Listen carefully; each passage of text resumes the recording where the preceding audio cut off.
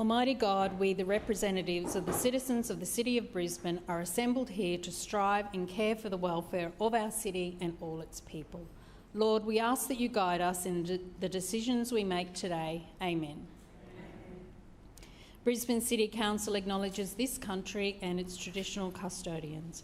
We acknowledge and respect the spiritual relationship between traditional custodians and this country, which has inspired language, songs, dances, law and dreaming stories over many thousands of years. We pay our respects to the elders, those who have passed into the dreaming, those here today, those of tomorrow. May we continue to peacefully walk together in gratitude, respect and kindness in caring for this country and one another. Please be seated.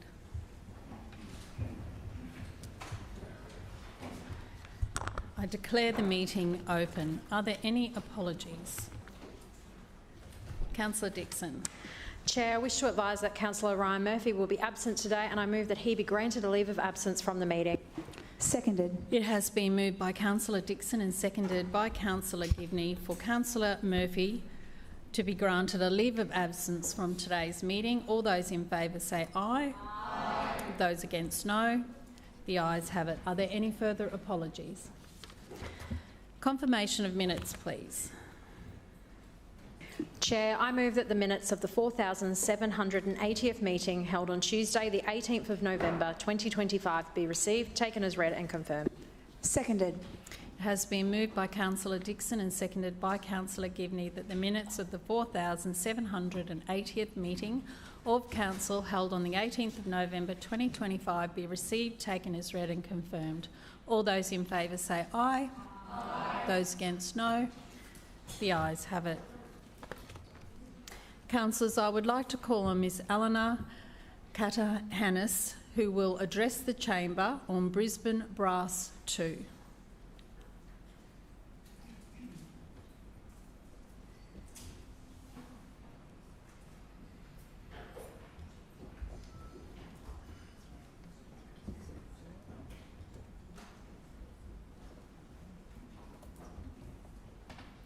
Thank you, Ms Katahanis. You can proceed. You have 5 minutes. Thank you. Madam Chair, Lord Mayor and councillors, thank you for the opportunity to address the Chamber today. My name is Eleanor Katahanis and I have the privilege of serving as Musical Director of Brisbane Brass 2. It is an honour to speak about our history, our achievements and our continued commitment to representing and enriching the City of Brisbane. Brisbane Brass was established in 1981 through the merger of the Valley Concert Band and the South Eastern District RSL Band. Over more than 4 decades, it has developed into one of Australia's most respected brass band organisations. Our 3 ensembles, Brisbane Brass 1, 2 and 3, now include more than 130 musicians ranging in age from school children to retirees. This intergenerational spirit is one of our strengths and it reflects the wider character of our city, diverse, welcoming and community-minded. As the conductor of Brisbane Brass 2, I'm immensely proud of the ensemble I lead. BB2 has built a reputation for strong musicianship, a willingness to take on challenging repertoire, and a culture of dedication, kindness, and collaboration. Our members give their time freely because they believe in the value of community music and the importance of contributing to Brisbane's cultural life. This past year, our ensemble experienced a milestone that will remain with us forever. BB2 had the great honour of travelling to Osaka to perform at World Expo 2025 as part of the prestigious cultural program in the Australian Pavilion, representing Brisbane, Queensland and Australia on the international stage. This was truly a once-in-a-lifetime opportunity to share the sound of our city with global audiences, to stand proudly as ambassadors for Brisbane and to show the strength of community music from our region was an extraordinary privilege. The experience strengthened our determination to continue the musical legacy that Brisbane Brass has built over 4 decades. We returned from Expo inspired, motivated and committed to promoting Brisbane not only at future state and national events, but whenever opportunities arise to represent our city beyond Australia's borders. A key priority for us moving forward is to deepen our engagement with the Brisbane community. As an ensemble, we believe strongly in the value of local performances and in bringing music into public spaces, civic events and neighbourhood gatherings. We want to ensure that residents across Brisbane, from the inner city to the outer suburbs, can experience high-quality live music in an accessible and welcoming environment. To support this vision, I am eager to work closely with councillors, council programs and community partners. We would welcome opportunities to expand our involvement in initiatives such as Bands in Parks program, school outreach and multicultural events and local festivals. Our musicians are passionate about contributing to the cultural vibrancy of Brisbane, and we believe that deeper collaborations with council can help us reach even more residents. I would also like to offer my sincere thanks to councillors Vicky Howard, Stephen Toomey and Penny Wolfe for their ongoing support of Brisbane Brass. Their engagement with our organisation has been deeply appreciated by our musicians and supporters. The arts thrive when local leaders recognise their value, and we are grateful for the encouragement these councillors have shown. Madam Chair, Lord Mayor and councillors, leading Brisbane Brass 2 is both a privilege and a responsibility, and I've seen firsthand the joy, connection and pride that music brings to people across our city. Whether performing in a community hall, at City Hall, outdoors in a park or on a stage halfway around the world, our goal remains the same: to represent Brisbane with excellence, integrity and heart. We are committed to continuing the strong musical legacy of our organisation. We are determined to promote Brisbane on state, national and international stages. And most importantly, we are dedicated to serving our local community, the people who make this city the vibrant and inspiring place it is. Thank you once again for the opportunity to address Chamber and for your continued support of the arts in Brisbane. Thank you. Thank you, Ms Katahanis. I will now call upon Councillor Howard to respond. Well, thank you, Madam Chair, and it gives me a great deal of pleasure to respond to Eleanor. And I keep running into you at all sorts of wonderful things, but I do remember just before you went to Japan, I think it was the Japanese consul. I sat next to the Japanese consul. I'm thinking, my goodness me, you had so many people here that evening, and it was just delightful. And I was so thrilled to hear how well the trip to Osaka went and to know that you represented us so proudly. And I think we were able to give you a few, some buttons that people were able to take. Badges are very important in Japan, I understand. And so, look, we just think that what you've done is nothing short of amazing. And to represent Brisbane, Queensland and Australia at Osaka on our behalf, we're just so proud of you. So thank you, and to Brisbane Brass too. I think the last time I saw you were at Chorale, there's the musicians coming off the stage and there was Eleanor, and it's just so lovely to see you at so many of those events. And on behalf of Councillor Wolfe and Councillor Toomey, we know how much joy you are bringing to Brisbane. I'm also rather pleased to know that you practice at the Gap State High School, because that's where I happened to go a very long time ago. But we are so very proud of you. We look forward to working very closely with you. We love our Bands in the Park program, and we know that you're part of that, and we'd love you to be even more involved. And we know that there are so many wonderful activities that are happening across Brisbane in the lead up to something that will be happening here in a very few short years, and how important it's going to be that we have our community bands involved in that. So thank you for coming and sharing your story with us today. We look forward to working with you, and best of luck for the future and what it holds. Thank you. Thank you, Councillor Howard, and thank you, Ms Katahanis, for coming in today. Thank you.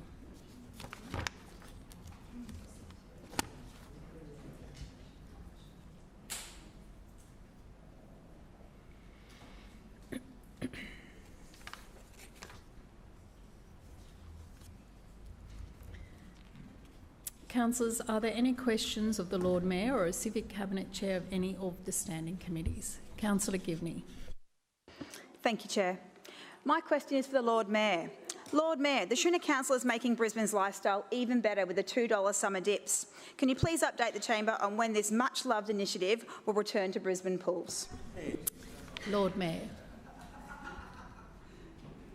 Councillor Cassidy is very excited about $2 summer dips. He knows it's happening on the 1st of September. Yes, indeed it is. 1st of December. And That is in fact just next Monday. So when we're gathering here next Tuesday, you know that there will be people splashing in our pools right across Brisbane, enjoying what is a wonderful program. Now, we introduced $2 summer dips a number of years ago to provide real cost of living relief and create more to see and do across our city. And it has been so well received and so popular. And so it's back next Monday.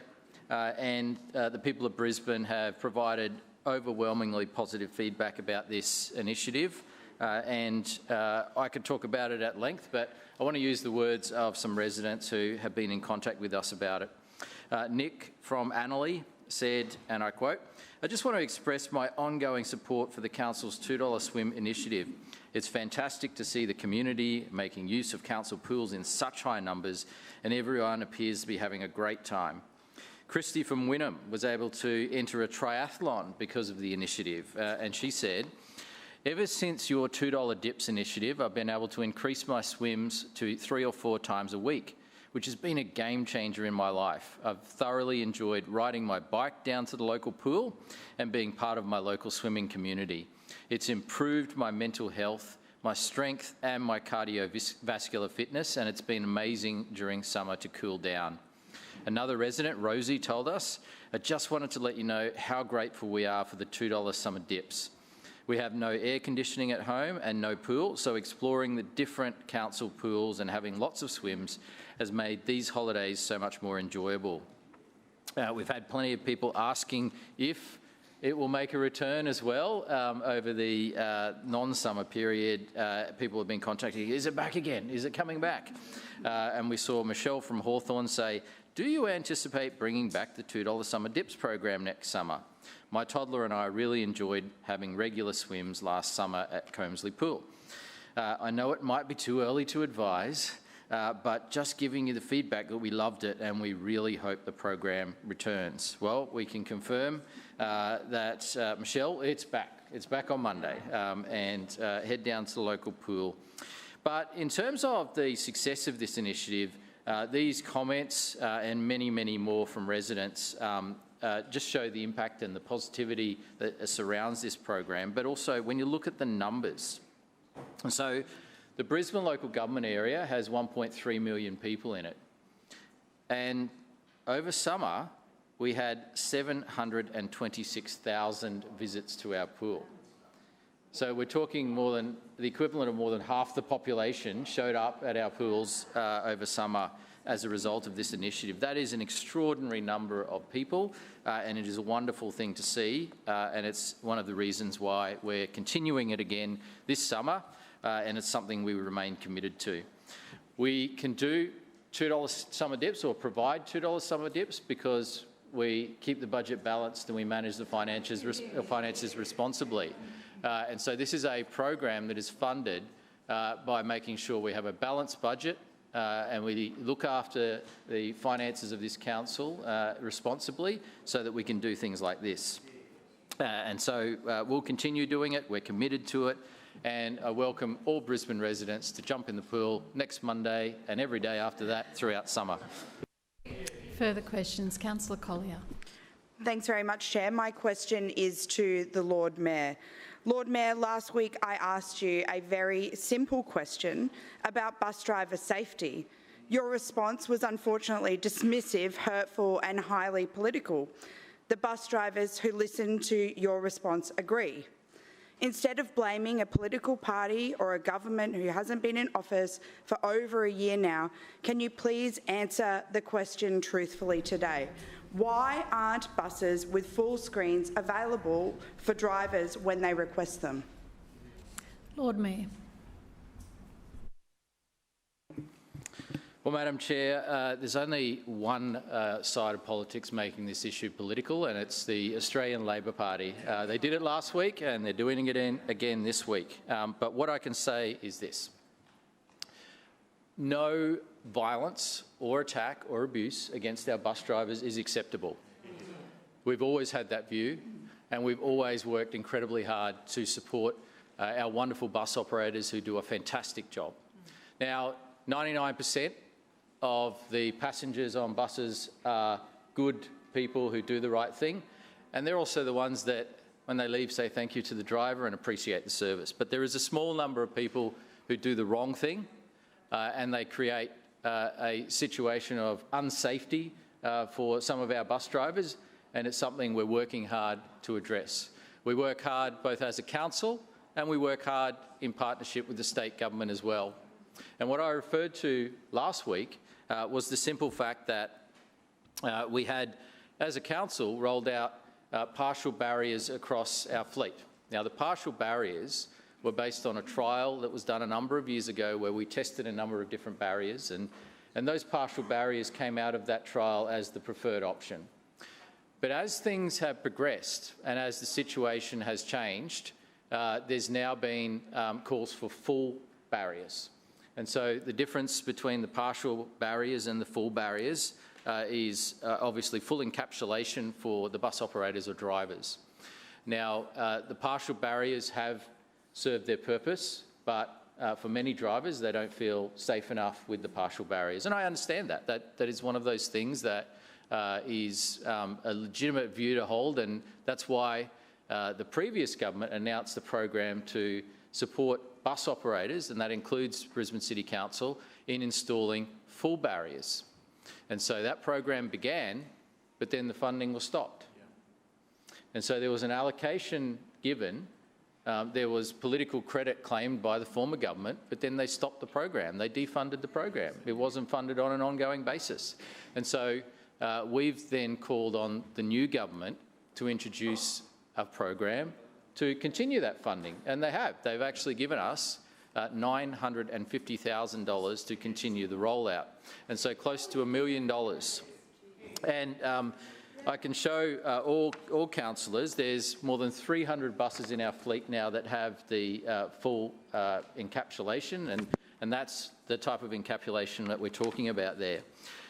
Now, when a driver feels unsafe with a partial barrier and they request a bus with a full barrier, our staff, our team in TFB are instructed to do everything possible to try and accommodate that. And they want to. You know, this is a legitimate concern and something that we support them accommodating. And so with more than 300 buses in the fleet, when you're talking about night routes, for example, night services, you know, we obviously want to prioritise the full encapsulated buses for night services or particular routes where there are known safety issues, and we do that. And so there's a process to do that. Right now, we're actually installing more of these barriers with the money that the state government has given us. We want it to be an ongoing program, and we're getting on with the job so that even more buses will be available. And so for the situation that Councillor Collier had referred to last week, I must admit I have not been able to verify the details of what happened. I haven't been able to get to the bottom of it because some of the information that was asked in that question I haven't been able to verify. So in terms of what exactly happened and why a bus wasn't provided, I can't answer that because we don't actually have a record of that situation that Councillor Collier raised. Now, I'm not suggesting that it didn't happen. It's just that I can't get a record. The Transport for Brisbane couldn't provide me with a record. But what I will say... Councillor Griffiths, do not call out across the chamber.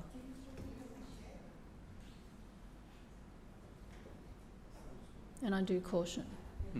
Thank you, Madam Chair. What I will say is that we want our team at TFB to feel safe. We are continuing to work with the state government to roll out more of these full encapsulated buses, and so there'll be more and more available. But where a bus driver requests those buses, we'd love to see those buses made available. That's our approach. That's what we want to see happen. And so from my point of view, from Councillor Wine's point of view, from this administration's point of view, that should be accommodated wherever Lord possible. Mayor, your time has expired. Further questions? Point of order. Councillor Adamant. One moment, Councillor Adamant. Point of order, Councillor Collier. Chair, I rise to suspend standing orders in order for me to move a motion that this council stops production of the Living in Brisbane newsletter for 1 year, which would fund 80 full protective bus screens with inbuilt PA systems. Seconded. It has been moved by Councillor Collier and seconded by Councillor Cassidy to suspend standing orders to move a motion. All those in favour say aye. Aye. Those against, no. No. The noes have it. Division. Division. Division called by Councillor Cassidy and seconded by Councillor Collier. Councillors, ayes to my right, noes to my left. Clerks, please ring the bells.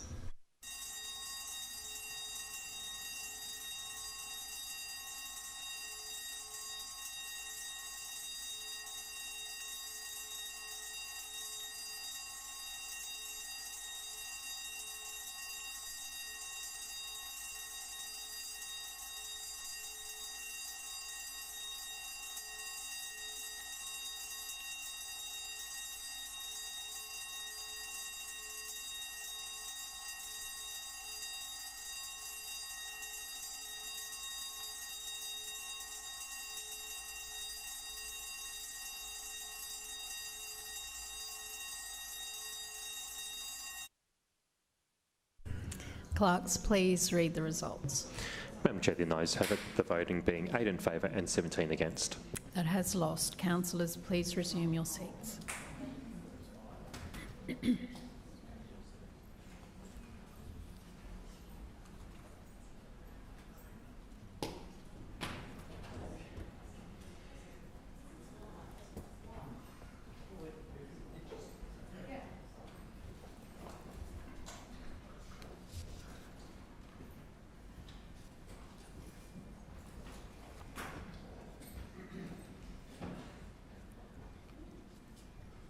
Councillor Adderman.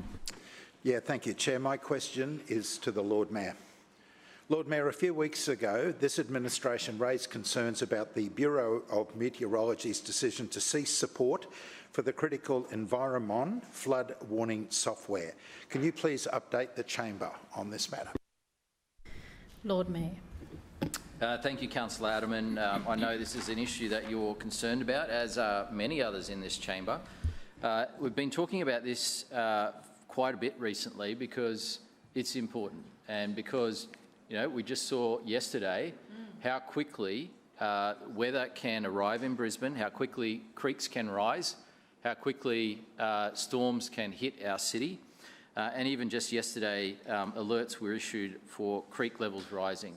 Places like Rocky Waterholes Creek in Salisbury, alerts were issued to residents based on rising creeks in those areas. And it shows just how important this system is.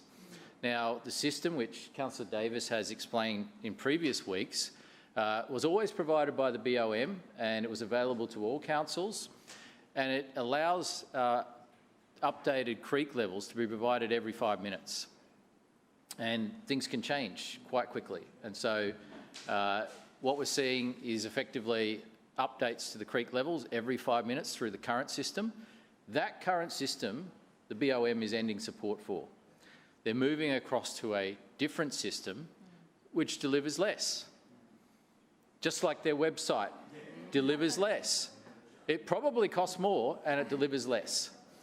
And we've simply been pointing out that this actually provides us a reduced level of service to the people of Brisbane who rely on these creek alerts. Now, the reduced level of service goes from 5 minutes, not to 10 minutes, it goes to 15 minutes.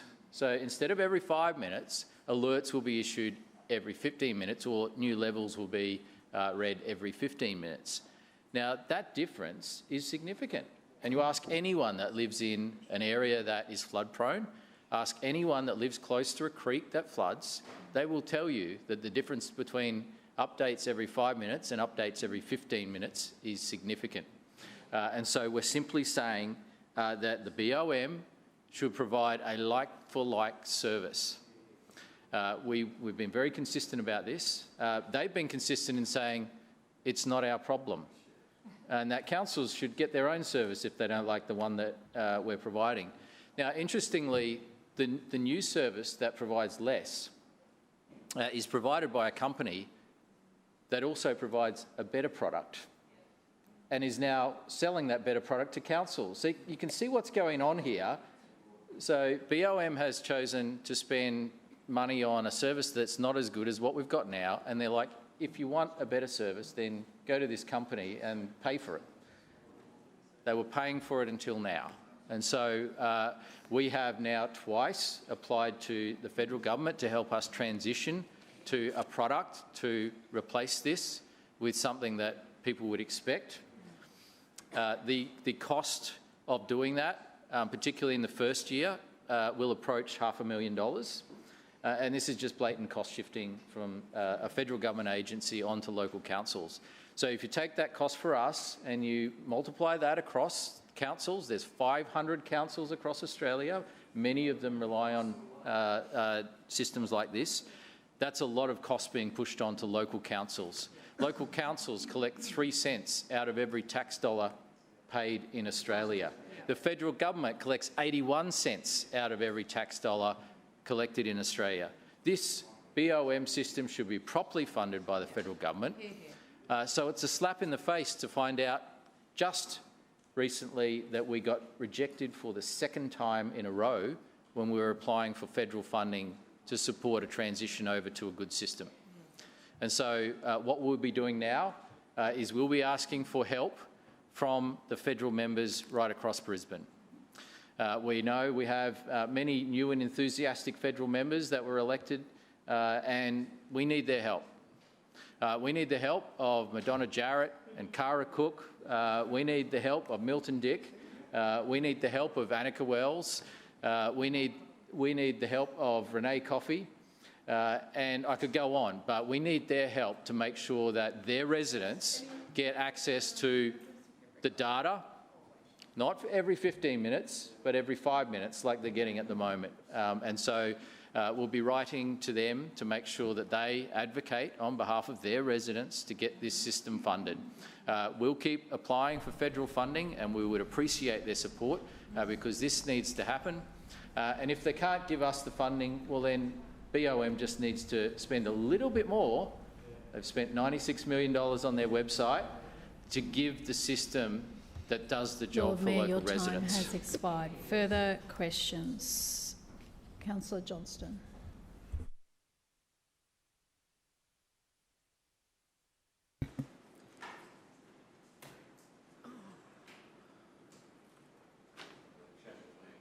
Yep, that's all right. Yep. My question is to Councillor Davis. Councillor Davis, 2 weeks ago I raised problems with bin collection for an elderly resident in Belfast Street, Yeronga.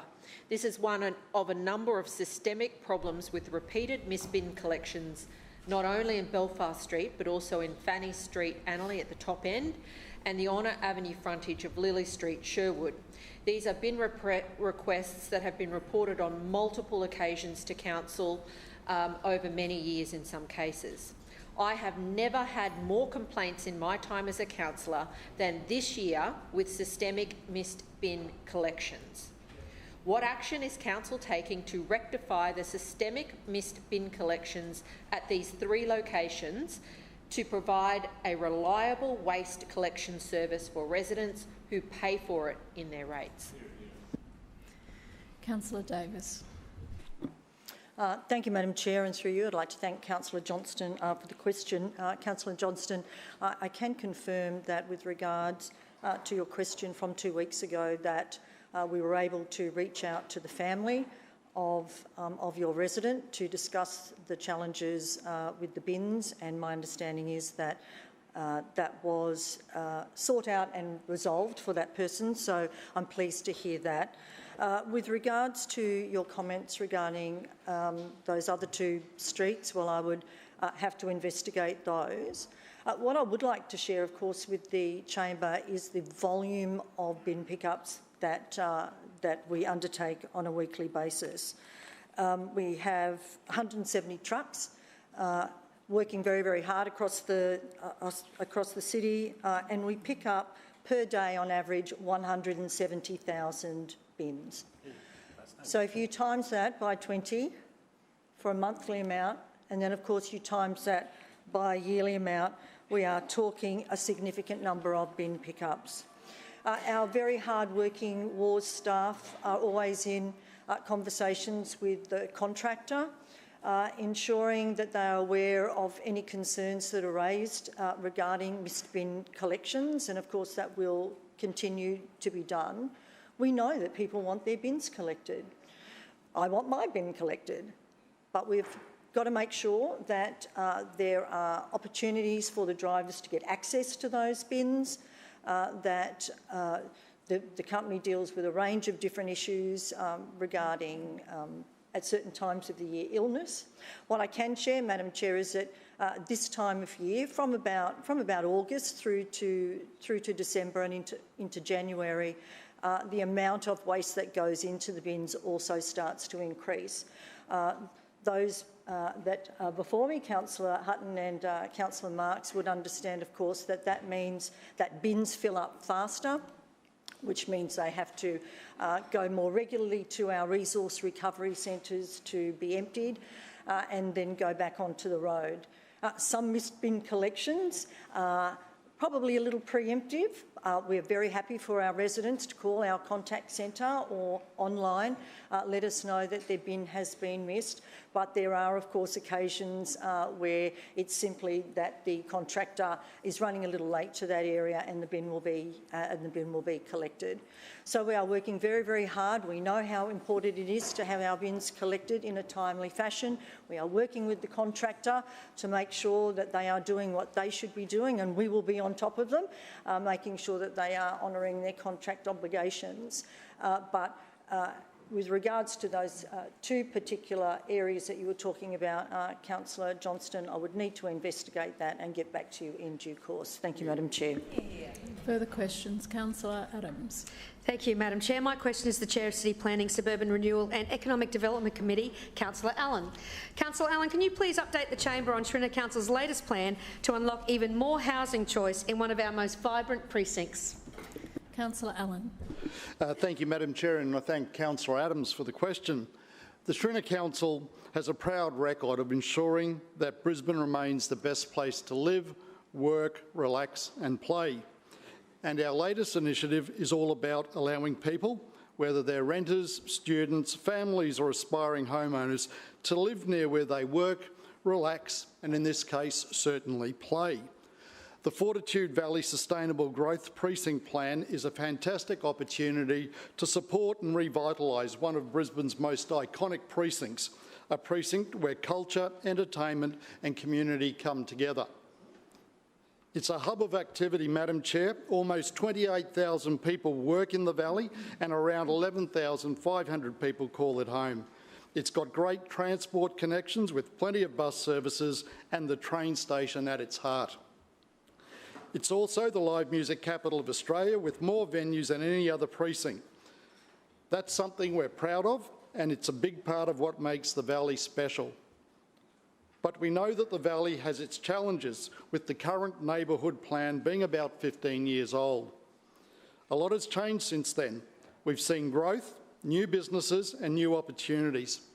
It's time for a refresh and to make sure the Valley continues to thrive, building on its strengths so it clearly can offer more to the community. We'll be looking at the land surrounding Fortitude Valley train station, including parts of Wickham Street, Ann Street, Brunswick Street and St Paul's Terrace, as well as some areas further afield. We want to help create more homes for people of all stages of life, and we'll look to review building heights in this area to allow for some well-designed urban renewal. As we've said many times before, it's best to grow up, not out, so that we can protect our suburban bushland while creating more homes in a well-serviced area. We want to help create more opportunities for the things that make life easy, smooth and enjoyable. Connectivity, more retail, dining, hospitality and so much more. We want to support the Valley as a thriving day and night precinct, anchored by live music and great entertainment. And importantly, we want to enhance the streetscape of this area, focusing on upgrading the public realm so that it's easier and safer for people to relax and move through the area, supporting tourism and investment. Unlike other areas, Madam Chair, we know that this area will become even more exciting as 2032 arrives. The venues for the 2032 Olympic and Paralympic Games will place Fortitude Valley at the centre of the action, with the Victoria Park Stadium, Aquatic Centre and Athletes Village just a stone's throw away. Laying the groundwork for links to these key venues is something we're looking to do through this plan so that everyone can get smooth and safe access to them when 2032 finally arrives. But this plan isn't just about the games, it's about the future. We want the area to be ready for increased visitation during the games and beyond, leaving a lasting legacy that will benefit Brisbane for generations to come. We're excited to work with the community on this project. Later this month, they'll have the chance to share their ideas and tell us how they would like the valley to evolve, helping us prepare a draft plan that will then return to the community for more feedback. Fortitude Valley has always been a place where people come together. This plan will make it stronger, safer and more connected. It will create opportunities for residents, businesses and visitors. It will protect what makes the valley unique while preparing it for the future. And we look forward to progressing this initiative for the benefit of all, including those who will come here in 2032 and beyond. Further questions? Councillor Cassidy. Thanks very much, Chair. My question is to the Chair of the Transport Committee, Councillor Wines. Councillor Wines, the Chinese-made buses used in Council's City Loop fleet have sparked cyber security concerns because of the company's ability to control their buses remotely. Did you discuss this issue with the Yutong Group when you visited China recently in your official capacity? Councillor Wines. Thanks, Madam Chair. And as you know, Councillor Cassidy has a long history of criticising buses made in China. He's made some comments about Chinese people in relation to Point the Yutong. Point of order, Councillor Strong. Yes, Councillor Wines is debating the question. No, Councillor. Yes, he is. Councillor, I don't uphold your point of order. Point of order. Councillor Cassidy. I think what Councillor Wines just said is deeply offensive and potentially defamatory, and I'd ask that you ask him to withdraw and apologise that last comment. Councillor Wines, will you withdraw that I withdraw comment? and apologise, but I clearly recall Councillor Cassidy making some comment along the lines of a cheap Chinese takeout and suggesting and making generally and having a tone generally critical of East Asian things. That is my recollection, but if he finds that in any way offensive, of course, I withdraw and apologise. But, Councillor Cassidy, just because things are made by factories in China does not make them bad. In fact, the Lord Mayor rightly points out that his, like all of our iPhones, are largely assembled in China. That does not make them necessarily bad, nor does it make people who come from China bad or the Chinese communities here in Brisbane worthy of criticism, which I think is completely unfair to make that inference. I think that people who come to this country from all around the world... Point of order, Madam Chair. One moment, please, Councillor Wines. Point of order, Councillor Johnston. Madam Chair, no one has made any criticism of people from China in Brisbane or anywhere else. The Councillor Wines' statements are deeply offensive to residents of Brisbane. They are not in keeping with the Code of Conduct, and they are not in answer to the question that was asked about buses. So will you take action under the meeting's local law to address Councillor Wines' behaviour? I don't uphold your point of order, Councillor Johnston. Councillor Wines is answering the question and has 5 minutes to do so. Councillor Wines. But once again, I mean, there are places in this world, like Shenzhen, for example, which is a sister city, which has a significant bus fleet, which uses BYD engines, and the BYD vehicle is increasingly used by people here in Brisbane. And the idea that electric vehicles or vehicles made in Shenzhen... Point of order, Councillor Cassidy. Councillor Wines has been talking and using the term inference and talking very widely here. I'm specifically talking about, and what I asked about were cybersecurity concerns, specifically about Yutong buses. There's not inference, these are facts that have been widely aired, and whether Councillor Wines discussed these concerns with the Yutong Group when he met with them when he went to China. It's a very simple question. Thank you, Councillor Cassidy. And Councillor Wines, as I said, has 5 minutes to answer the question. Councillor Cassidy, don't call out. Councillor Wines. Now, Councillor Cassidy just shouted out, why am I talking about BYD? Because BYD in the Cantonese production district make the electric engines that power the electric vehicles produced in southern China. All right, so once again, Councillor Cassidy makes allegations and inferences about things he does not conceive nor understand. Yep. He does not understand who and how electric vehicles are made. He does not understand how things are produced that he uses each and every day. He likes to allege that I think the inference of the question is that I'm either unaware or involved in some kind of espionage, which I am not. Can I assure all councillors and all residents of Brisbane I am not involved in espionage in any way? Point of order. Madam Chair. Point of order, Councillor Griffiths. Can you bring Councillor Wines back to the actual question? It wasn't about espionage. Thank you, Councillor Griffiths. Councillor Wines. Councillor Wines. And as we well know, there are not everybody in our community embraces renewable technology or embraces the threat of climate change. And Councillor Cassidy numbers himself among those people because here he is clearly fighting electric vehicles. Now, why he does not support electric vehicles, that's a question for him, but I encourage him to embrace the future and to accept climate change as real. I think he should do that. I think it's something that he would benefit from. The idea that there was an alternative when the Yutong buses were purchased, when they were purchased in 2020, 90% of all electric vehicles in the world were produced by Chinese manufacturers. Now, to have the electric buses we use, which people use conveniently each and every day here doing the cycle around the city, they had to be purchased from China and from a company called Yutong. Again, the likelihood that Yutong would be in Guangzhou is very limited because Yutong is a northern Chinese company. But again, Councillor Cassidy does not bother to learn these things. He makes the effort to accuse people of things. Once again... Point of order, Chair.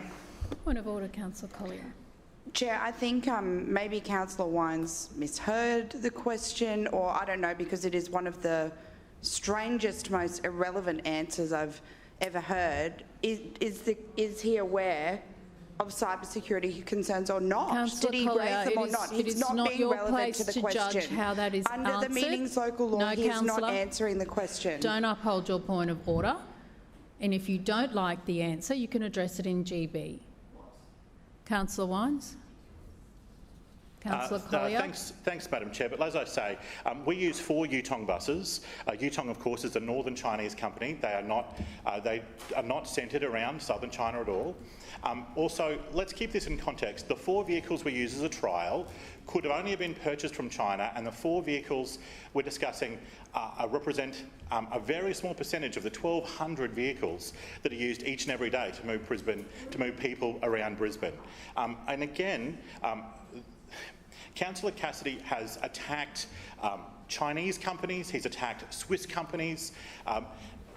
There are quality products built all around the world, and I think it's important that... Councillor Cassidy, I'll caution you about calling out across the chamber when another councillor is on their feet.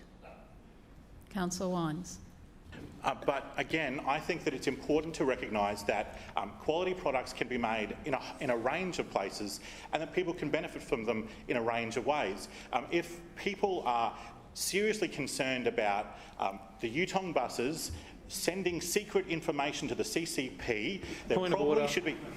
One moment, Councillor Wines. Councillor Cassidy. I realise Councillor Wines only has a few seconds left, so my point of order is around relevance. I asked whether he has raised this serious issue with Yutong Group or not. He hasn't answered the question. Councillor, as I just recently said to Councillor Collier, you cannot object to the answer just because it's not to your satisfaction. And I do ask councillors to stop obstructing the meeting, making excessive points of order. Councillor Wines. Just one moment, Councillor Wines. Just wait for the chamber to be quiet. Councillor Wines. If you are concerned that the Yutong buses are sending secret messages to China, I would encourage people to review their use of their iPhones and of TikTok. Now, I trust that Councillor Cassidy would not go anywhere near TikTok. If he's concerned about Yutong, he must be desperately afraid of TikTok. Councillor Wines, your time has expired. Further questions? Councillor Wolfe. Thank you very much, Madam Chair. And my question is to the Chair of Communities and the Arts, Councillor Howard. Councillor Howard, the Schrinner Council is making Brisbane's lifestyle even better with our much-loved festive season programming. Can you please update the Chamber on what's in store for Christmas in Brisbane this year? Councillor Howard. Well, thank you, Madam Chair, and through you I thank Councillor Wolfe for your question. And can I just say I absolutely love this time of year because there's something truly magical about Christmas in Brisbane. And under the Schrinner Council, that magic is bigger, brighter and more joyful than ever before.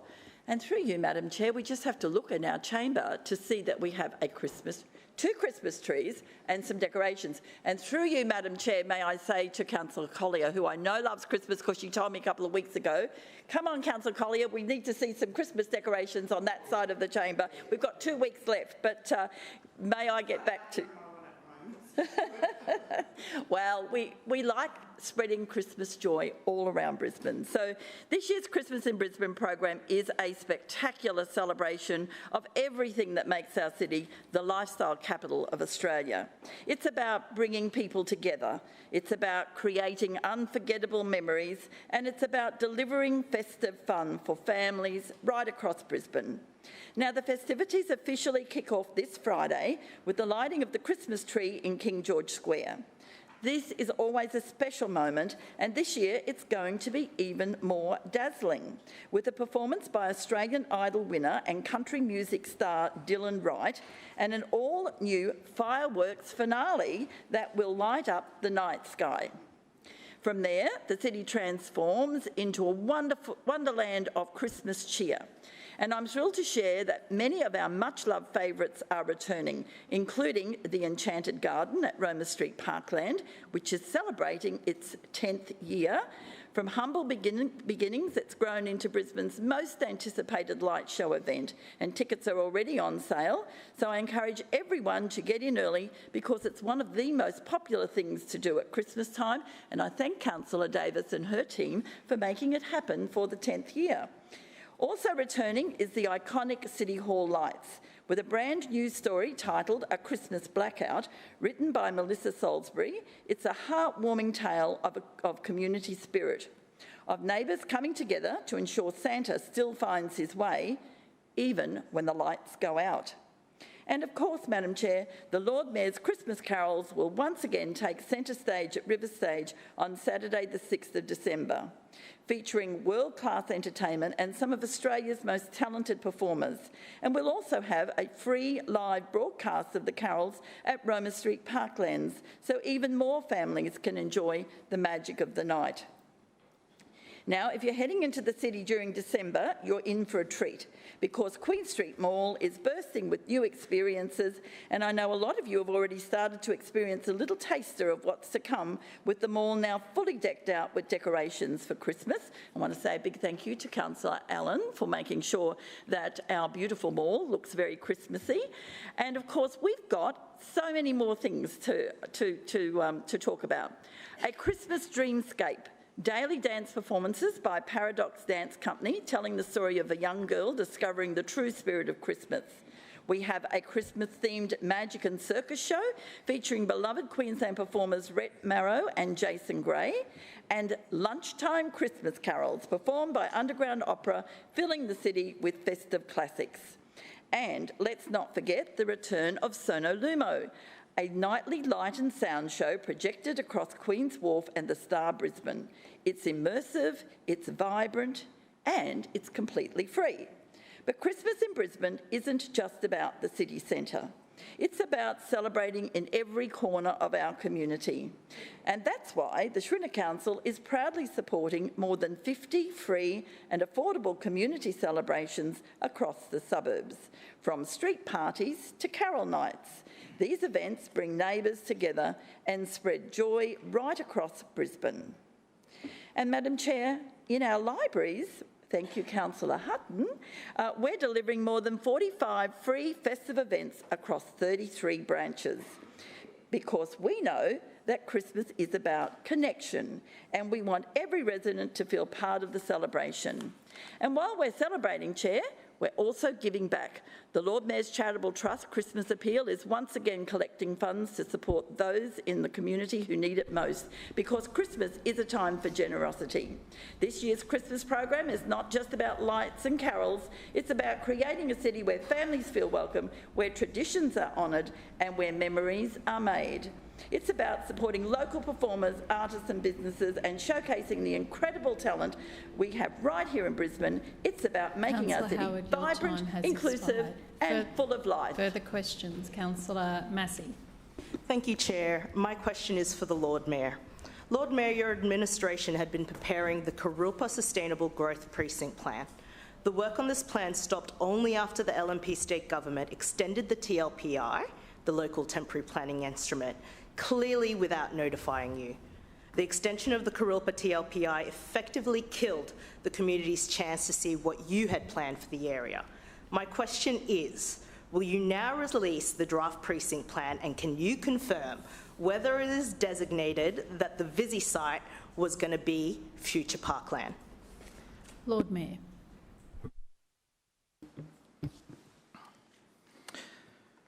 Well, there's a lot of misinformation going around about this, and we can see the local Labor MPs trying to out-green the Greens in being the next generation of NIMBYs, wanting to stop housing during a housing crisis. The campaign is fully underway, I can see. But look, we're keen to see more people living close to great infrastructure, close to the inner city. We're keen to make sure that more homes are provided, and we know that there's a pipeline of 4,000 units already in the system to make sure that we can build more homes that are desperately needed.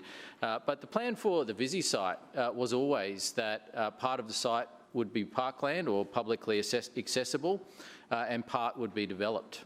That was always the plan. And in fact, if you look at the documents, it shows exactly that. And so our expectation is that will be the plan going forward. So there will Point of order, Chair. The question was... No, Councillor.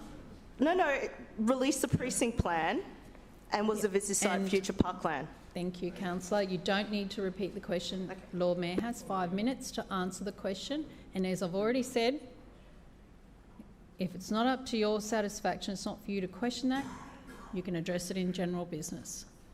Lord Mayor. Yeah, thank you.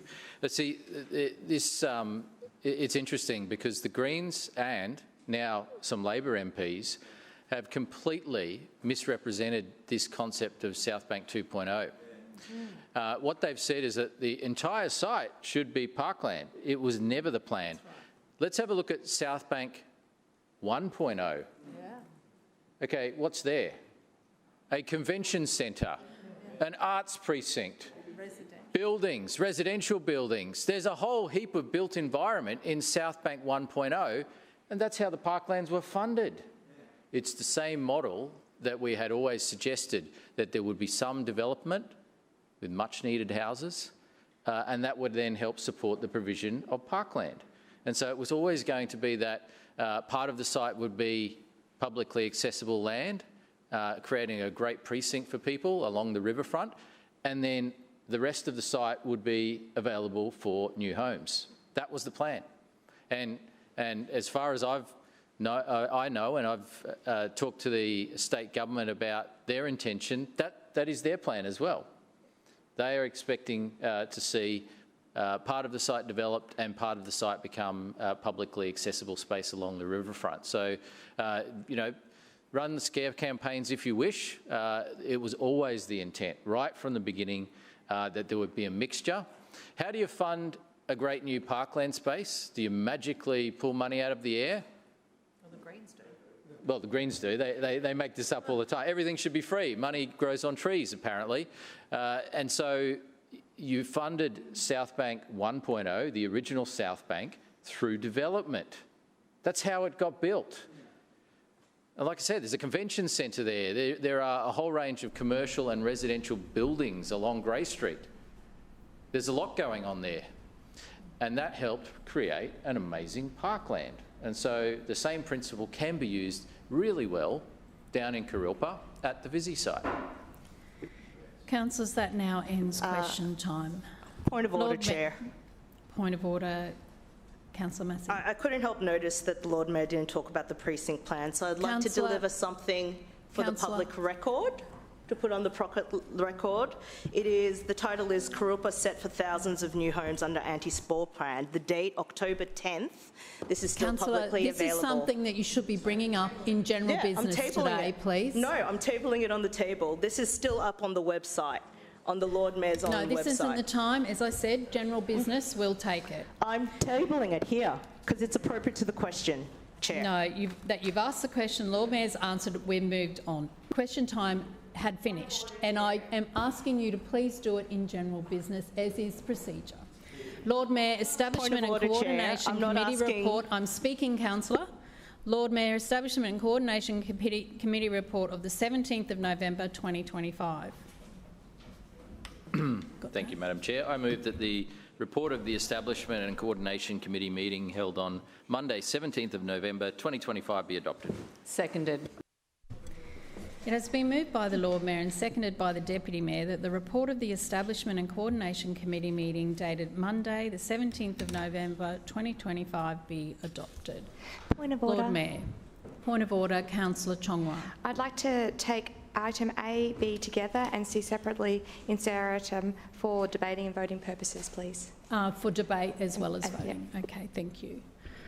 So, Lord Mayor, items A and B, please. Okay, thank you, Madam Chair. Well, we've learnt some interesting things already this council meeting. I'm relieved to hear that Councillor Wines is not engaged in espionage. That was a great sense of relief. We also learnt, sadly, that Councillor Cassidy has the dog whistle out. One moment, please, Lord Mayor. One moment, Lord Mayor. Point of order, Councillor Johnston. Madam Chair, I refer you to section 33, subsection 8, A and B of the meeting's local law. Are you aware that in answering a question, the following general rules apply? Neither the Lord Mayor nor the Civic Cabinet Chair shall debate the subject of the question, and the answer will be relevant and succinct. Is Councillor Andrew Wine's possible personal confession about espionage considered to be relevant and succinct in debate today? That is something for me to determine, Councillor, so I do not uphold your point of order. Moving on, Lord Mayor. As I was saying, sadly, Councillor Cassidy had the dog whistle out, and we know what that question was all about. It was dog whistle politics. Point of order. It was really disgraceful. One moment, please, Lord Mayor. Point of order, Councillor Cassidy. I claim to be misrepresented. I note your claim. Lord Mayor. Now, remember, this is not the first time that Councillor Cassidy has engaged in dog whistle politics, because when we went out for a procurement, a competitive procurement for those 4 buses for the City Loop, he did the same thing at the time. Now, at the time when we were out for procurement, as Councillor Wines pointed out, 90% of the world's electric buses were being manufactured in China. And no local provider could actually meet our specifications to run the City Loop. They couldn't do it. And when we went ahead, and it was very clear that there was no local option to provide that service, Councillor Cassidy labelled it as cheap Chinese takeaway. And we know what he was doing with that, and it's really disappointing and not helpful. And he's taken the same approach today, and it's really disappointing and not helpful. Look, ultimately, if there is some kind of risk here, let's put it in perspective. These are 4 buses out of a fleet of about 1,233 buses the last time I checked. And so if there was a problem with 4 City Loop buses, theoretically, what would we do? Would the city grind to a halt? Actually, no, we'd find 4 other buses to replace them immediately and it'd be fine. But Councillor Cassidy didn't raise similar concerns when the Labor state government purchased buses from China. Remember Mark Bailey had this zero emission buses policy, and then he worked out that the local manufacturers actually couldn't meet the requirements of the policy. The local manufacturers said this is a silly policy, we could never actually deliver against your policy, and so even Mark Bailey then went to buy some buses from China. So to try and politicise this in the way that Councillor Cassidy has done is not helpful. Now, moving on to other issues. First of all, as I always do, I want to talk about the lighting up of the council assets like the Story Bridge, Victoria Bridge and other locations. Last night, those assets were lit up in blue to support National Asbestos Awareness Week, to raise awareness about asbestos-related diseases and encourage residents to protect themselves against exposure to asbestos. Tonight, those assets will be lit in orange to support the International Day of Elimination of Violence Against Women. Violence against women and girls remains one of the most widespread human rights abuses, and the United Nations theme for 2025 is the digital realm, unite to end digital violence against women and girls. Violence against women online is a serious issue and rapidly growing, and we support the campaign to end violence against women and girls. Tomorrow, our assets will be lit in blue and green to support the Australian PGA Championship, which is obviously being held here in Brisbane. On Thursday, the assets will be lit in orange again, this time to support Zonta's Say No to Violence Against Women initiative, which runs from the 25th of November to the 10th of December.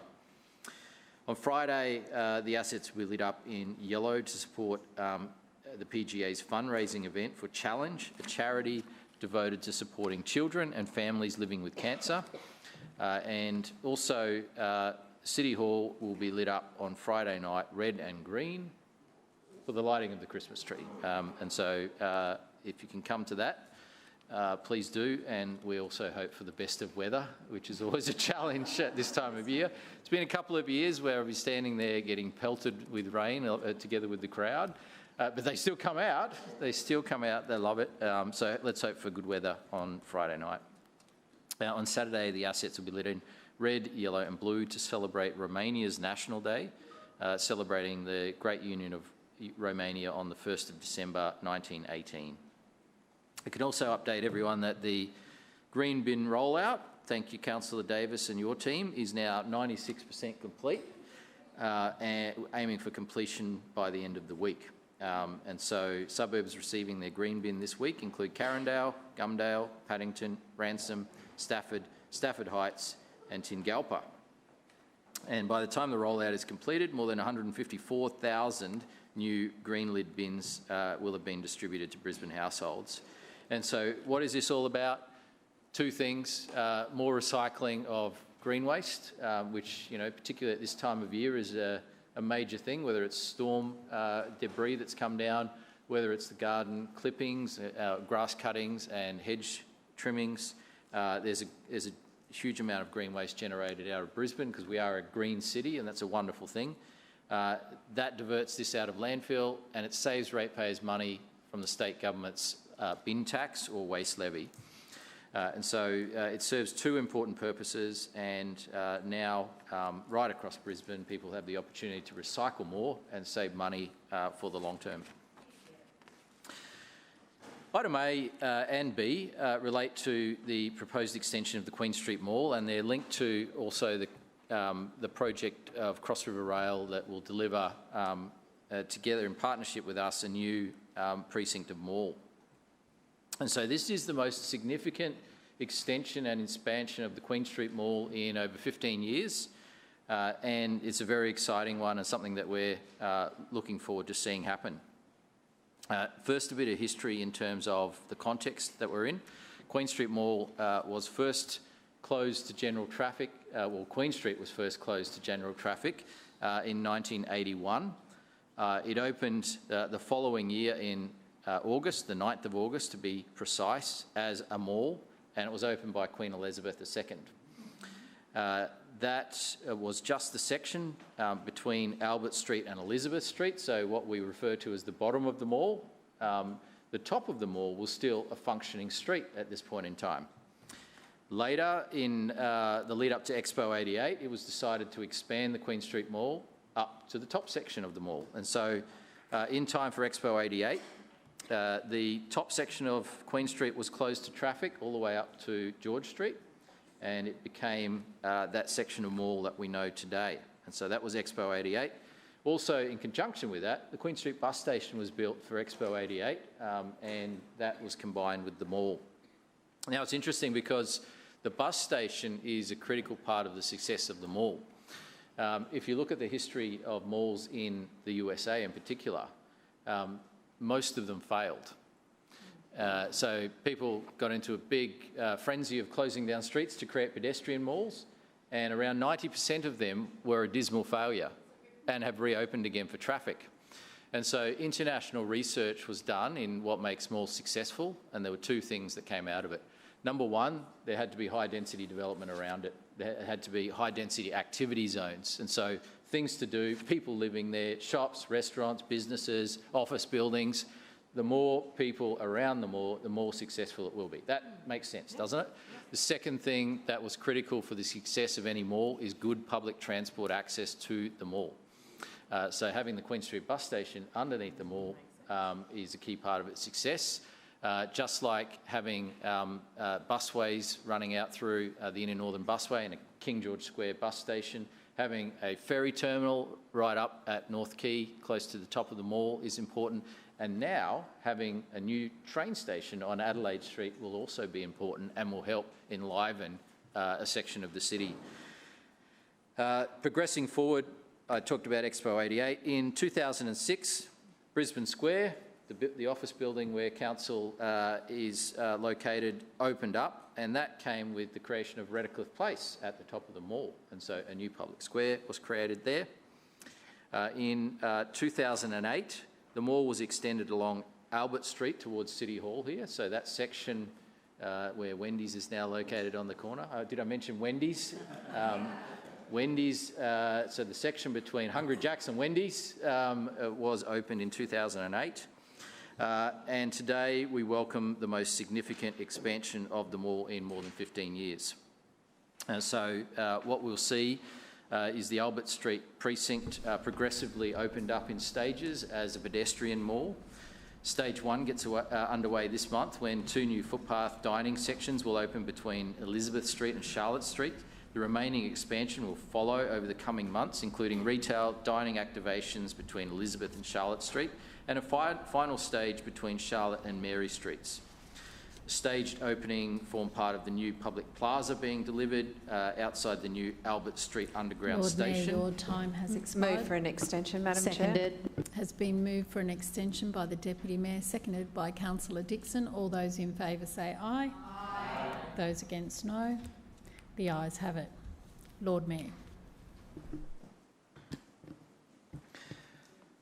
And so expanding the mall, I think, will be a great thing, but also going back to that principle of having high activity around it, lots of things going on, high density development, which obviously the CBD is, but also having great public transport access. This new station will help ensure that the extended part of the mall on Albert Street will be successful.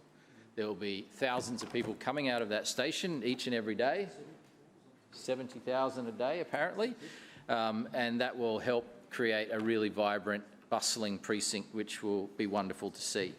And so this is all part of the evolution of Brisbane CBD, and you know, Queen Street Mall has been one of the great success stories when it comes to malls. It continues to evolve. It's been expanded over the years. It's gone through good times and more challenging times, particularly during COVID, where no one was in the mall. And we see the life coming back to the city as well, and the life coming back to the mall, and that's a wonderful thing. And so this extension of the mall down Albert Street is a positive thing, and we've been working together with the Queensland Government to make that happen. Item B is also related to this, and this is a minor amendment to the City Plan proposing to update the instrument and propose malls in the Brisbane local government area. And so from a planning point of view, this effectively enables the first, or us to manage the mall in the same way that we do for the existing sections of Queen Street Mall. And so we have to extend that management ability through the City of Brisbane regulation. The mapping is also being updated to include our existing malls in Fortitude Valley, the Chinatown and Valley malls. We're required to include these malls in the City Plan under the City of Brisbane regulation. While references to existing malls are made in the City Plan, having maps contained in one location helps us better reflect those requirements. And so this is effectively about enabling us to deliver a high standard of service in the mall, to enforce local laws in the mall as we do at the moment, to keep it clean, to keep it safe for people, and to make sure it is part of that inner city malls network. And so I commend these two items to the chamber. Councillor Cassidy, your misrepresentation. Thanks very much, Chair. I asked what was a very simple fact-based question, and Councillor Wines had represented Council at a transport forum. And so my question was whether he had raised cyber security concerns, and the Lord Mayor inferred my question was about anything and everything other than cyber security concerns, and I take great offence at that. Further speakers? Councillor Cassidy. Thank you. Thanks very much, Chair. On these items A and B, I'll talk on them concurrently, but touch on B a little bit more specifically at the end. What we have, as we know, before us is an extension of the Queen Street Mall, essentially, even though it's the Albert Street Mall, pedestrian mall along Albert Street between Elizabeth and Mary Street. Nothing new, of course. You know, there was the media announcement last week, but in fact the announcement was made back in 2018, 2019 from memory. So another deja vu moment here in this chamber after last week's announcement, last decade's announcement about this. Yeah, so for many years we knew the design, including the long mooted green spine, was always part of the Albert Street Station concepts in the Crossover Rail project.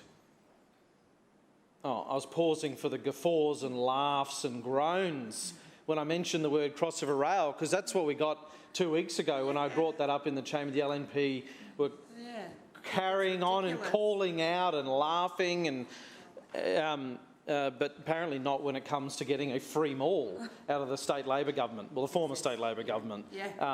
A great Labor project, crossover rail, and the mall a great Labor project as well. A Commonwealth Games legacy. I think Roy Harvey was the mayor at that point in time. I think when I could be wrong, I'm be corrected on that. So great, initiating the mall, as the Lord Mayor said, back in the early 1980s, a great Labor legacy, and we've seen the fruits of that work and that forward planning from a Labor council, and we will see the fruits of that work and forward planning from a Labor state government as well when this asset is handed over to council as well. So I guess at least all parties can agree this is a good idea as well in expanding these pedestrian areas, and something that Labor councillors on this side of the chamber called for as far back as 2018 as well, to get involved in the planning around the extension of the mall in this section of Albert Street and beyond as well, and creating a green spine from the City Botanic Gardens all the way through to the Roma Street Parklands, crossing through what will be 3 major transport hubs, as well as an expanding city centre down there. A lot of this discussion arose back then in 2018 around pedestrian movement in that section of the city and pedestrian safety after a number of pedestrians were struck and killed, and council had its Move Safe survey. Those of us who were here remember that, and a lot of the pins that people dropped were those intersections along Albert Street, and the movement of people getting up and down that spine of the city. They found it incredibly frustrating and unsafe to do so. There, what council did was install scramble crossings, which made it quicker to get to the diagonal side of an intersection, but took longer to get across. So if you're walking down Albert Street, in fact, takes longer than it used to. Frustrations rise, and that's why we see a lot of people cross outside of pedestrian time. So extending, pedestrianising Albert Street is a great thing, and it'd be a very good thing for our city and for people who come here and enjoy the city outside of those who just live here as well. The amendment package claims that public realm upgrades will be made to deliver, apparently, Council's Albert Street vision. I guess it's an easy thing to have a vision on when you're not really delivering it. But we hope that the Lord Mayor has been on the phone. They used to describe him, Big Money Bart. Hope he got on the phone to him and Mark Bailey and said, thanks for this forward planning. Yeah. Thank you for handing it. I suspect not. Maybe they texted, I'm not sure. But the construction on what will be handed over began in July 24, being staged to maintain access to pedestrians and local businesses, as we have heard. So after all of the handbacks in those stages through to December 25, and then next year we probably expect in March and September to see this announcement rehashed by the LNP. They'll probably go and announce it 2 more times, I suspect. Maybe they'll take a ribbon down and cut it there as well. We know some LNP councils used to do that, used to turn up to places with their own ribbons and cut them even if they weren't invited there. They're gone though, they're gone, so maybe they won't do that.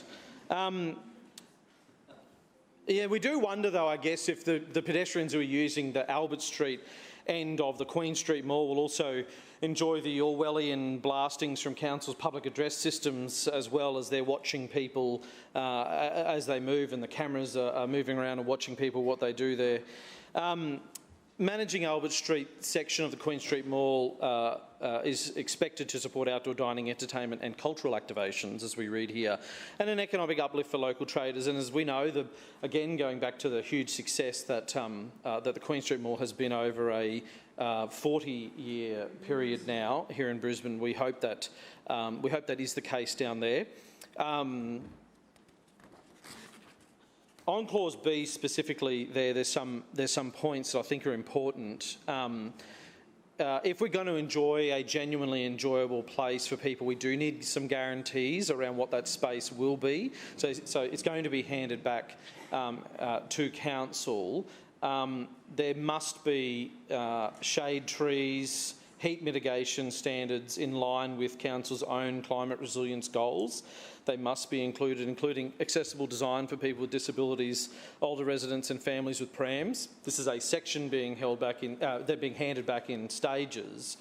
There needs to be some, we want to know what the Lord Mayor's long-term vision is for expanding this work as well. You know, he's got a huge gift here, and as he said, his LNP regime has been sitting, he admitted they've been sitting on their hands for the last 15 years, doing nothing around expanding the pedestrianisation of the inner city. He admitted that, and it's taken the former state Labor government to do a project to hand over to council to see an improvement in pedestrianisation of our city. So what is next?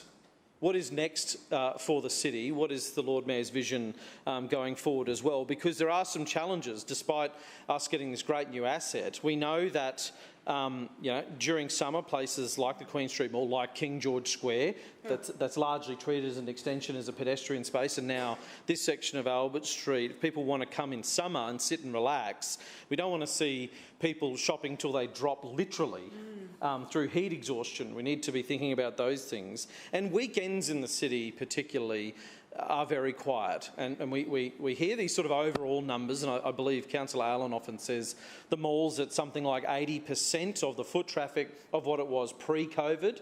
So think about that for a second. The mall has about 80% of the volume of pedestrians that it did back up to the end of 2019, and yet Brisbane's population is hundreds of thousands of people bigger.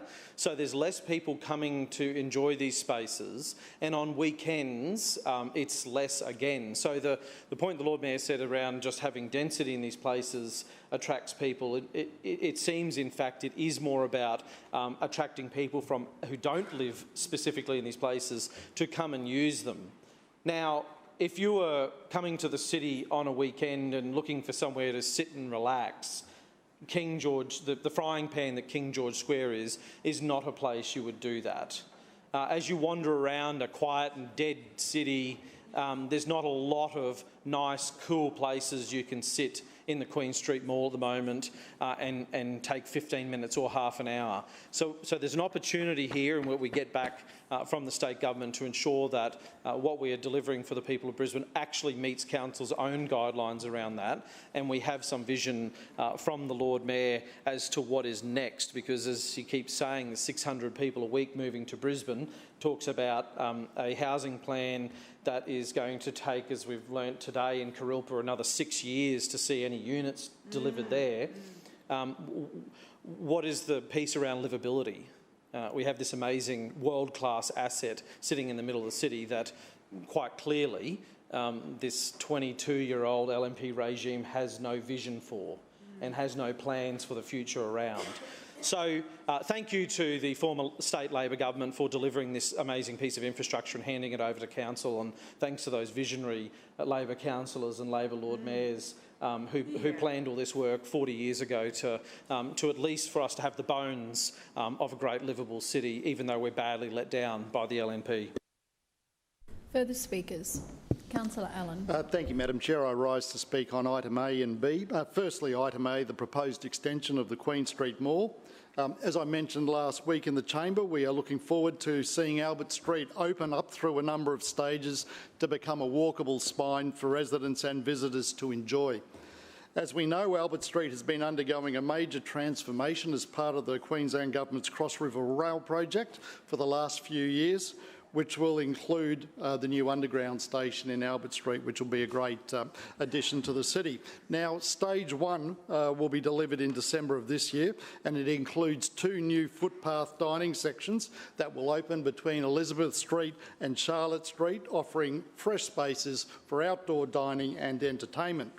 These spaces in particular will be located outside Cafe Mondial at the Elizabeth Street end and outside Gil Hooley's at the Charlotte Street end. Look, I would note that while the Cross River Rail project has been underway, it has impacted the trade of those particular businesses, so I'm delighted to see them basically having trouble-free access to their footpaths. Stage 2 will commence early next year and includes the remainder of the area between Elizabeth Street and Charlotte Street, and that'll create a great sort of pedestrian hub between Elizabeth Street and Charlotte Street, which will support retail, dining and activations.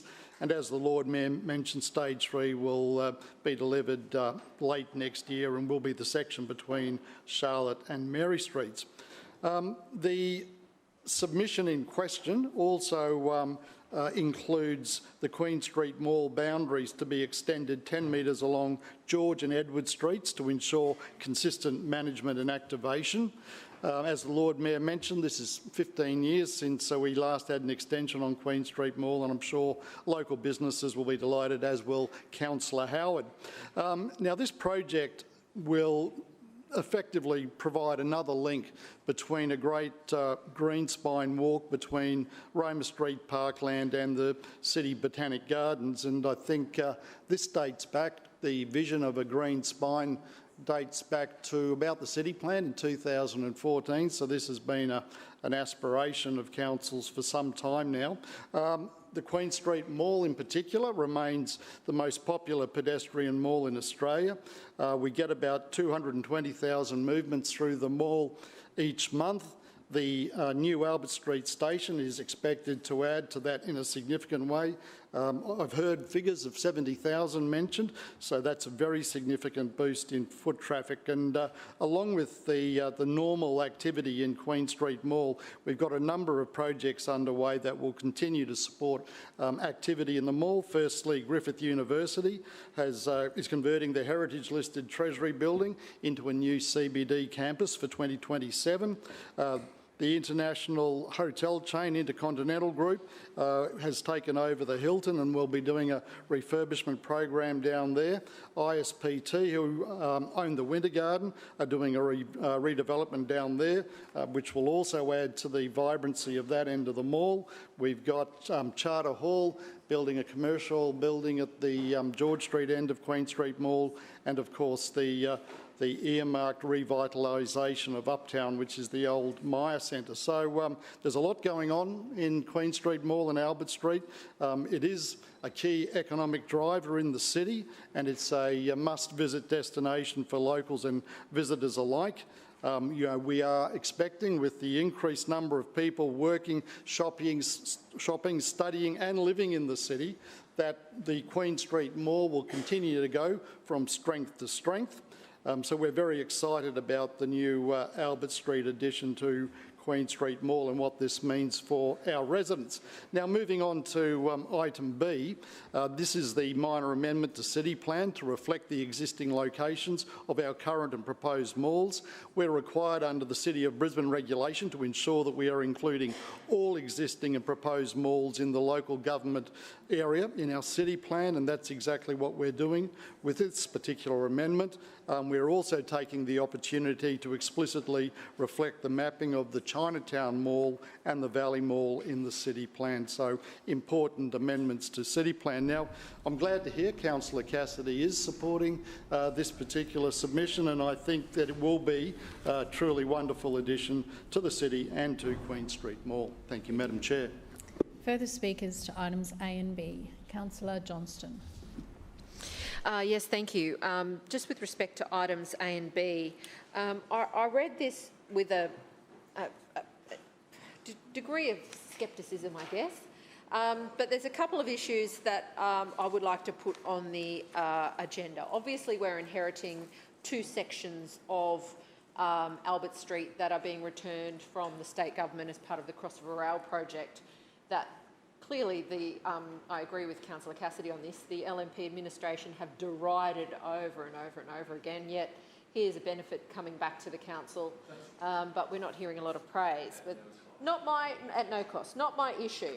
My issue to start with is, I read with great interest that the public realm improvements being made to Queensland's premier retail destination, not sure I'd call the Queen Street Mall Queensland's premier retail destination, will help realise Council's Albert Street vision to transform Albert Street into a green spine, linking Roma Street Parklands with King George Square and the City Botanic Garden. I have just one question rhetorically for the Lord Mayor, Madam Chairman, through you, or Chairperson, through you. How many trees are being planted as part of this new green spine? And if Council's not planting any trees, how many trees are we inheriting to manage as part of this new green spine? Because a green spine, I was very surprised to hear there was such a thing. Certainly, you can't tell from King George Square that there's a green spine. And if you walk down to Roma Street, certainly doesn't appear that there's a green spine. So I'm interested in how this green spine's going to appear. We're going to paint green paint on the footpath? Are we going to put down AstroTurf? Are we going to install green billboards with billboard signage that's green? Like, green spine could mean many things under this administration. Are all the directional signs going to be green? Is there any chance that we're actually going to get some vegetation in this area? That's what I'd like to know. It's a very simple question. If we're inheriting all of this, presumably Council has been in discussion with the state government about what's coming. Presumably they're well aware of what we're inheriting. But I would like to know what the Lord Mayor is doing as part of Council's policy to deliver on the green spine. And that is whether Council is doing anything on the trees. So that's the first issue I've got, because green spine, it was very entertaining. The other thing that was very sad, to be honest, because obviously I'm in the city on a regular basis. The state of the Brisbane Queen Street Mall is really, really sad at the moment, and it is awful to see what's happened at the southern end of the mall now that Myer have left.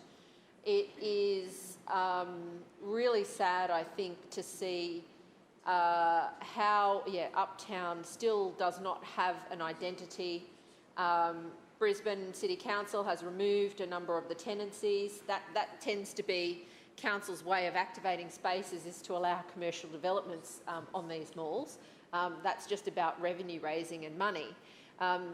The King George Square is a disaster and always has been as long as I've been here.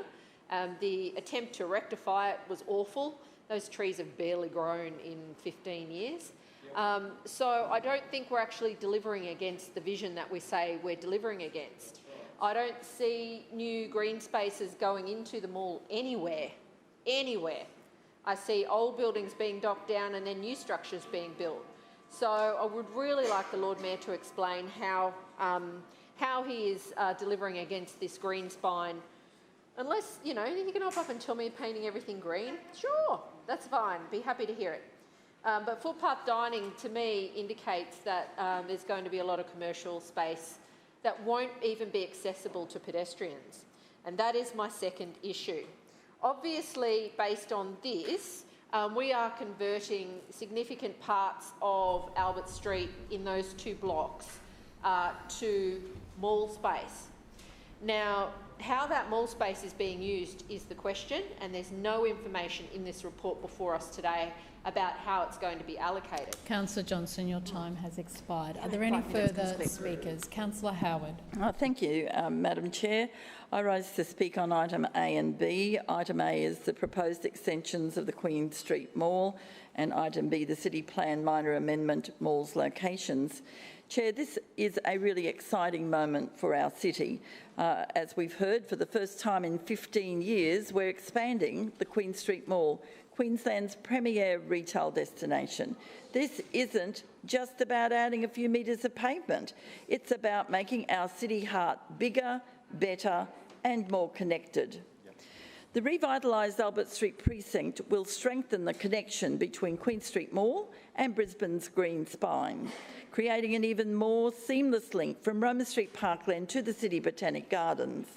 It's about enhancing what people already love about our city centre and making it easier to enjoy Brisbane's subtropical lifestyle. And what will people find when they get there?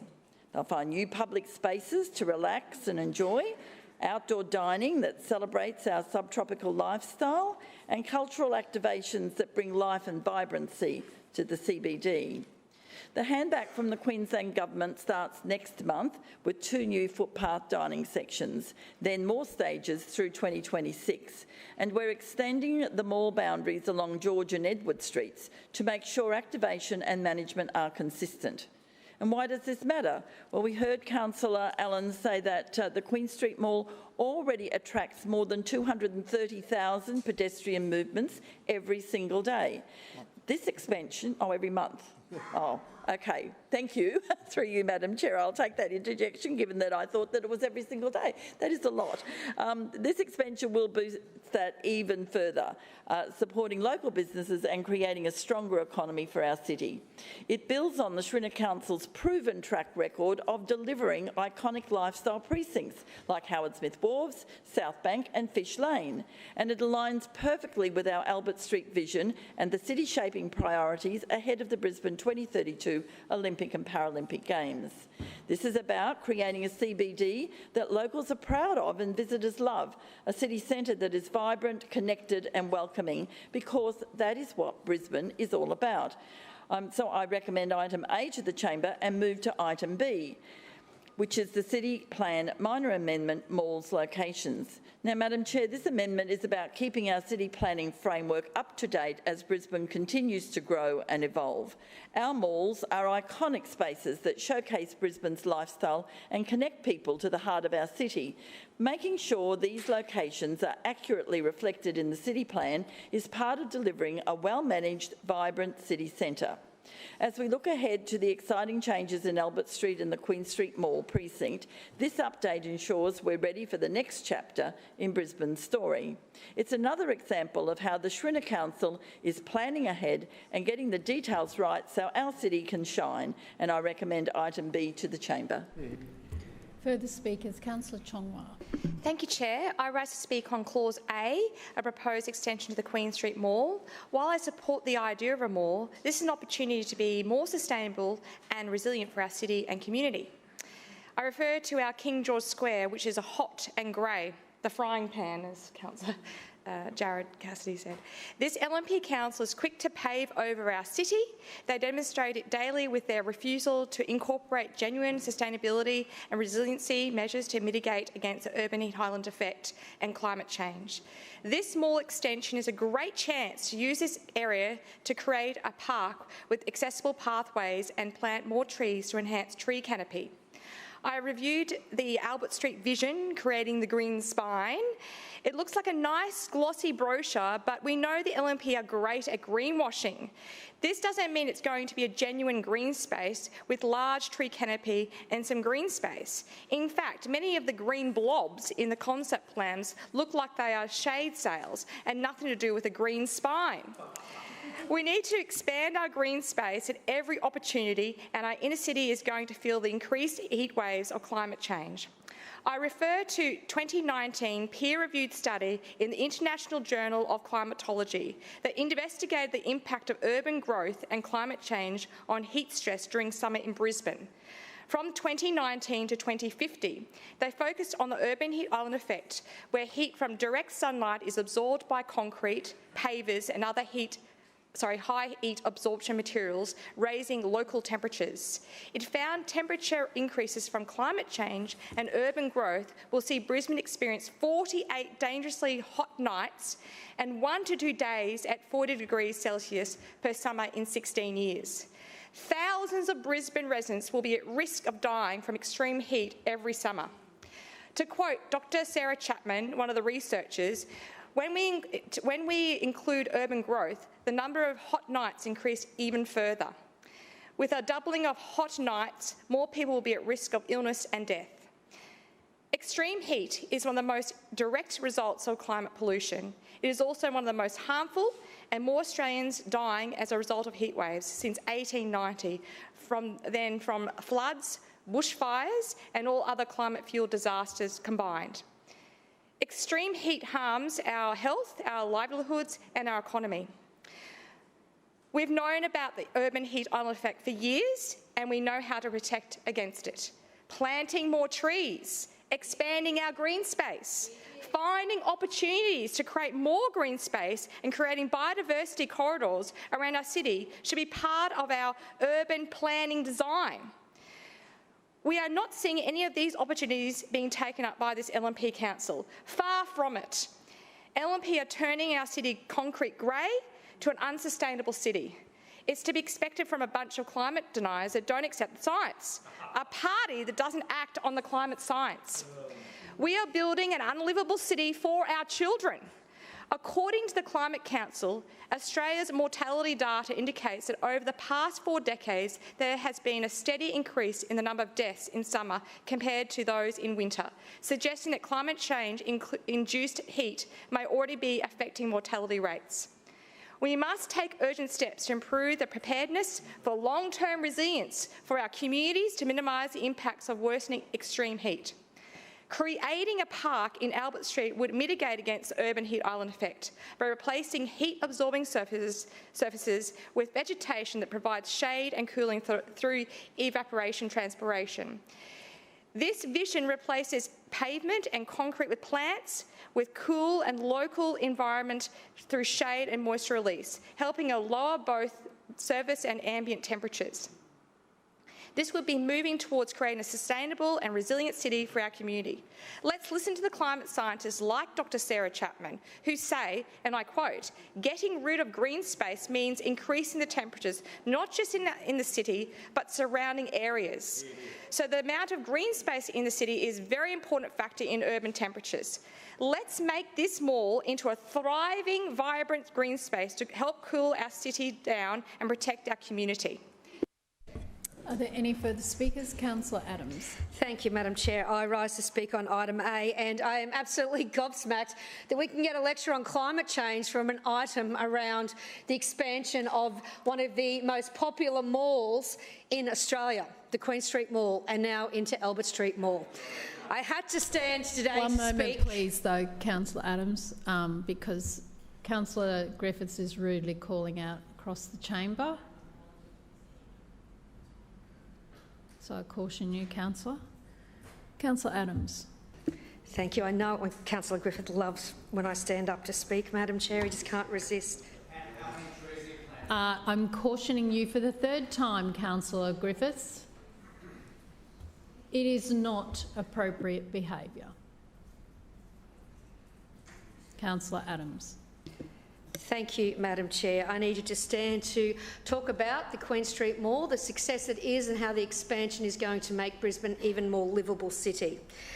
We heard a lot of reinvented stories from Councillor Cassidy and those opposite around where the ideas and the vision come from. Well, I can tell you that this administration, who has been here for many years, has driven this vision from as far back as 2013, when we started with the ideas fiesta for the City Centre Master Plan in 2013, years before the consideration for an event as successful or as monumental as the Olympics was considered. In those days, we actually closed Albert Street. It was before your time as well, Councillor Allen.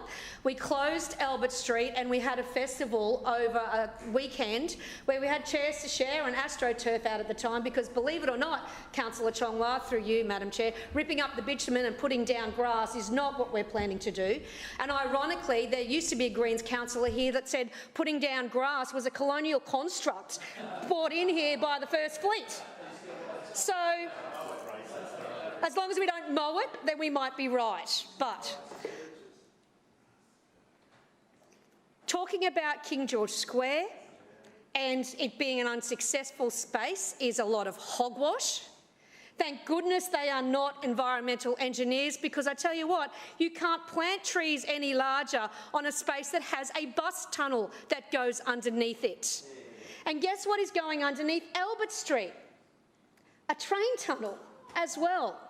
So there will be green spaces, there will be open spaces, there will be cool spaces, but there will not be large forests of trees that will be going down the mall, but it will be as beautiful and planted and green as our Queen Street Mall, particularly the northern end of the Queen Street Mall. I challenge any of you to come in on the weekend, as I do regularly, to shop in the mall and tell me it is not the busiest place in the city. Saturday after Saturday, and expanding these opportunities to Albert Street is going to be spectacular. And we heard that from thousands of people in 2013, and we've been working through that, and we heard it again when we went out for our big ideas as we were launching into the opportunities for the Olympics just 5 years ago. Extending the mall is going to improve the walkability, the public access, and that green spine has been a long part of the vision of Team Quirk and now Team Schrinner for connecting the Botanic Gardens right through up to Roma Street, and now even further across to Victoria Park, since Victoria Park is now a public park. Thank you, Lord Mayor Adrian Schrinner, in greening the centre of the city. I heard scoffs about the premier retail destination. Of course it is the premier retail destination. I say again, you only need to come in on the weekends to see the people that are actually voting with their feet and definitely with their credit cards. Day in and day out, Friday night, Saturday, Sunday. And again, for Councillor Johnston, through you, Madam Chair, to say, green spine, never heard of it. It came through this council multiple times. But that's what we expect from the mudslingers on the other side. Don't remember the good stuff and just hope something sticks when they make it up as they go along. And as for the Queen Street Mall being sad, again, it kind of makes me glad that I'm still not the Economic Development Chair, listening to those people putting our city down day in and day out. The Queen Street Mall is a striking example of a subtropical mall, and you could ask any visitor, resident or overseas, that comes through what they think. Uptown at the moment is very disappointing. But that is not in control of the council. We are talking about the mall and the mall space as well. Our mall is an outstanding space. It is the most popular mall by pedestrians in Australia. It does have loudspeakers to make sure that we keep it under control. We've cancelled smoking, we've cancelled skateboarding in our time to make it a more livable area. And the extension into Albert Street to increase that activation, the retail Councillor and the walkability Adams, is going to be your outstanding. time has expired, and I do remind councillors to try and follow suitable behaviour while other councillors are delivering their speeches. Councillor Strunk. Thank you, Madam Chair. I rise to speak about the extension of the Queen Street Mall into Albert through to Mary Street over the next few years. And I have a special place in my heart for the CBD. I manage 4 stores over probably about 15 years, Adelaide Street, Albert Street, George Street, and Elizabeth Street. Large and small. As a matter of fact, the last one was where Brisbane Square is now, what used to be there. And so I've seen the retail. I've seen retail and the services in the city increase over the years. But what's concerned me, I've had over the last, well, this session anyways, I've had a look around the city a little bit, and there is, I think the city is in some areas is struggling for occupancy, right? Which is sad to see any shop boarded up or not occupied. It says a little bit about, the premier, not my words, the premier retail area of the city or of Brisbane. If I have a look out in the suburbs and the shopping centres out there, they seem to do a lot better it seems to be a lot better mix, right? A variety or mix as they say in the trade. And there seems to be, look at Indooroopilly Shopping Town or Mount Omni or Garden City, there is very few stores that are not occupied. And so I think we have spent a lot of money with Brisbane marketing over the years, right? Tens of millions of dollars since I've been in this place since 2016.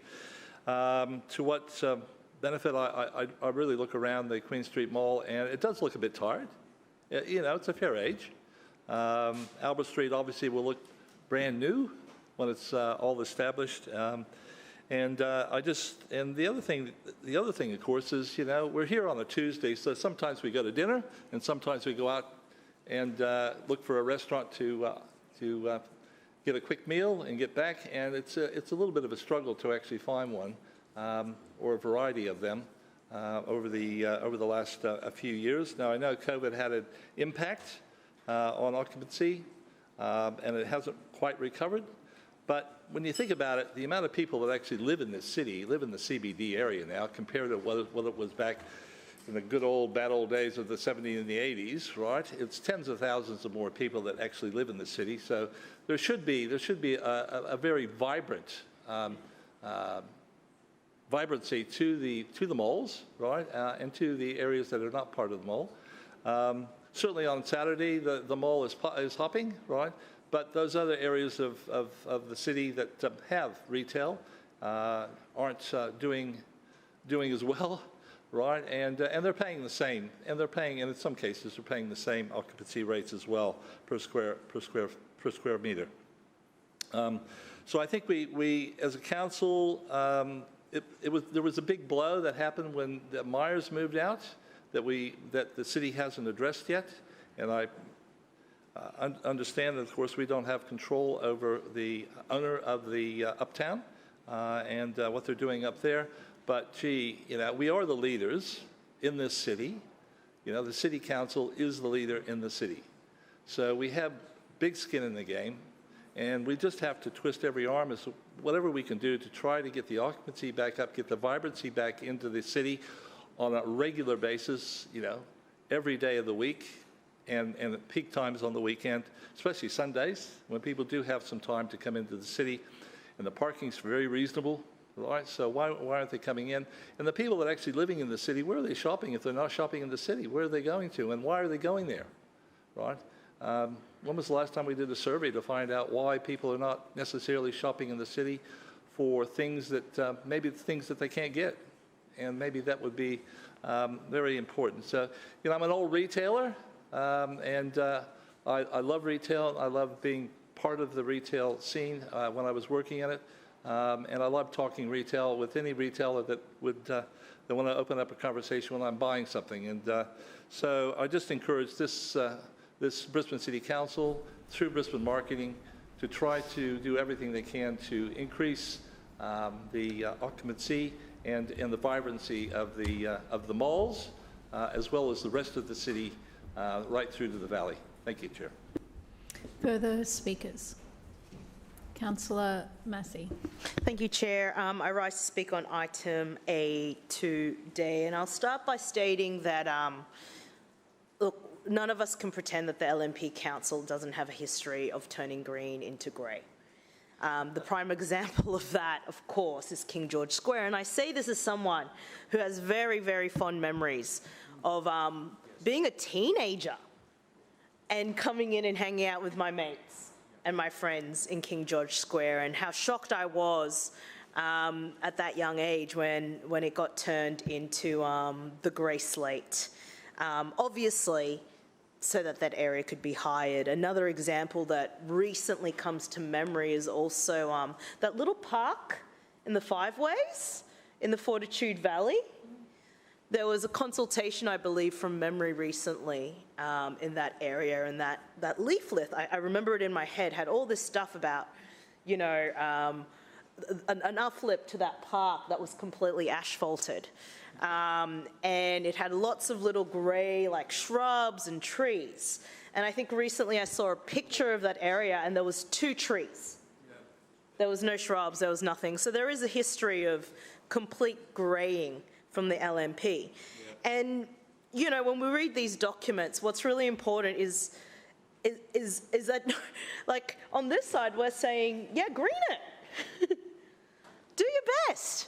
We want a green spine. We want trees in the city. We want pedestrians. We want active travel users, active transport users to have the safest alternatives and a good alternative not on the road. The challenge is that we don't believe you. And the challenge related to that non-belief is because there is history showing today, in the past, potentially in the future, we will see that the LNP administration historically greys green spaces, right? Not only greys them, gets rid of them. There are multiple green spaces in the Gabba ward that have never been allocated historically. I mean, I could talk very quickly about Riverside Drive, which was never completed. The closure of those areas, that area being incredibly important for green space in that area, that was said by this council under this administration would be closed, noting that Riverside Drive, what is closed before Hocking Street, has been a great success. Like, we are seeing over and over where there are some examples that this council decides to be people first, that it is successful. That people are using these areas, they're valuing it, they're finding really safe active transport ways, pedestrians are safe, and pedestrians have more to do. And expanding the mall is important because, like, I mean, I'm here on the weekends a lot too, more than I expect. Not for shopping, but there's a lot of protests on the weekend. There's a lot of protests on the weekend. I'll say that out loud. It's real hot. I'll take, through you, Chair, I'll take that interjection. It's so hot in King George Square. It is so hot in King George Square when we're standing there at 2 o'clock. Sorry, Councillor Massey. Councillor Griffiths, your point of order. I just heard Councillor Adams yell out across the chamber. Yes. When I yell out across the chamber, I get warned. You did, and as I was turning my mic, if you were paying attention, thank you, Councillor Griffiths. I'm speaking. Anything with the LNP councillors. I'm speaking. And I'm making a point. And I'm going to make a point. No, you do. That you're not paying attention, because as I turned my mic on and went to say something, Councillor Massey actually said, no, I will take that. So I allowed it. But if you are watching, you would know that. Thank you, Councillor Griffiths. You're not following the rules. Thank you, Councillor Griffiths. You're not consistent. You're not warning her. I'm just putting on the record that you are unfair with your rulings. Point of order. Point of order, Councillor Johnston. So, Madam Chairman, I'd just like to get the rule right so I don't breach it. I don't think it's unreasonable. So if we don't accept an interjection from the other side of the chamber, then you will take action against them for breaching the meeting's local law. Is that your new ruling today? If the Speaker does accept the interjection, you will not warn them. I can tell you, Councillor Johnston, are you finished? I'm not making any new ruling, but I'm actually the one running the chamber, and I don't need to tell you of any new ruling. Thank you. Councillor Massey, please. Sorry about the interruption. Please continue. It is hot. It is very hot in King George Square. Oh, gosh. I mean, I could go on, couldn't I? The times that I got sunburned in there. But the point I'm trying to make is we want an expansion. We want more places for pedestrians. We want spaces that are active because, like, we've all been into the city. It's not as busy or as vibrant as we would like to say. Obviously, there's a lot of workforce in here, which is why there is a huge population that comes here and more people live in the city than they have previously. But it isn't as vibrant as it used to, so activation is good. But let's do it properly. How many trees? How many trees? I heard earlier through you, Chair, through that you couldn't plant deeply. Yet we have trees on the side of the streets. If we're taking over the road, how many trees are we going to plant? How do we make sure that a green spine isn't just words, but actual reality? Because there are incomplete projects across the city, including on Riverside Drive, including on the full closure of Riverside Drive. And just before I finish, speaking of Riverside Drive, something that affects it, I'd like to submit this document to the public record. Table it to the public record. Thank you. Councillor Massey, your time's expired. Are there any further speakers? Any further speakers? Councillor Griffiths. Yep. No one from the LNP side. It's very interesting. I want to speak on this item in relation to words versus actions. And what we've heard in this debate is a whole lot of words and a whole lot of concepts, but once again, we don't see that the words and the actions match up. I think a lot of people on this side of the chamber have heard the word green spine, but the LNP haven't been able to match it up with any action. In fact, we had them falling over each other, contradicting each other. Councillor Adams just said, don't be stupid, can't put trees in. Point of order, Madam Chair. Point of order, Councillor Adams. Claim to be misrepresented. I note your claim of misrepresentation. Councillor Griffiths. Don't be stupid, we can't put trees in. We've got a tunnel and a bus station underneath us. We had the Lord Mayor talk about a green spine going through the city, but he hasn't been able to give us any facts on what a green spine means. In fact, their concept of green equals King George Square, and we know King George Square ain't anything green. I find it really interesting because we keep saying this language, or not we, the LNP, the Lord Mayor and his little LNP team, keep saying the words, and the words and the actions don't match up. So here we talk about this green space. They haven't been able to support it with green actions. In fact, I heard one of the Liberal LNP councillors over there actually say, if you want trees and forests, go out to the suburbs. That was a quote, go to the suburbs. Well, I was out in the suburbs this morning at Kenmore, and there's 174 mature gum trees that are koala habitat that this LNP voted to demolish out there. 174 mature ones, let alone all the smaller ones. So, Yawara Street, Kenmore, and they voted to demolish. They agreed to demolish those trees last week in this meeting. So you can't have it one way and say we're going to do a green spine in the Queen Street Mall, but we can't say how many trees we're planting, and then have a huge block of land, a huge tract of land with 174 mature, beautiful trees that are koala habitat, prime koala habitat, that you're going to allow to be cleared to make 11 house blocks. How's this add up?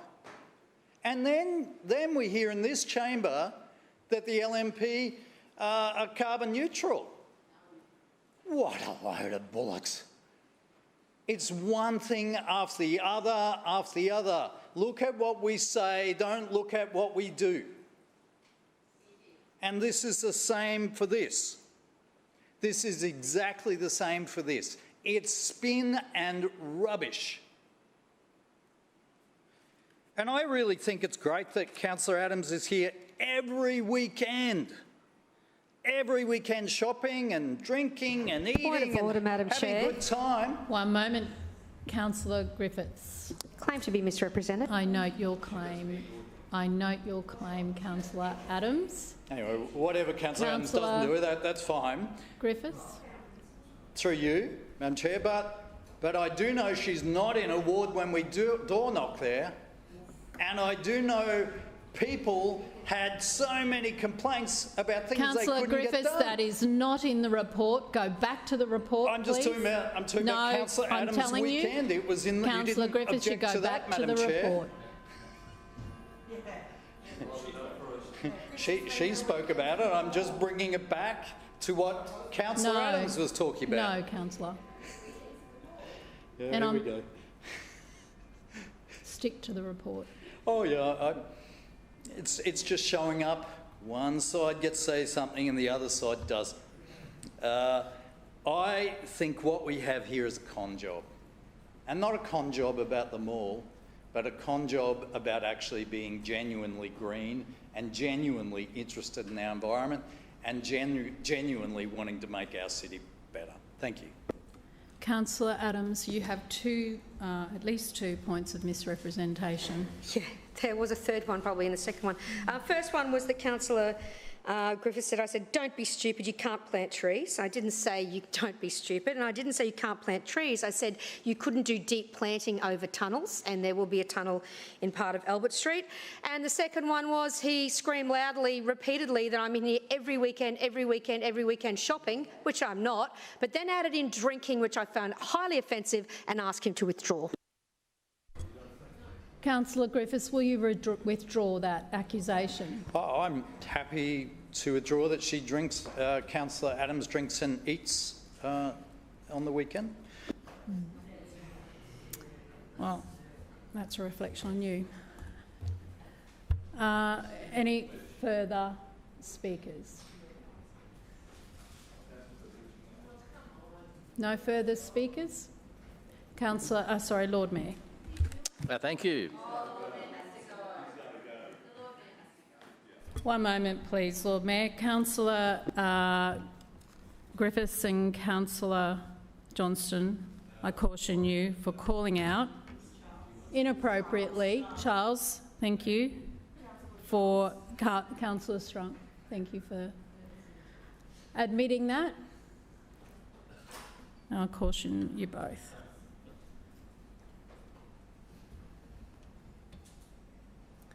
Lord Mayor.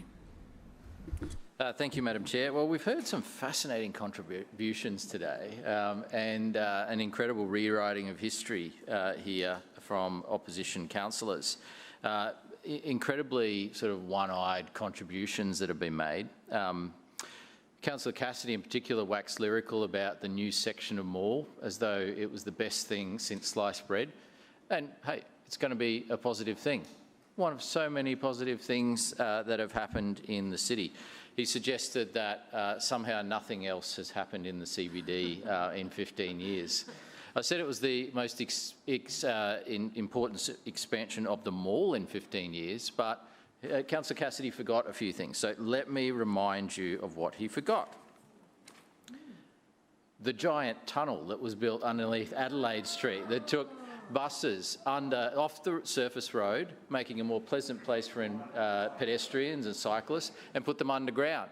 He forgot the pedestrianisation and expansion of the footpaths and decluttering of Adelaide Street that happened together with that project. And remember, Brisbane Metro, a project that he opposes to this day. The tunnel, a project he criticised.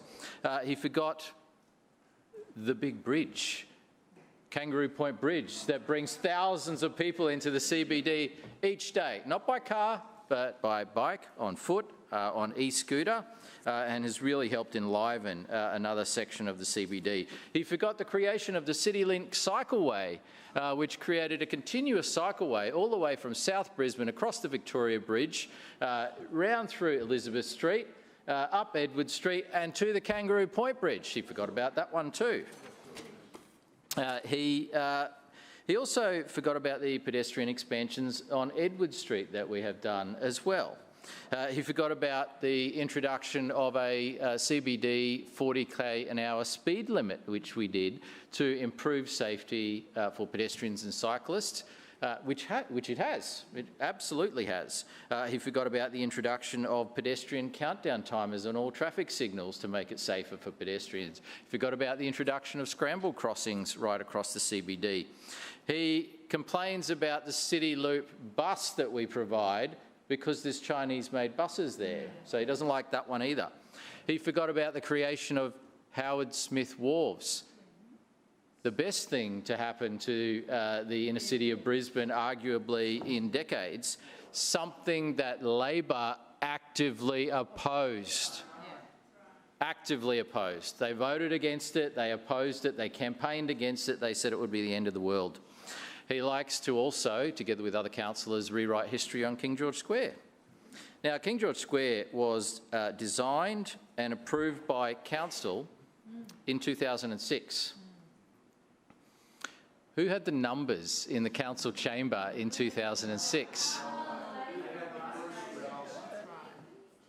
It was actually Deputy Mayor David Hinchcliffe who was the leader of the majority.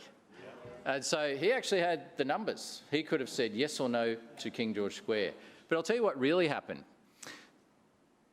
Labor and Liberal at the time, there was no LNP, good old days, came up with a public design competition.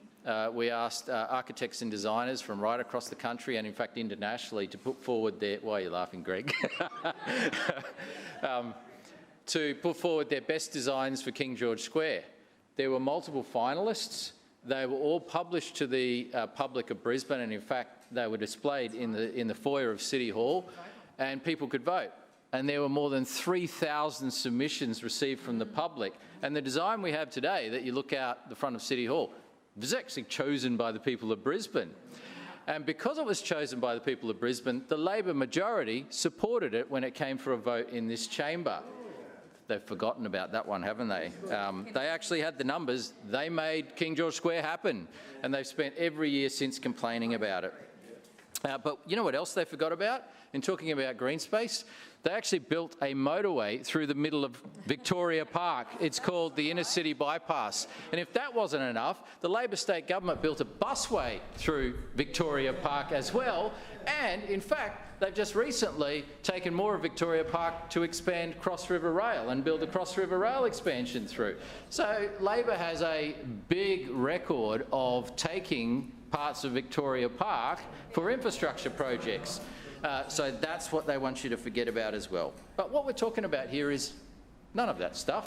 We're talking about the wonderful expansion of the Queen Street Mall down Albert Street. And we will now put item A and B to the vote. All those in favour say aye. Aye. Those against no. The ayes have it. Point of order, Chair. Point of order, Councillor Dixon. Chair, I move that Council now adjourn for 15 minutes for afternoon tea, which commences only when all councillors have vacated the chamber and the doors have been locked. Seconded. It has been moved by Councillor Dixon and seconded by Councillor Givney that the meeting adjourn for a period of 15 minutes, which commences only when all councillors have vacated the chamber and the doors have been locked. All those in favour say aye. Aye. Those against no. The ayes have it. The meeting will be adjourned when all councillors have left the chamber.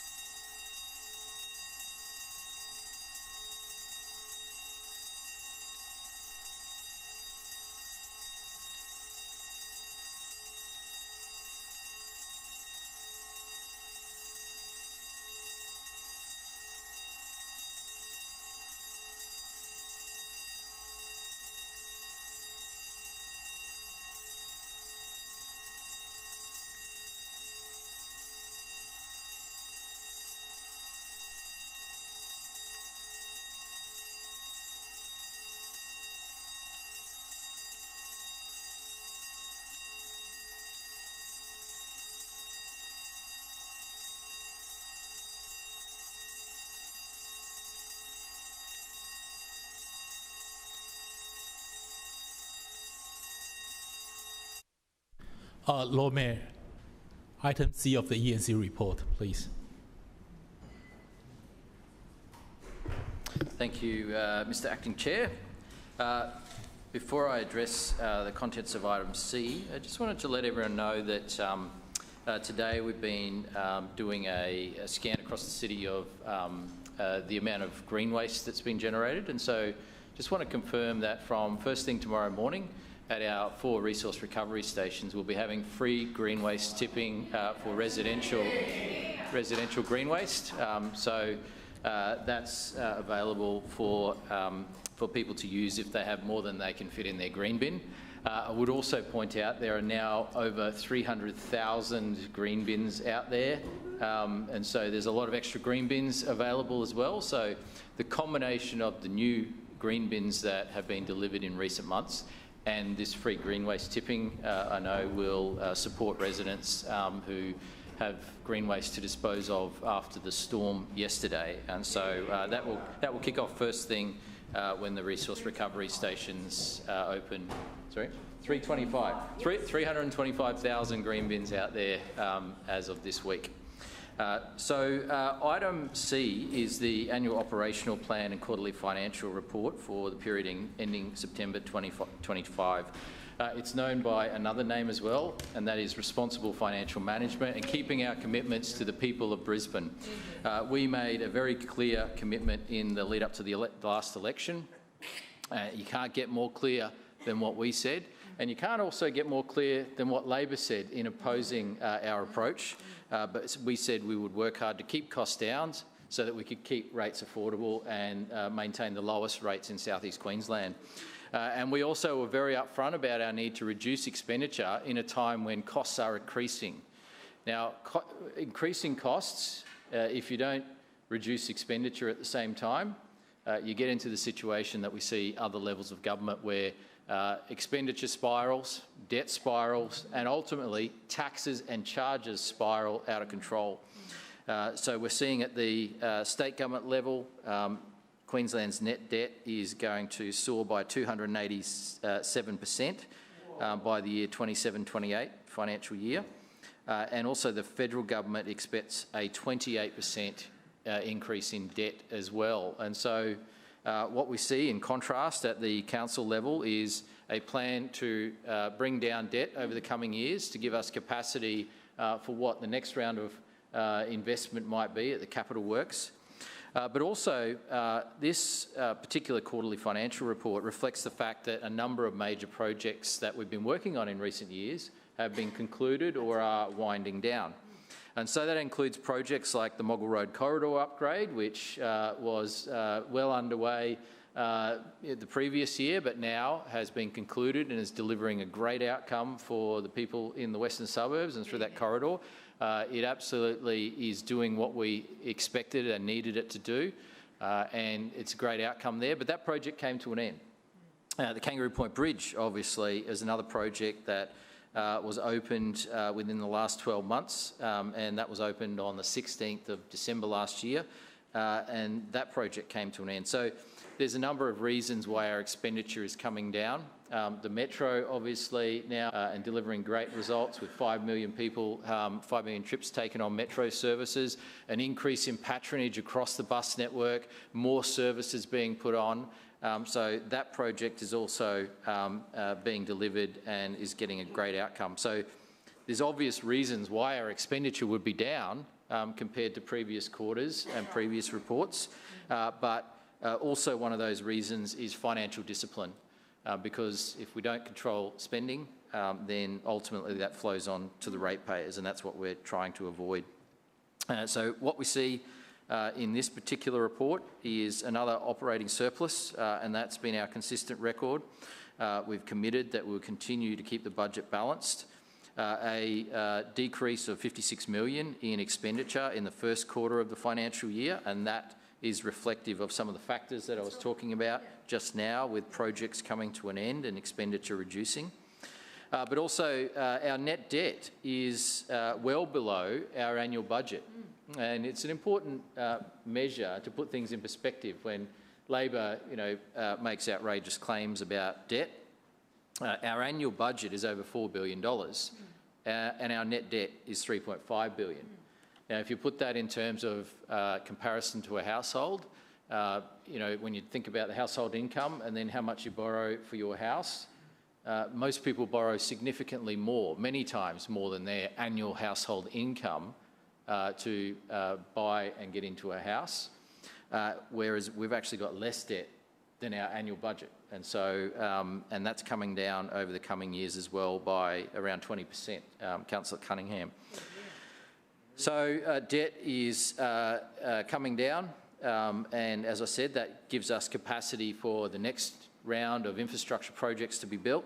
And so there will be a time when debt will potentially go up again, but we'll have to make that judgment based on what needs to be built at the time. But in the meantime, we're consolidating to give us the capacity to, you know, effectively build more in the future, rather than what we see at the federal and state government, which is a never-ending increase in debt being passed on to the next generation. So much more debt by comparison than what we have at the council level. As I mentioned, the quarterly financial reports saw the start of Metro M1 and M2 services operating simultaneously together with the Brisbane's new bus network, which delivered more services more often to more people and has increased patronage.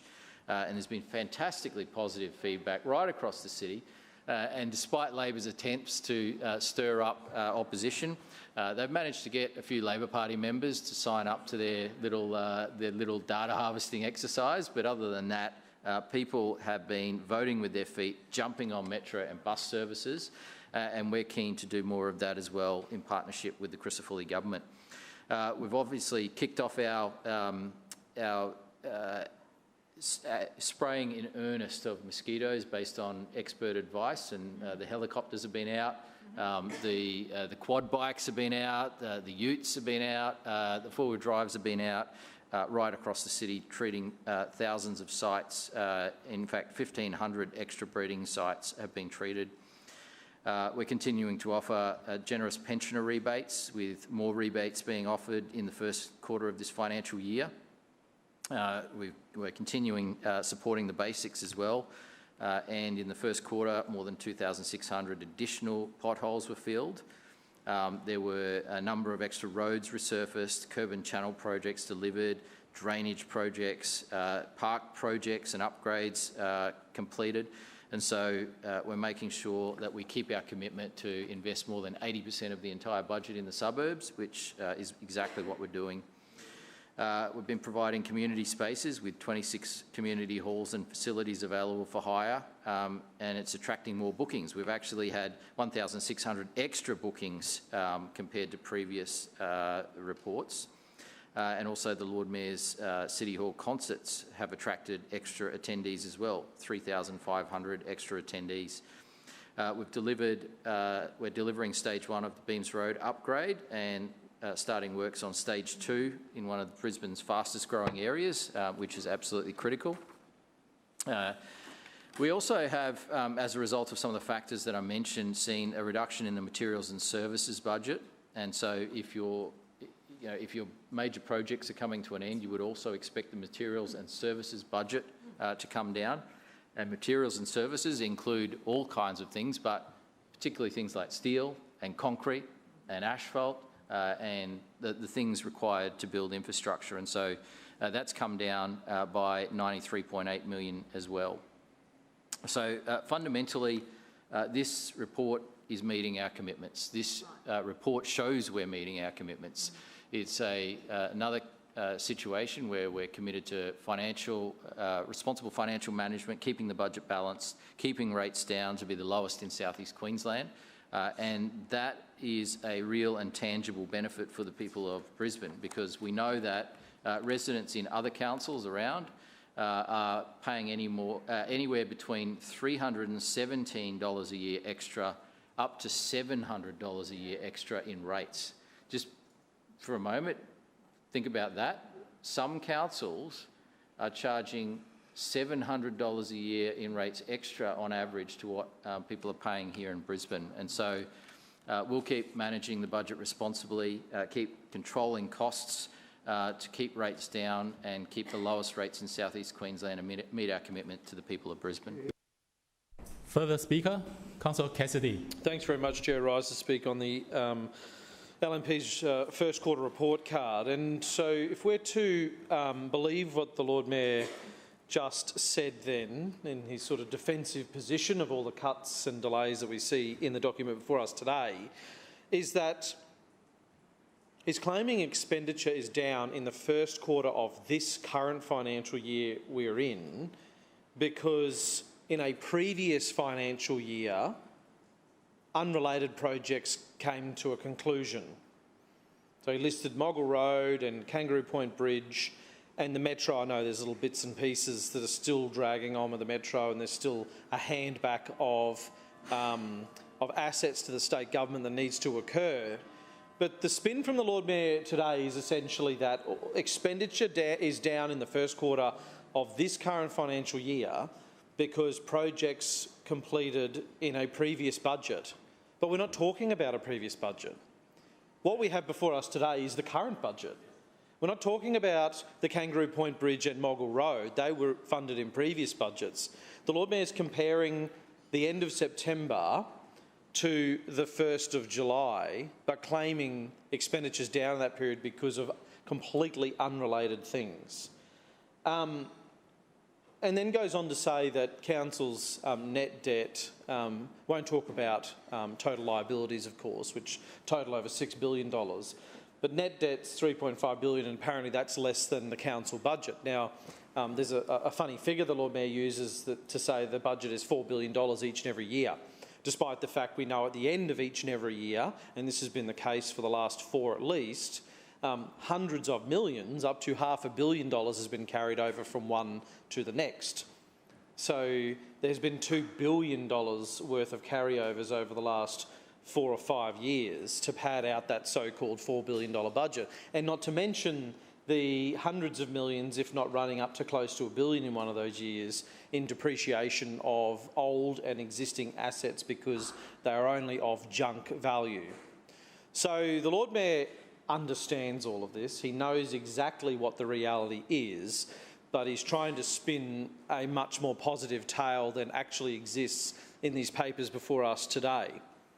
Now, revenue is now called income in these papers. Have changed terminology. That's up $21.5 million at this point in the year compared to 12 months ago. So obviously a very big boost in cash for this council and cash equivalents.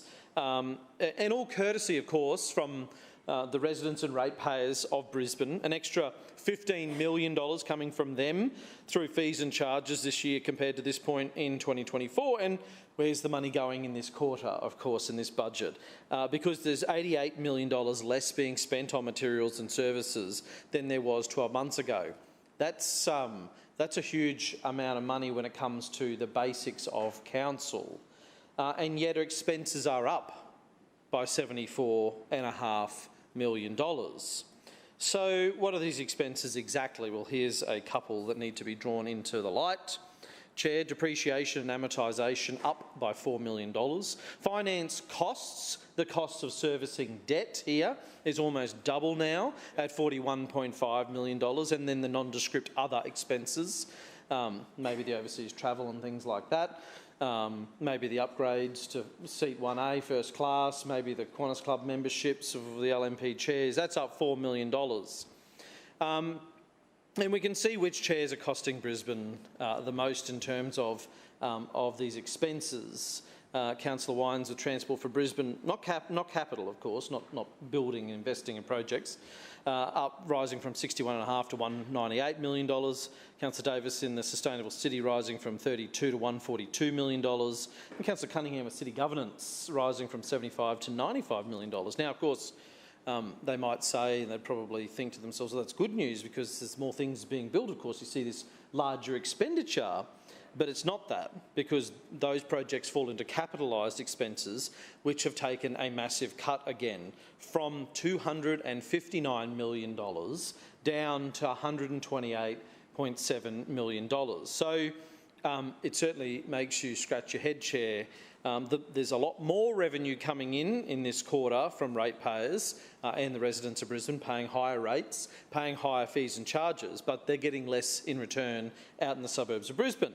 So in the lead up to the 2032 Olympics, of course, in the midst of a housing and homelessness crisis, where there's much more demand for community services and infrastructure around a growing city, the LNP's answer to that is to cut. And not surprising to any of us who observed this regime over a long period of time, and they're 20 plus years in office, but it might shock people when they start to find out that those services and those infrastructure projects of a smaller scale are also going to be cut in the future with the closing down of the City Projects Office and of the Major Projects branch within infrastructure for Brisbane. Now, for years, this LNP regime and the LNP brand more broadly have framed themselves as more responsible economic managers. We heard that again with the Lord Mayor's comments, spending within their means apparently and keeping costs down. But what we have before us is this fairly threadbare, but it's clear enough report before us today in black and white, is that Council has failed under the LNP to keep operational costs low, and they're trying to hide it.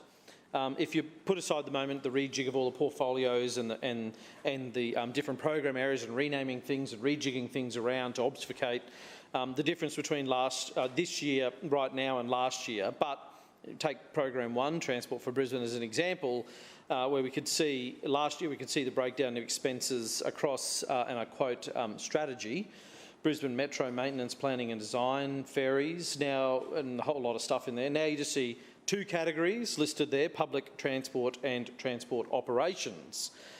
You don't have to be an accountant to look at that and see that this year's number is lower than last year's number, and that is a cut in terms of operations within Transport for Brisbane.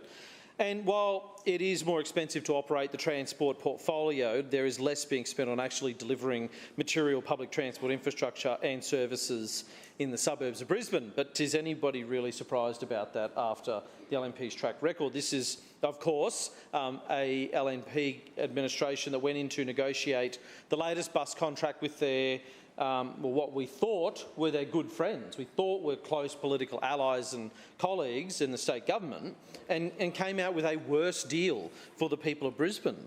A worse deal. There's been 22 million passengers on bus and metro figures, but obviously no mention that passenger figures are up since 50-cent fares, of course, compounded by Brisbane's population growth. And we see the boasting of faster route times in one of the few dot points that are in here. Well, of course, those suburban routes that have been cut in half should be faster. You would expect that when they remove 50% of the route and still call it the same route, it should be faster. To shave 2 minutes off on average, they're making everybody who catches a bus out the suburbs of Brisbane have a worse experience. And just ask those passengers who are jammed into a bus like sardines during one of the now 4 peak hours that Brisbane has every single weekday. We're hearing about those significant issues in the suburbs, and not everyone living in Brisbane is looking to get a bus directly in and out of the CBD. 2/3 of commuters move from suburb to suburb around Brisbane, and the results from our survey, real life experiences of real life people, the average rating of the network after the 30th of June was 1.4 out of 10. Just 7 out of 10 respondents, not just, 7 out of 10 respondents say their commute length has increased since the 30th of June. 5 out of 10 respondents say the number of transfers they're required now to perform has increased since the 30th of June. 7 out of 10 respondents say they're unhappy with the changes. But I guess if the Lord Mayor spent less time attacking people here in the council chamber and less time sitting in the business class lounges and more time on the streets talking to the working class, he would hear that feedback from people himself. And as people walk around their suburbs, they can't help but feel like something's amiss as well, Chair, that their suburb and the city more broadly is under strain, just like household budgets. Well, you're not imagining it if you think something's up these days, because the numbers back it up as well. In Program 2, Infrastructure for Brisbane, we see for this program area, revenue is up by almost $25 million. Expenses to manage the department are up by $30 million.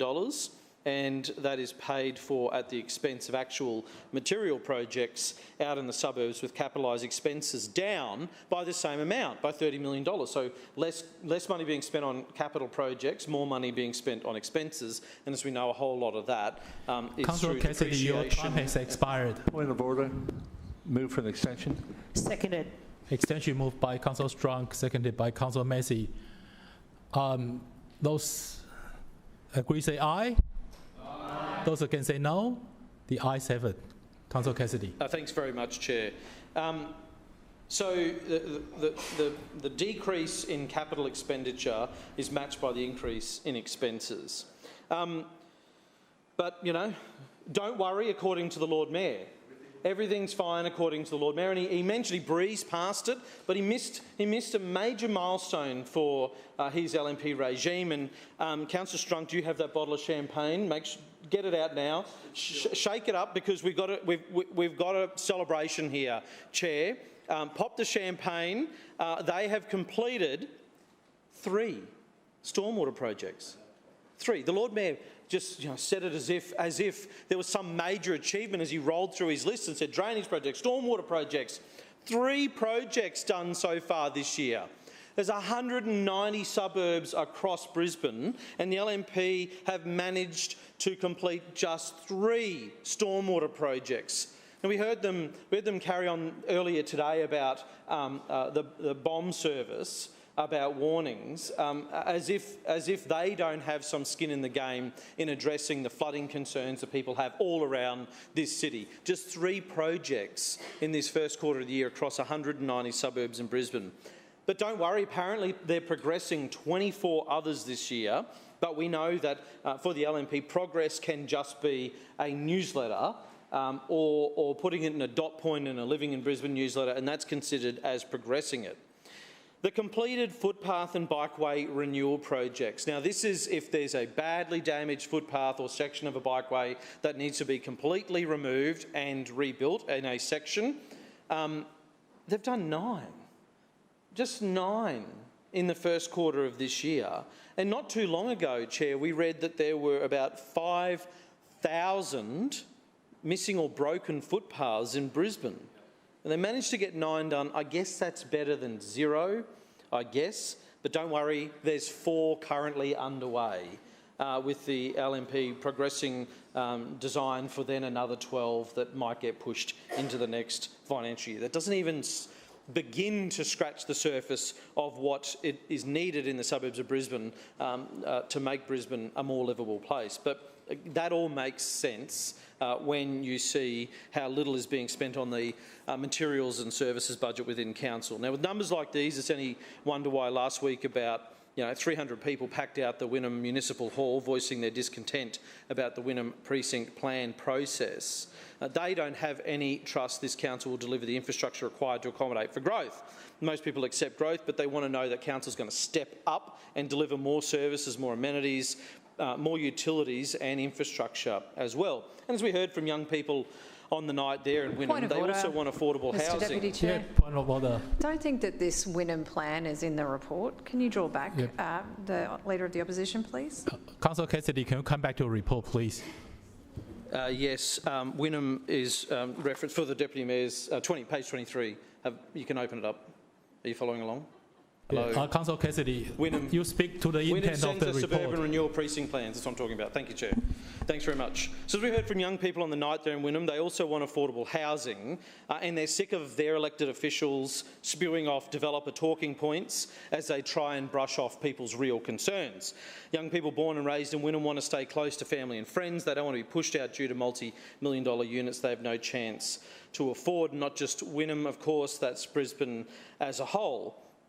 I read an interesting article in the most recent Sandgate Guide there. This sort of proves a point, and I'm sure the Lord Mayor, it's one of 2 things, Chair, either doesn't care or have a concern about planning in Brisbane or just doesn't actually have any idea what's going on around the city. But there are serious warning signs for all of us that it's one of these 2 things, because the Lord Mayor recently visited Sandgate, I read there, maybe to check in with his representative and good friend, Brock Alexander, But what he said to the small crowd that had gathered there was extraordinary, Chair. He said in there, and I quote, that only 18 homes were built in the Deagon ward within the last 4 years.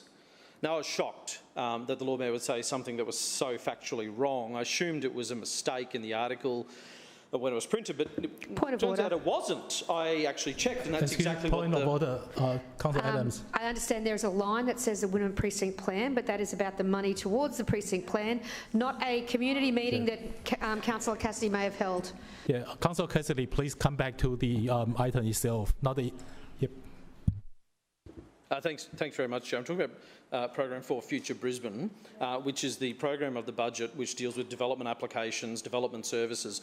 This is a very broad document that's before us today, which is the entire budget. The entire budget, which funds development services in Brisbane who assess development applications. So thank you. I will proceed. Now, the Lord Mayor seemed to think that there was just, let me check that number again, he reckons in 4 years only 18 homes have been built in the Deagon ward. He wasn't aware of the 78 townhouses in Stanworth Road, the 55 new houses under construction right now on Muller Road, or the hundreds of townhouses and units and standalone homes being built along Hanford Road and Rogan Road, or the dozen or so houses built in the suburb of Deagon, alone over the last few years. Now, the reason this Lord Mayor doesn't have a plan for affordable housing is because he doesn't even know what's going on in Brisbane. It's quite clear.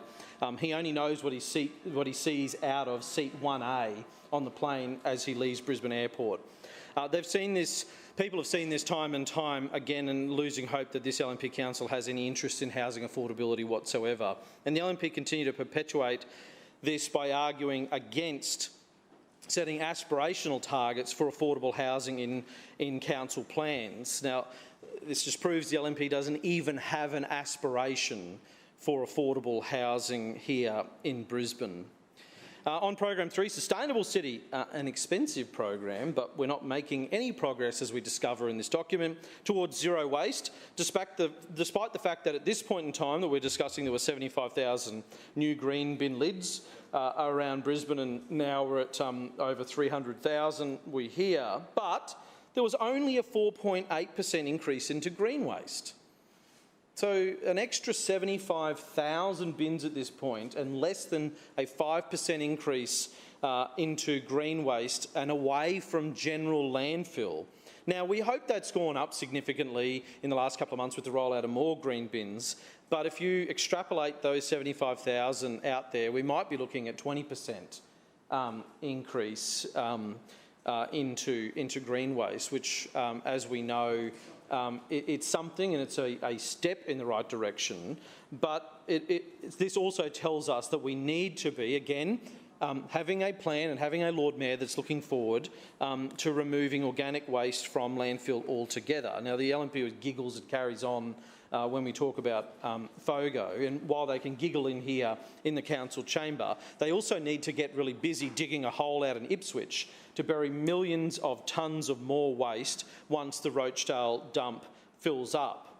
And this is particularly important because this is in the context of what the Lord Mayor just said, that the LNP bin tax is going to put more and more pressure on councils around Queensland, let alone the biggest council in Queensland. So to deal with the LNP's bin tax, we actually need a Lord Mayor with a plan, rather than just rolling over and saying to the LNP Premier, OK, sure, we'll cop the LNP bin tax and then putting... Chairman. Point of order. Councillor Toomey. The Leader of the Opposition is misleading the chamber. The bin tax was introduced by the Labor state government, not the LNP council. Councillor Toomey, it's not for you to debate in the point of order. I'm sure Councillor Toomey will get up and debate this point vociferously shortly. Program 5, Community in the Arts, formerly known as Lifestyle and Community Services. Expenses are above budget, period mainly due to higher than anticipated expenses in the Provide Community Services outcome. It's expected to be adjusted in the next budget review. If you're not well versed in LNP regime newspeak, that means there'll be cuts on the horizon to that program. More people are moving to Brisbane, paying more rates and fees and charges, and getting less community services from their council, and less staff to deliver them, to the tune of about 400 fewer permanent staff. What a rip-off. Program 6, Customer Services, has changed so drastically that you actually can't fairly compare this year's report to the last, unfortunately. But we already see income is above budget due to parking infringement revenue. Because this goes into consolidated revenue, they don't have to worry about specifying where this revenue is spent in this program area. If you're an optimist about AI and technology, you would think Council would deploy these to make your lives easier by driving down council costs and making doing business easier and cheaper. But so far, all we've seen is efficient and innovative ways to take more money from unsuspecting visitors and residents through fines. The big taxing LNP Council.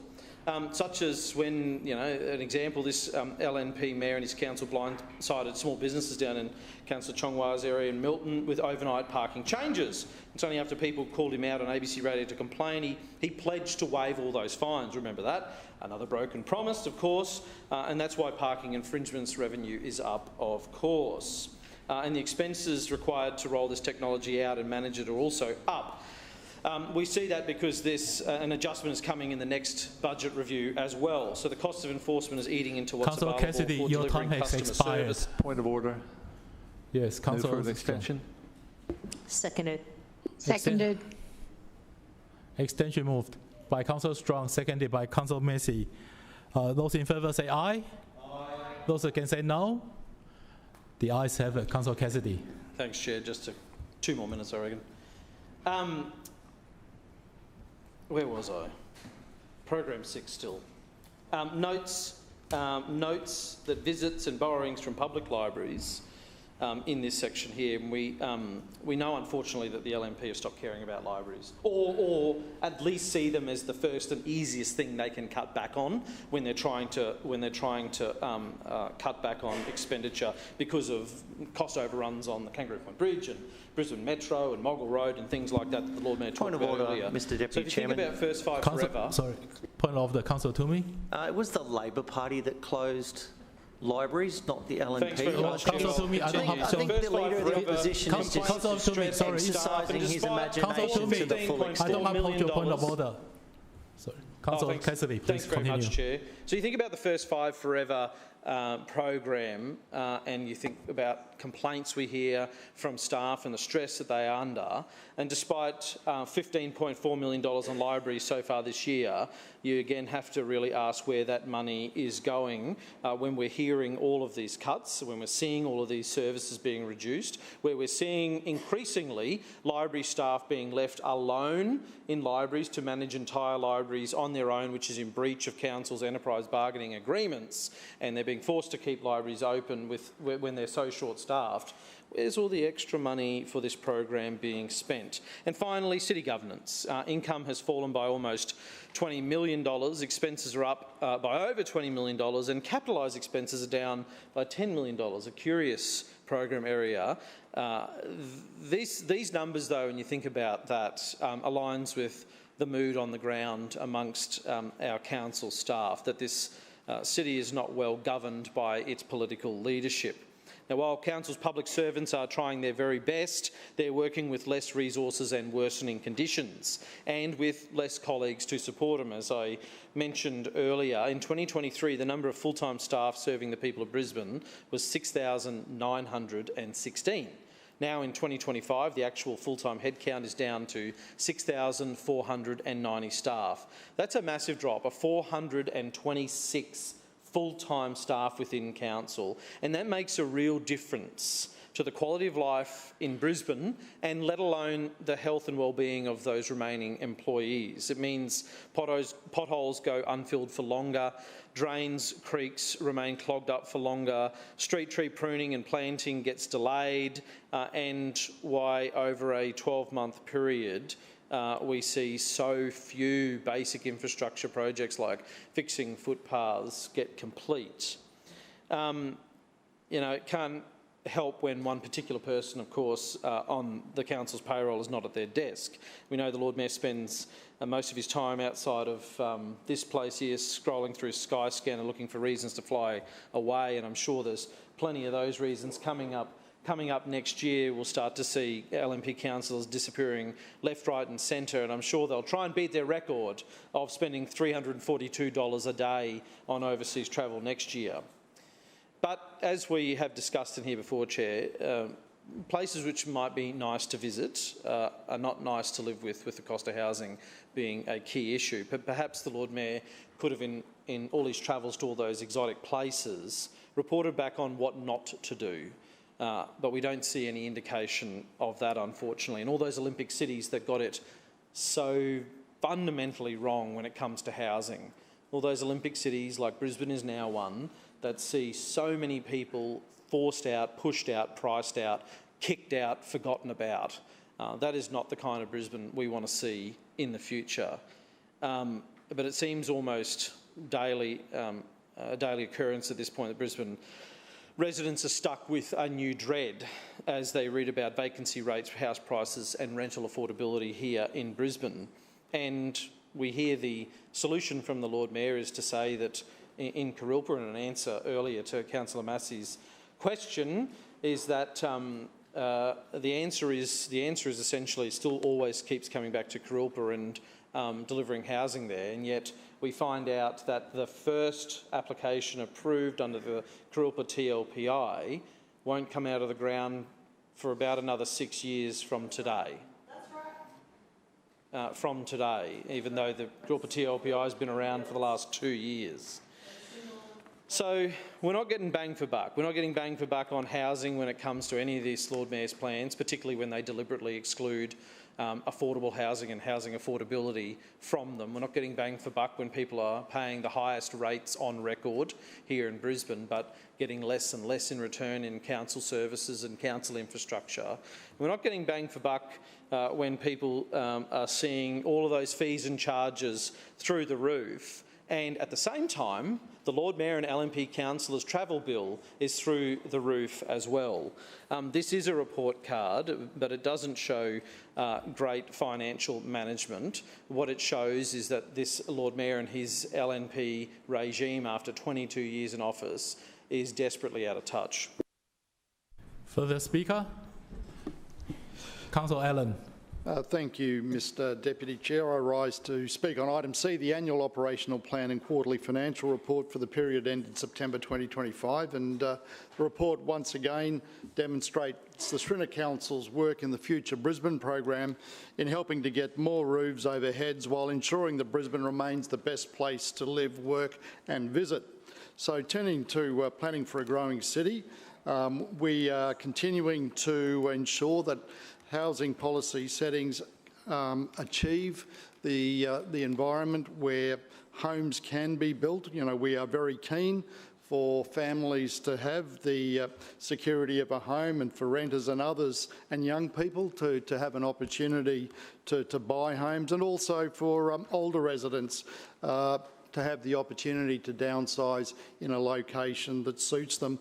So with this in mind, we've obviously been pursuing our suburban renewal precincts program for some time now, and that is all about providing housing in good locations, near amenity, near public transport.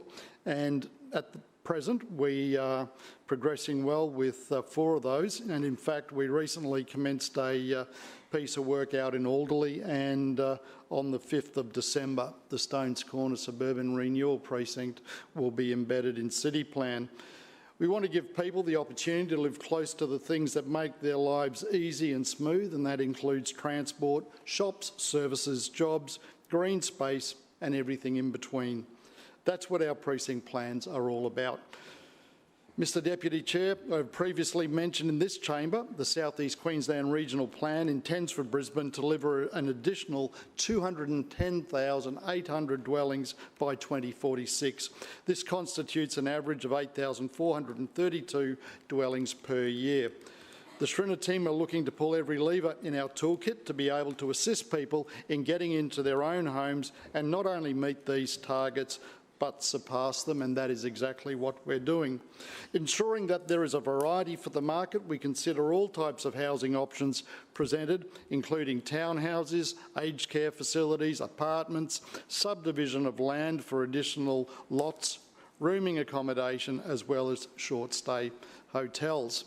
From July to September this year, council officers have decided 1,026 development applications, which has resulted in a net increase in over 3,600 residential dwellings. Sadly, this isn't always enough to get houses out of the ground, with construction costs at a record high and the labour market often in demand for skilled workers. It certainly is an uphill battle. Turning to enhancing Brisbane's livability, we are committed to ensuring that Brisbane remains Australia's lifestyle capital. Our Better Suburbs Places and Spaces program is seeing our neighbourhoods become even more vibrant and lively, with great upgrades delivered at Ryans Road and under, while our initial engagement with the community for Lambert Road, Indooroopilly, was completed. We look forward to progressing this project and delivering a concept plan that reflects the community's priorities in that area, and I'm sure Councillor Wolf is excited about this as we are. Our grassroots-driven Art Force Brisbane program continues to see talented and bright residents put their artistic skills to the test, and we've seen more than 20 painted traffic signal boxes in this period. Turning to the economic development portfolio, the Shrinner Council continues to support small and local businesses through a range of programs and workshops, and that is evident through the achievements of last quarter. Releasing a new guide to our precinct playbook, Shops That Shine, helps visual merchandising for businesses, and this is accessible via our website. With both the Suburban Business Hub at Nunda and the Brisbane Business Hub in the city, we ensure that there are a number of events, workshops and mentoring programs available to businesses and residents. Last quarter, we delivered 19 workshops and 15 mentoring sessions with 669 event attendees. We also continued to host the Small Business Roundtable, which provides us with great insights so that we can better assist industry. We have also recently established the Queen Street Mall Engagement Group, which will meet next month for the first time, with the aim to strengthen collaboration, coordination and communication across the Queen Street Mall precinct. We on this side of the chamber understand that small business is the backbone of the economy and the heart of the community. This is all part of striving to ensure that Brisbane is the most small business friendly city in Australia. Councillor Allen, your time has expired. Further speaker? Councillor Massey. Thank you, Chair. I rise to speak on item C briefly. It seems that every time we get to the chamber and one of these documents is delivered, it's the same story. Yep. We hear the same spin over and over again. We're kind of tired of the same lies that are just delivered from the LNP, either from the Lord Mayor or through you, Chair, from the Deputy Mayor. But as time continues to progress, the truth continues to be seen by residents across the city, on the ground, in the way that these cuts and the dire financial situation that the LNP Council administration is in. And when I say this, I'm not talking about, you know, people that are party political.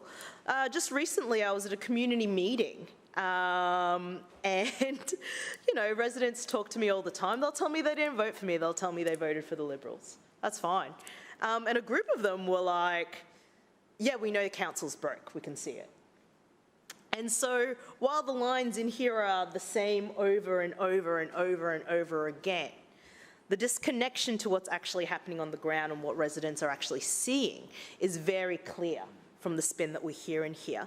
And when we get to the document, when we get to these quarterly financial reports, as loose as they can be, they do have to report something. So there are things that we can find in there that can indicate not only to us as councillors here in chambers, but also that we can highlight to our city. An example that I would give is Program 1, Transport for Brisbane. Looks like here, I'm going to just talk about bus stops for a second. Because bus stops are really important. We know that I think it's 16% are still not DA compliant. We know that bus stops are really important as public transport usage is increasing in the city. And what we've done in the first quarter is completed the construction of 3 bus stops. That's it. And even these 3 bus stops were partially funded by the state government. And so intrinsically, we're not investing in bus stops, and we've only completed 3 in the first quarter. I'll go on. Completed design of 4 bus stops, the design of, and commenced and continued design of 8 additional bus stops, noting that in last year's financial budget, from memory, there was about 24 bus stops that were in the 2024-25 budget. And nearly 50 or 60% of those bus stops were actually rolled on to this year. So not only are we not designing bus stops, we're not completing them, even though we know bus usage is going up. Another point that I'll just bring up very quickly is in a sustainable city, program 3. So again, 3 drainage projects completed, and I believe it says here 5 projects for parks. How many parks do we have in the city? How many parks? 2,000 parks in the city. And we've completed 5 projects and 3 drainage projects. Like, we have a role. You know, a line that is always continually said in here, through you, Deputy Chair, by the Lord Mayor, always said in here is Brisbane floods. Okay, if Brisbane floods, then why are we not investing to make sure that our residents are safe on the floodplain? And it's clear that that investment isn't happening. And another thing that I'd like to highlight is in program 5, specifically the capital expenditure for community facilities. Well, the capital expenditure in this program, which sits versus the actual budget that we approved at 0.28% of what was delivered in this quarter. What does that actually mean? It means community facilities like our halls, public amenities, cultural facilities, libraries are obviously not being invested in. And I'll touch base on that briefly because I was told that libraries, for a little while there, not too long ago, were actually asking each other if they had spare sticky notepads or asking each other if they had spare pens. That's how much the LNP Council, the Lord Mayor leading the city, has disinvested in libraries, when libraries should be a part of the cornerstone of our communities.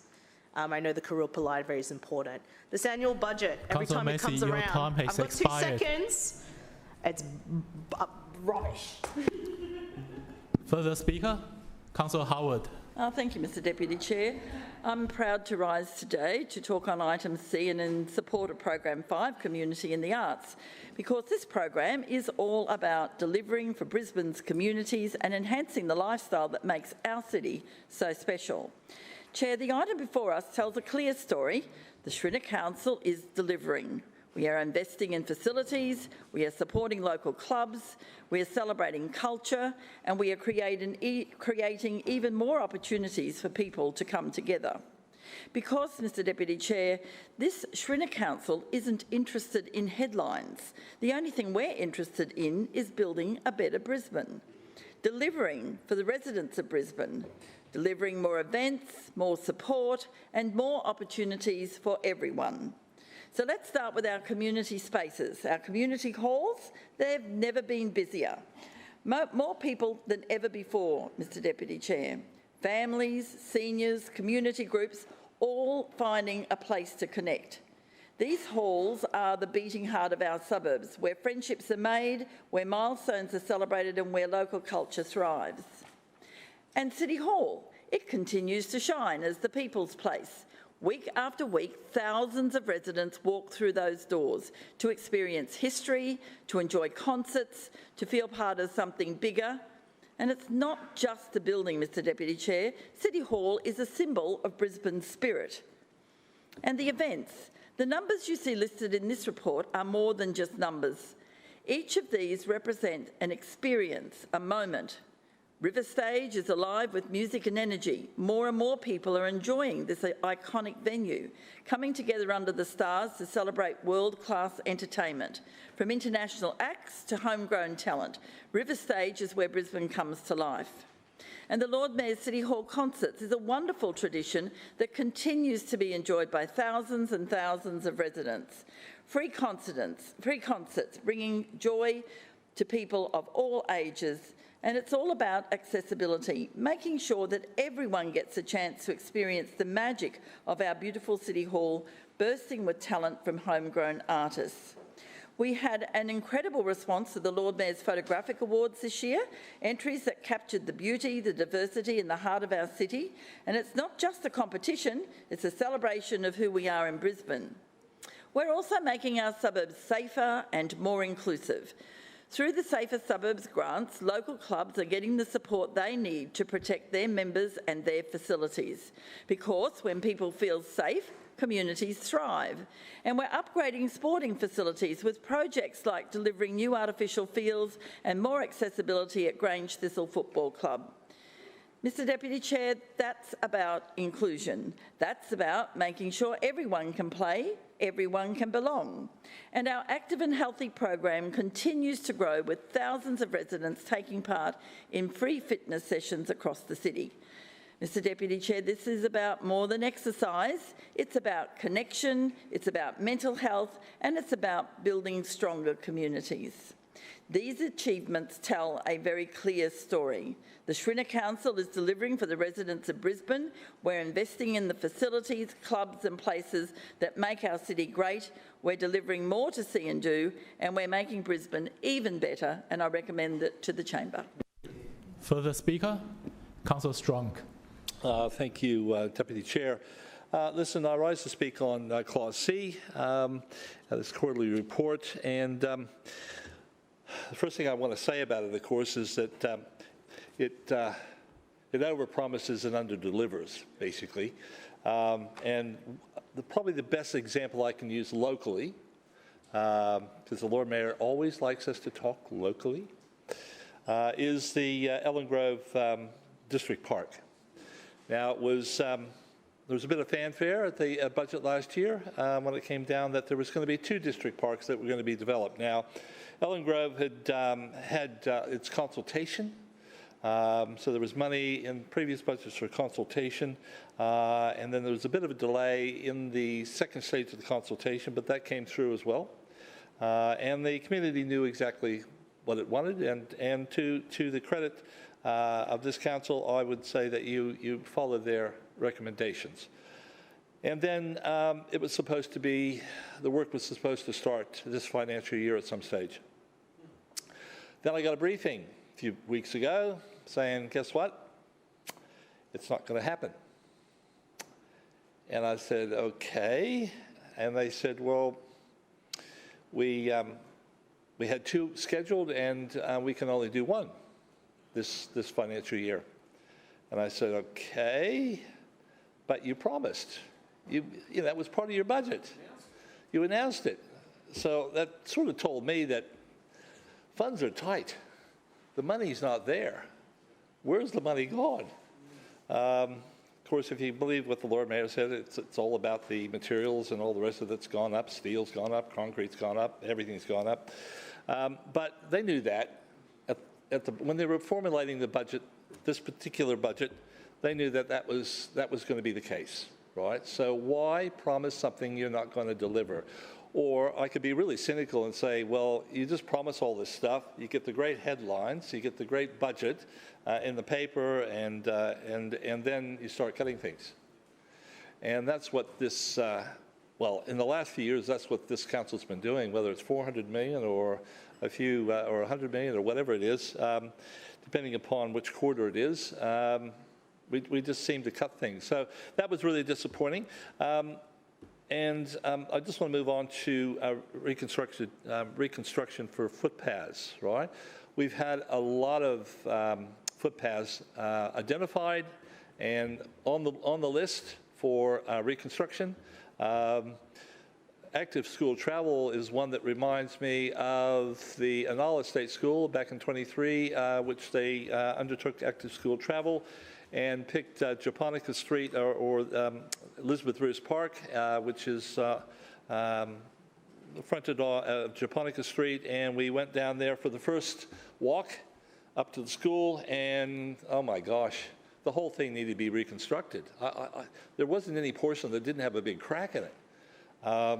By the time we get to Biota Street, which is where Strip Shopping Centre is, it was really bad too. Now, to the credit, the council has fixed that by the street, but because there was a SCIPS program that happened a few years before, so it's a pretty important part of my ward in the Inala area. But and right around the Lake Park precinct, there is big cracks in the 1.2 wide shared footpaths all the way around. Areas up in freshwater that have been earmarked to be reconstructed for a number of years now, and just nothing happens. So, we're just not spending money on the basics to keep people safe, and on the parks. I mean, we're not developing. We've slowed down the development of parks because we're not adding many new parks to our portfolio, especially those parks in those areas that really have very limited green space or recreational space, like the Pollara, like the suburb of Pollara in the Cullenvale ward. So we have this competition about being the lowest rated council in southeast Queensland, and the Lord Mayor says it every year, we are the lowest, but at what price services? I mean, it's great to be able to have the lowest rates, but you got to also pay for services. Councillor Strong, your time has expired. Thank you. For the Speaker, Councillor Hutton. Thank you, Mr Deputy Chair. I rise today to speak in support of item C, the annual operational plan progress and quarterly financial report for the period ending September 2025. And Mr Deputy Chair, it actually just shows how our Stringer Council continues to deliver for the people of Brisbane. It shows how we continue to provide essential services while also investing in the programs that makes Brisbane lifestyles even better. Now, I'm actually going to speak towards my new program, which I know some people have mentioned, the wonderful program of customer services. So this is the first time that we've been talking about this program in the quarterly report. So I want to touch on some of the great achievements that we have done in this portfolio. I'm going to start with libraries. Our libraries are a clear example of our commitment in action. The Stringer Council continues to invest in modern, accessible and community-focused libraries that support learning, literacy and connection right across Brisbane, my apologies. Our libraries remain some of the most visited community facilities in the city, providing welcoming, safe and inclusive spaces that residents rely on each and every day. And I just want to touch on that. 2 weeks ago when we had the storm, I know that at Indooroopilly Library, obviously residents had lost power, and we had 3,000 people drop into the Indooroopilly Library to charge their phone, and our wonderful librarians welcomed them and supported them. So I really want to commend the team there at Indooroopilly and across the city who did a great job.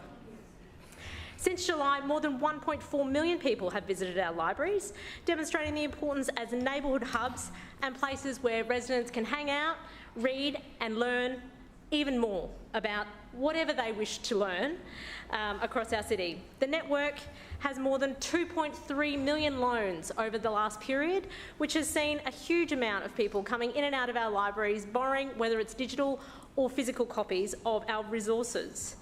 Now, I'm very excited to let you know that our 2025 Gold Star and Little Star program has been the biggest it has ever been, Mr Chair, and we had over 6,100 children participate in that this quarter. These programs create a pathway for children to grow with reading as part of their daily lives, and since its inception, it has reached more than 125,000 children across Brisbane. Chair, we all know how important this is. Just 10 minutes a day can build a child's vocabulary by 600,000 words in just a year. So, Mr Chair, I actually just want to touch on some of the feedback that we've heard across the chamber here today. So the Labor always say that we underinvest in libraries, but let's just take a quick look at the facts. Unlike the former Sawley Labor administration, which closed local libraries during its time in office, we've proudly kept every library open. all while investing in new facilities and major upgrades. Now, I thought it was interesting because Councillor Cassidy commented on this, and he has just received a brand new wonderful roof at his Sandgate Library, which he was very proud to crow about on his Facebook page, which is wonderful. I'm so glad to see that we all love investing in libraries. So from early literacy programs and English conversation groups to author talks and podcasting workshops, our team have done an incredible job over the last quarter. And might I just add, those author talks are fabulous. We have had so many incredible authors. Brian Brown was the most recent one. And it is such a great way for our residents to get in, meet their local author and learn about how their book was created. It is a fabulous, fabulous program. So, Mr Chair, when Labor stand up and scream underinvestment, the truth is quite the opposite. And I would like to suggest that Councillor Cassidy's contributions were more of a fairy tale and fantasy story that we shouldn't be learning from, Mr Chair. I also want to touch on some of the other parts of this program, which include mosquitoes. As we all know, our mosquito program is so important, particularly as we head into the summer period. It is one of the largest and most sophisticated in the country, and since July, we've conducted aerial treatments to target large-scale mosquito breeding grounds. Complementing this, over 1,200 sites have been treated throughout the mosquito ground control program in just the last quarter. 1,200 sites in just the last quarter. This ensures effective management in suburban parks, drains and other high-risk areas. And Mr Chair, I know that I'm going to run out of time, but I really want to say a huge thank you to all of the officers in customer services. You continue to deliver for the people of Brisbane and we are truly appreciative. Further speaker? Councillor Griffith. Thank you, Mr Chair. I rise to speak on this item, but particularly to speak on the ineffectiveness of this LNP administration. Once again, we hear the sham from the previous council in relation to libraries. And I just want to address that by saying that there are no new initiatives in libraries. There's no new vision in libraries. Palara still does not have a library. Maruka was promised a library when we took on the additional population of 20,000 extra people, but it wasn't included in the infrastructure plan. And Annerley Library's in a really poor condition. So I wouldn't be patting yourselves on the back, councillors, on that side of the chamber.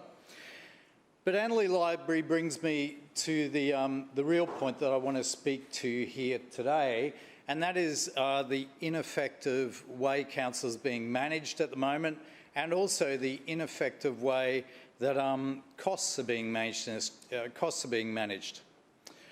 Recently, I was approached by some residents with Councillor Johnston to deal with some possums in the roof at Annerley Library. A couple of possums have made their home there, and they need to be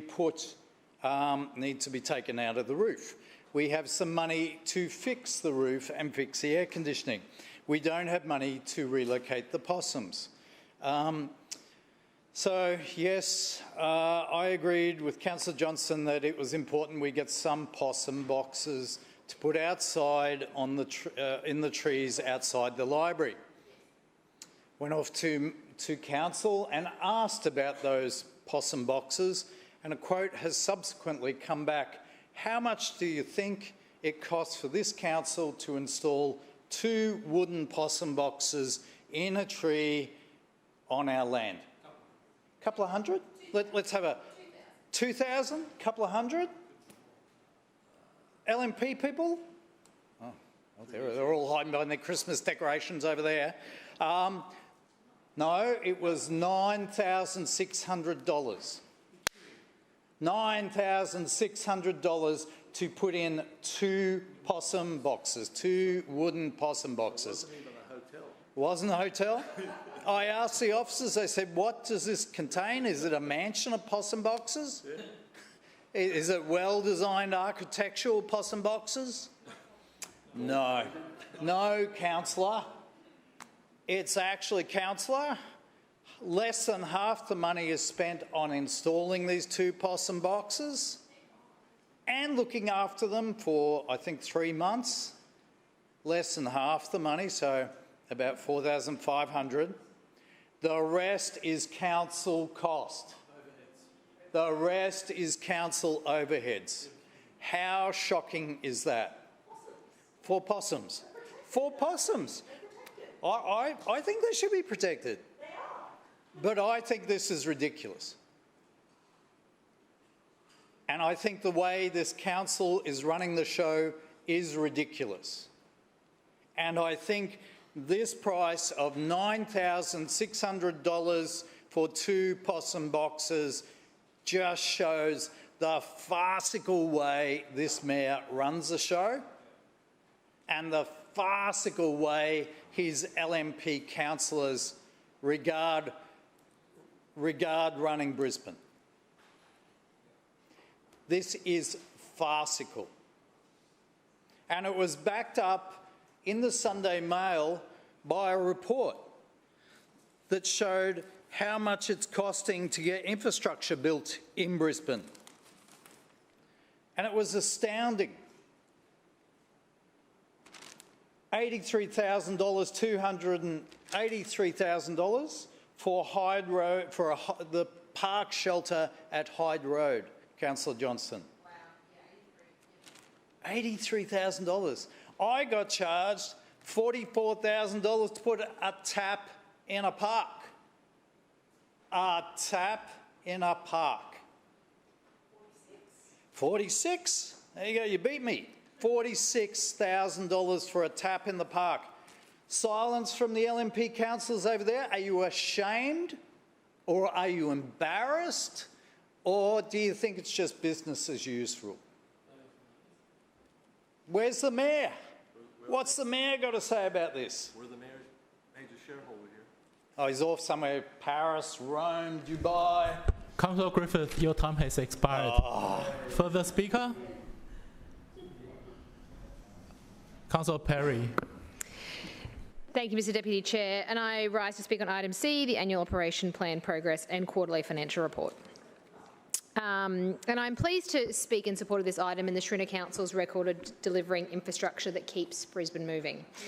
Brisbane is Australia's fastest growing capital city, and growth demands targeted and well-planned infrastructure investment. Our residents expect options that are reliable, safer and faster to get around our city. And those options are exactly what this council continues to deliver. Whether it's roads, bridges or active travel, we are delivering the infrastructure that Brisbane needs to evolve as a city in the 21st century. This quarterly financial report shows that we are planning, investing wisely and keeping our city on track. Mr Deputy Chair, a key part of this work is the early concept design investigations that are now underway for the replacement of the Coronation Drive Bridge. For clarity's sake, this is the substructure that sits beneath Coronation Drive itself. It runs under the traffic lanes from the retaining wall near the Bicentennial Bikeway and supports the road above. The structure is coming to the end of its life and we are acting early to plan for its replacement. Planning now is essential to avoid road impacts, minimising disruption to residents and ensuring the road remains a safe and reliable corridor well into the future. Across our suburbs, we've seen continued progress on dozens of smaller but critically important road projects that keep our city moving every day. We've resurfaced 74 roads right across the city and completed curb and channel upgrades at 15 locations. We've also completed footpath and bikeway renewals at 9 locations, with a further 4 projects currently under construction and another 12 in design. Our district projects program has delivered the completed upgrade of Railway Street at Banyo and Nudgee. Detailed design is advancing at the intersections of Hamilton Road and Spence Road, as well as the Underwood Road and Gaskell Street intersection. We've progressed the Wynnum Road and Hemmet-Tingalpa intersection upgrade with several additional projects now scheduled for delivery. Design has also commenced for the 2026-27 Black Spot program and site assessments are underway for the 27-28 shortlist. We've also delivered some minor works at multiple locations, like pit and cable renewals and additional safety improvements. These smaller projects may not grab headlines, but they are essential, Mr Deputy Chair. They make daily travel safer, strengthen our network and support residents in every corner of our city. Madam Chair, the quarterly financial report also shows the progress we have made on the iconic Story Bridge.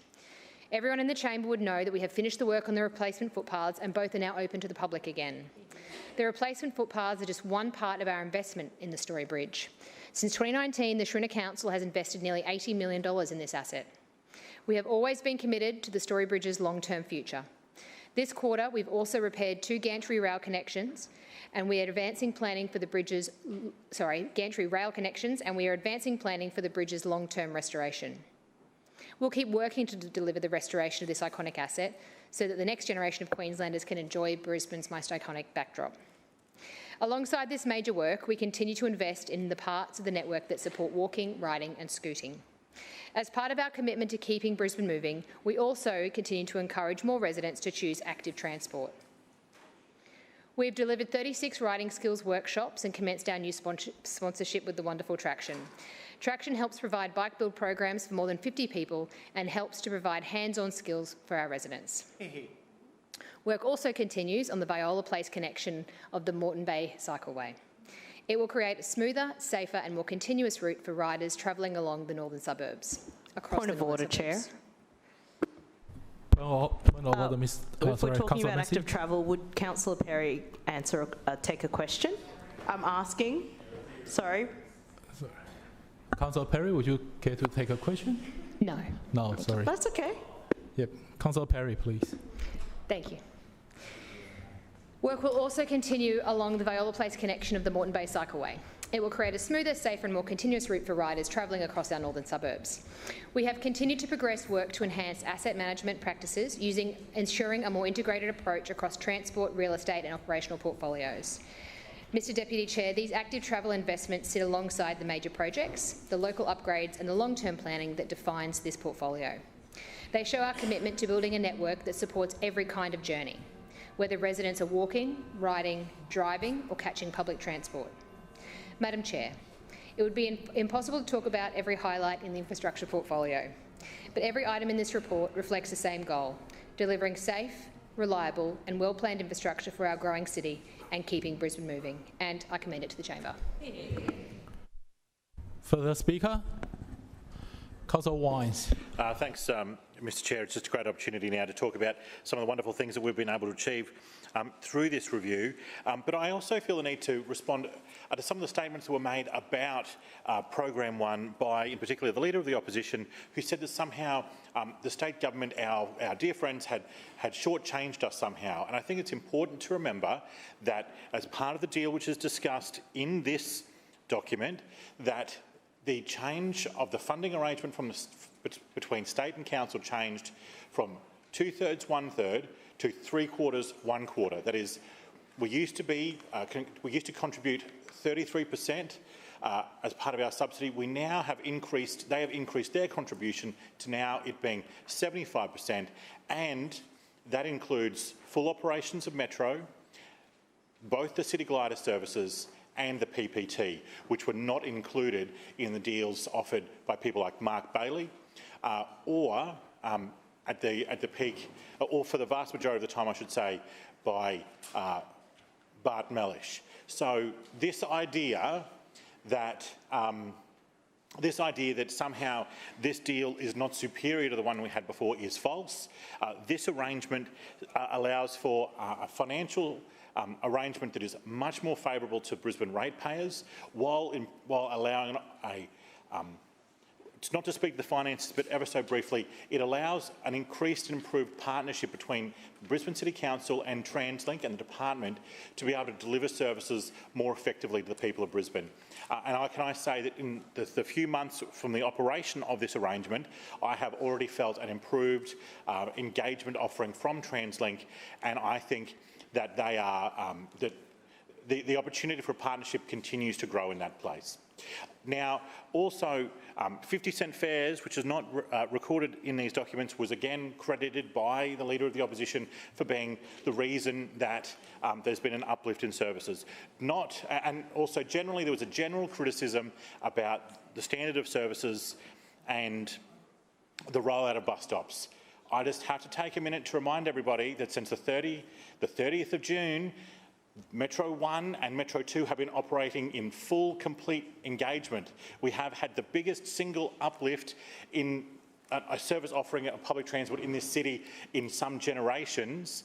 That corresponded to the BNBN system, which has seen an increased number of users. It's seen It's seen more on-time running. It's seen a better, more reliable timetable. It's seen the risk of lost time on the inner south bus tunnel and the Victoria Bridge virtually disappear, and all of that in this environment, which has been, again, more favourable financially to this organisation.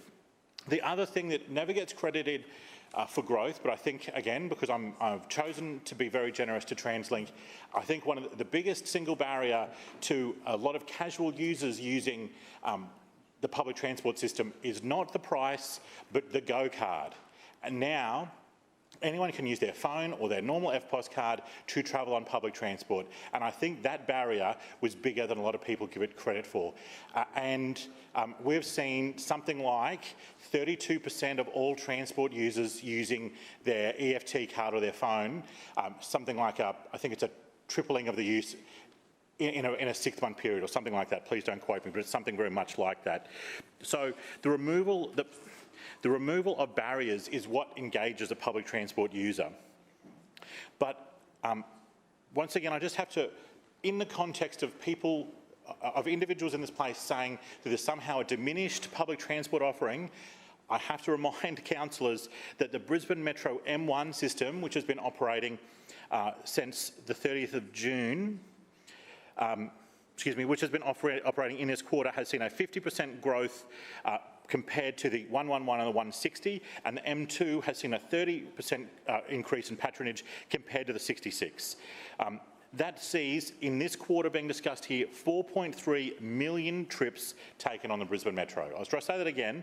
In the quarter that has been told, where we're being told by the opposition that there is a reduction in the standard and offering of service, 4.1 million trips were taken on the brand new high-quality, high-frequency services. So no, there is no reduction in the standard of service. In fact, the discussion that we only built 2 or 3 bus stops, well, I would remind councillors of the Cultural Centre, of the tunnel, of the upgrades to King George Square busway, of the upgrades to UQ, of the upgrades to a series of stations along the busway, your including those in the own community. Further speaker? Point of order, Mr. Chair. Point of order. Can I just check how much time we've got? 31 minutes. Thank you. Just like to thank you for your fair chairing. Thank you. Further speaker? It says no further speaker. Right of reply. Sorry, Deputy Mayor, you want to speak? Yes, please. Yeah, sure. Thanks, Deputy Mayor. Thanks, Mr. Chair. Right, well, we've had quite the contribution on this debate for item C this afternoon, and I rise to contribute and fix a little of the misconceptions that we've heard from those opposite. Item C before us today shows that this period has been a strong and responsible first quarter. Our guiding principle remains simple: spend less so Brisbane residents don't pay more. Now, Councillor Cassidy, in his contribution, said he was scratching his head. Well, keep scratching your head, Councillor Cassidy. A budget review is about comparison. Point of order, Mr. Chair. He started. Point of order, Councillor Johnston. Yes, thank you, Mr. Chair. It's my understanding under section 41(4) that it is the mover. I think it's the mover of a motion that has. Sorry, it might not be 41(4). No. Sorry, Councillor Johnston. Deputy Mayor is speaking, not right of reply. I have. Oh, well, you called her for a right of reply. So this is, and she does seem to be. It was a speech. So, yep. Thank you. Well, Deputy Mayor. Yeah, you definitely called her for a right of reply, but thank you. So you agree that she can't because she didn't move the motion. That's correct, though. Yep. No, she's doing the speech. So thank you. Deputy Mayor. Thanks, Mr. Deputy Chair. So as I was saying, Councillor Cassidy started the debate saying you can't compare years, and then he proceeded to compare year on year and cherry pick this year's number against last year's number, but he's scratching his head saying that you can't compare year on year. Councillor Cassidy also lamented the amount of green waste being recycled during this period. Now, let's have a think about this. The period from June to September, right, so winter time. So Councillor Cassidy has an issue with the fact that there's less green waste being recycled during winter in Brisbane. Wow, well that is, I've now heard it all. What was probably the most extraordinary though, Mr Deputy Chair, is a contribution that Councillor Strunk made.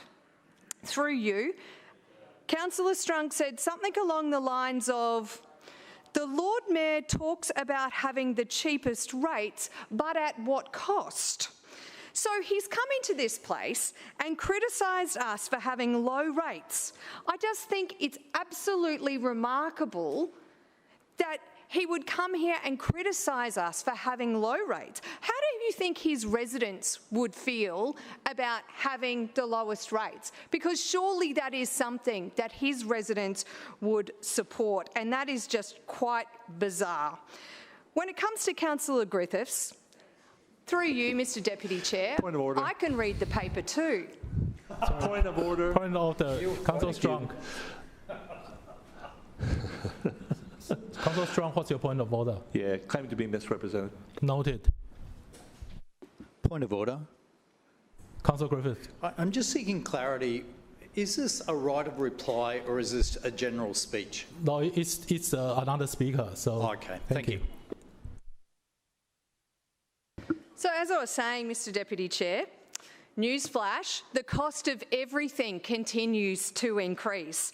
Even the surrounding Labor councils agree with us. This is exactly why we have been saying that we need to spend less. If anything, Councillor Griffith's points today illustrate what we have been saying for years. It's time for some responsible financial management, just as we promised the households in Brisbane that we would. We are doing exactly that, because it's not our money, it's residents' money. Brisbane households are watching every single dollar, and there is every reason in the world why a council should do exactly the same. Now, the Lord Mayor has said in this place many times, the election commitment was clear: to be financially responsible, to keep costs down, and to protect households from unnecessary rate rises. We have continually tackled the cost of living pressures while still meeting the demands of a growing city. Meanwhile, those on the opposite side of the chamber put forward $3.5 billion of unfunded spending promises with no financial plan, which would have led to the rate hikes that perhaps Councillor Strunk supports. Point of order. Sorry, Deputy Mayor. Point of order. Councillor Johnston. Again, if this is just a speech, Mr Deputy Chair, then relevance, because this is about the LNP's quarterly budget report, not motions or not election commitments the ALP may have made who knows how long ago. So relevance, Look, yeah, not in the quarterly report. Yeah, Mr. I've been Chair. allowing liberal debates in here, so but Deputy Mayor, please come back to the... Thank you, Mr Deputy Chair, because this report shows our plan is working. That's what it shows. It shows that spending has been kept under control. And that is exactly what we've seen in the first quarter. Our responsible financial management keeps downward pressure on household rates and rents, and it's exactly what Brisbane residents asked for us to do. Further, more than $734 million in revenue has been received to help fund the frontline services for Brisbane residents. The latest review confirms that net debt is also set to fall by almost 20% to 2028-29.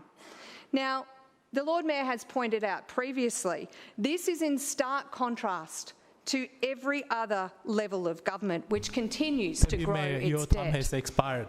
Further speaker, Councillor Kim. Thank you, Chair. When the Deputy Mayor, I rise to speak on the... Oh, sorry, Charles. Councillor Strong, your misrepresentation. Misrepresentation. Yes, the Deputy Mayor, how shall I be kind here? misrepresented what I said. I said that it's great to have the lowest rates in southeast Queensland, but what price services? Councillor Kim. Thank you, Chair. I rise to speak on the quarterly report. When the Deputy Mayor says that they have controlled spending, spending has been organised, it's all good to go, all the Deputy Mayor and residents have to do is open the Courier Mail on Sunday and see that the first heading they say is a monumental waste of cash. That is happening right now with quotes just being exorbitant. We know that for Councillor Griffiths, he got $40,000 quoted to build a tap, a critical piece of infrastructure in his park. Councillors, what else have you been quoted on recently? I'm sure you've got some pretty crazy prices. $46,000 tap. We also got $372,929 quoted for a pedestrian island in Pallara. Now, just recently, as I was at the school communicating this to the school, that this is what we got, only after then paying an extra tens of thousands of dollars to get a draft design to build this in the first place, in which that design had to include the build of culvert extensions because they weren't already done on Ritchie Road. We then got the notification to our office from Outcomes through TAO that this project could no longer be done. And as a result, I didn't understand why that was the case, so wrote the emails back, and then it got the advice that TAO are now looking into this. So there's clearly some miscommunication going on in all of the infrastructure department, which isn't accurately reflected in this annual report. Second to that as well, I know that earlier Councillor Griffiths mentioned that we don't have a library in the Callambell ward. There are lots of critical pieces of infrastructure that are missing. If we just did an audit of the 26 wards around Brisbane City, we could see that there is a case to be made for inequity for outer suburbs. We see this as well in the transport chapter too. There are still 2/3 of Brisbane residents who can't get access to high-frequency buses that come to get residents into the trunk and feeder system that Councillor Wines is always so proudly talking about. We have so much more to build on and so much more work to catch up on. We're decades behind respective to other cities in Australia. I want my home, Brisbane City, to be the best place to live in Australia, and I believe that is still the vision that we can still keep up on. So what we need to see is a quarterly report that actually is accurate reflection of where we need to fill in the gaps in Brisbane City, because right now this isn't it. Another one to address as well in this quarterly report is how a politician has said that they cannot provide this in promotional material and talk about the costs of these projects because it's so embarrassingly high. This has a lot to say about the lack of transparency about our council, let alone the fact that we didn't even get a physical budget book this year at our budget sitting. The council, the LNP council on the other side, have been anything but transparent in the past few months. And as a new councillor, myself and also in front of me, Councillor Chong Wah, there has been a lack of transparency for new councillors, and it is appalling to see that this is the reputation that Brisbane City Council holds. We have all been elected here to uphold an extraordinary example to make sure that residents are put first, but that's not what we see in this report today. Finally, I just wanted to mention a few extra things. Over the past 20 years of this LNP rule, there have been many playgrounds that have been neglected. So as a result, it would take $200,000 to fully replace a playground and then put a shade sail on top, despite the fact that where this happened in Parkinson, there was a shade sail there in the first place. It was taken down and never replaced. And this is an example of a failure to keep up to date with restoring playgrounds across Brisbane City. This is terrible neglect, and it's also quite disingenuous when the council says that you have the Suburban Enhancement Fund that doesn't actually keep up with the pace of inflation, as well as the rising cost of construction material, to use that as an excuse as to how we can manage equipment all across Brisbane City, when we all know that the LNP Council and the Lord Mayor have the biggest control over such a large budget, all collected by ratepayers of Brisbane City, that deserves so much more transparency than what we see in this report here today. It's a terrible example that's placed, and this is what happens when there's complacency over government ruling for a long time. It's time for a change. We saw that in the Callambell ward, and there's a few more years to make sure that this transparency is upheld, and Brisbane residents will make sure that their voices are heard. Thank you, Chair. Further speaker? Is that Councillor Collier's? Yeah, Councillor Collier. Thanks very much, Chair. I'll keep my remarks brief. I think it is absolutely extraordinary that the Deputy Mayor of this city and the Chair of the Finance Committee, who's, responsible for developing this sort of document could engage in such a level of, I'm not going to dignify it and call it debate, because it just simply wasn't that. You know, Councillor Cunningham spent most of her 5 minutes that she has to talk about, you know, all of the things under her responsibility as the person who's, you know, largely, you know, hand in glove in working with the Lord Mayor to be responsible for all the finances in this city, spent it talking about Labor, talking about, you know, Councillor Cassidy, talking about Councillor Strunk and all those things that they've said, and elections, and not once mentioned things like footpaths or housing. She did mention cost of living. I do find it a bit laughable from this LNP council that, you know, they talk about how they're doing everything they can to address the cost of living. But the reality is that, you know, there is only actually one thing that this council has done that is, you know, what I'd say is a genuine cost of living relief measure, and that's 3 months of discounted pool fees, which is great. I think the $2, you know, pool entry program is a fantastic program and gets people out and active and engaging in our, you know, amazing community pools. But that's kind of the one thing they've done. In terms of actually affecting household budgets, we know that, and it's shown in this report, and it shows every time someone has to pay a rate bill, that the cost of living in this city under the LNP after more than 20 years in power is only going up. What this financial report shows is that this LNP administration is totally out of touch with Brisbane residents, and what I think is they are out of their depth when it comes to managing complex problems in a growing city. And the residents of Brisbane deserve so much more. They deserve, you know, more than excuses, more than, I guess, cost pushing into future areas, simple projects that can't get delivered, footpaths, you know, that continue to remain broken across Brisbane. I mean, I find it absolutely incredible that, you know, we're out here trumpeting about the fact, well, the LNP Council is out here trumpeting about the fact that we've done, you know, 3 drainage projects. We've designed 4 new bus stops in a city with, you know, over 1 million people and growing. That to me just highlights how inadequate what we're doing really is. It's showing that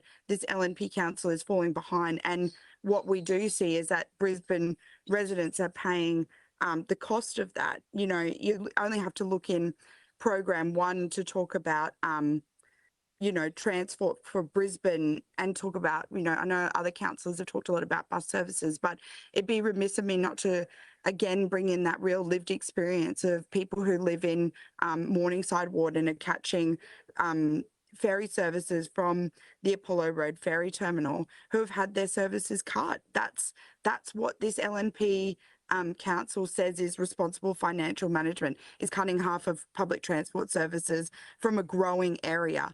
And not only that, you know, in libraries, what we're seeing, and I was only contacted the other day by a resident who's coming from outside of this community to attend rhyme time library sessions in Bulimba and getting turned away week after week. And they said they're only coming to Bulimba because the other services in Carina and Carindale have been reduced as well. So we're seeing what those cuts are really looking like time and time again, day and day. And the LNP come into this place and they defend their glossy brochures and say, you know, these numbers are great and these are the highlights. But this is what it actually reveals is kind of a troubling pattern, is that they continue to, you know, delay projects. There are a very select few projects that have been totally mismanaged. Goalposts are always shifting and they're not honest with people about it. And I guess the real thing is that what this report shows is that there's a council falling so far behind on meeting just those basic needs that residents rely on. Thanks very much. Further speaker, Councillor Johnston. Yes, thank you. I wasn't going to speak, but the Deputy Mayor, who, like the Lord Mayor, has vanished completely from the chamber, has inspired me to do so, because I really don't think that her statements along the lines of, you can really see that our budget management is working. Now, I'm not quoting her, I'm just saying that she's very proud of the budget. She's very proud that her financial plan is working. That's actually the word that the Deputy Mayor used. I note that neither of them here now to defend their budget, but I just thought I'd run through some of the things that the Deputy Mayor thinks is working, and perhaps these are things she keeps an eye on along with the Lord Mayor when they're in Dubai or somewhere else overseas, you know, instead of being here in Brisbane doing the jobs that they are paid to do, because all year, the Lord Mayor and the Civic Chairs have been very busy overseas, and they've got used to doing their job on the road, I think, you know, and perhaps that's reflected in the financial... Order, Madam Chair. Point of order, Relevance Councillor. to the report before yes, us. Councillor, thank you. Councillor Johnson, please come back to the report.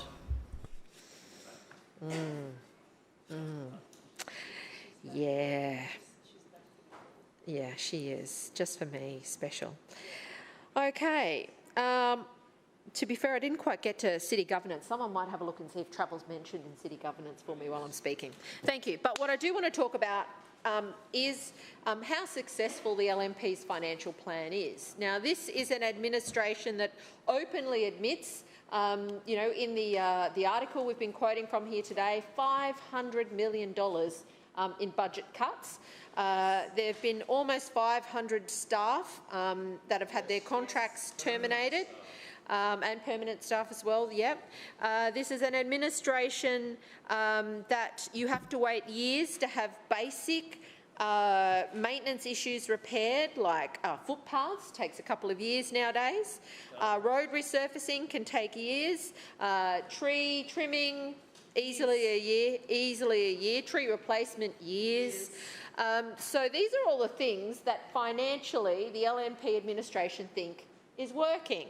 And I'd like to give you an idea just about how well that it is actually working. So in looking at the quarterly report, the following programs are, quote, below budget. So this means that the expenditure that they were planning, which we don't actually know about, right? So it's not like the opposition councillors have had the opportunity to say, hey, you're not delivering on your programs. This is the LNP admitting that they are not delivering on their secret budget that is only they know about. So they're openly admitting that they cannot deliver against the budgeted commitments of their own secret budget. Transport for Brisbane. Expenses are below budget. Now, these are not cuts. These are failure to deliver on basic transport issues in this city, and that is construction of roads, bridges, footpaths, stormwater, whatever it might be. That is a failure to deliver on budgeted, the LNP's budgeted commitments. Yeah. Infrastructure for Brisbane.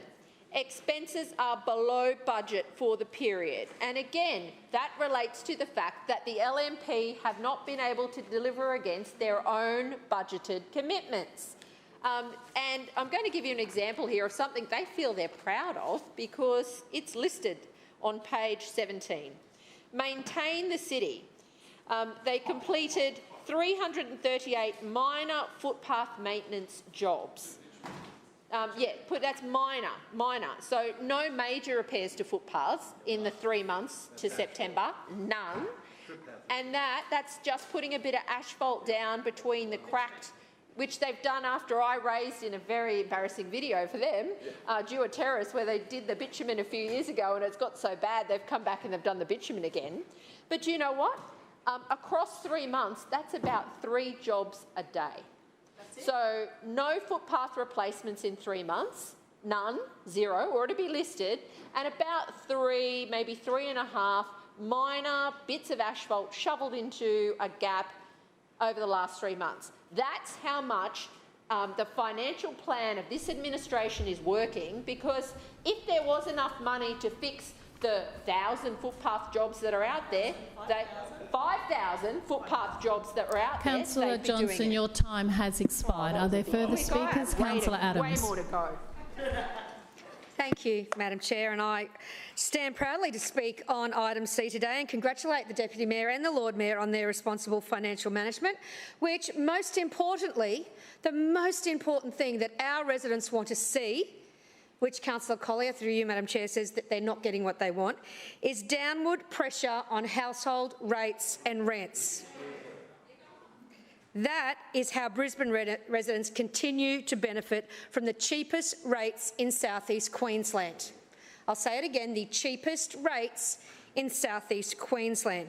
Furthermore, $734 million in revenue has been received to help fund the frontline services that we are delivering. And the latest review confirms net debt is set to fall by almost 20% in 28-29.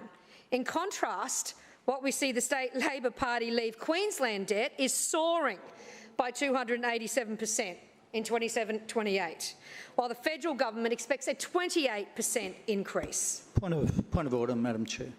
Point of order, Councillor Griffiths. You wouldn't let Councillor Johnson go off topic. This is off topic, Councillor. I'd ask Thank you to you. bring it back to the topic. Councillor, thank you. Councillor Adams. Thank you, Madam Chair. I was talking to the line around net debt that is actually in the report before us today, far more relevant than any community meeting that Councillor Cassidy believes may be in this report.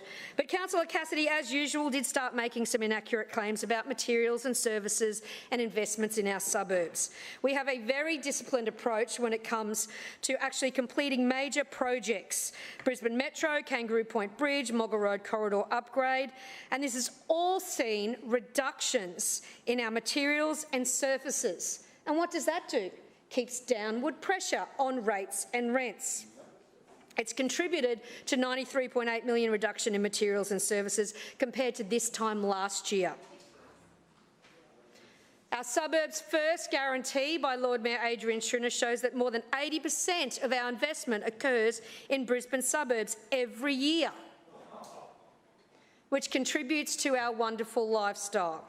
And as the LM said already, 85% of our budget is being invested in the suburbs in this financial year. In fact, the Suburban Works program this year has increased funding to deliver even more of those works. But we're also about making sure that we keep Brisbane moving. And Councillor Griffith can spend every Sunday door knocking on the residents in my ward who are ringing me complaining, why is this strange man knocking on my door? Because they are more than happy with the bus network. Councillor Cassidy, stop calling out, and I caution you, and other councillors, stop calling out across the chamber.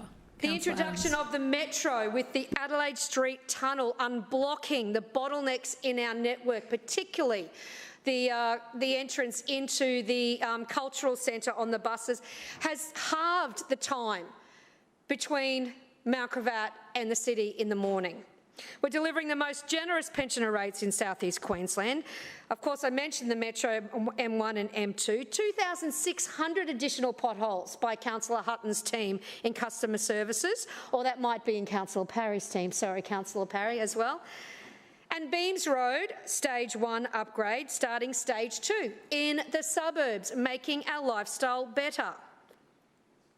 And Councillor Strunk mentioned it, and guess what? It is actually true. Costs continue to rise, but we still continue to deliver. Inflation is moving in the right direction, but there is still uncertainty in global markets, and costs to council are still impacting the bottom line. The cost of building, construction, road and bridge construction is up almost 18%. But yet, what are we doing in the Schrinner Council? We are keeping downward pressure on rates and rents with sound fiscal management. And when it comes to borrowings, we've embarked on a record infrastructure program, but we are also making sure that we are keeping those borrowings for delivering, not for keeping the lights on. Our net debt is decreasing each year going forward. The net debt remains less than $4 billion of the annual budget at $3.5 billion, decreasing in each year going forward, which is clear in those papers before us today. And again, by contrast, in other levels of government, we only see net debt climbing and climbing.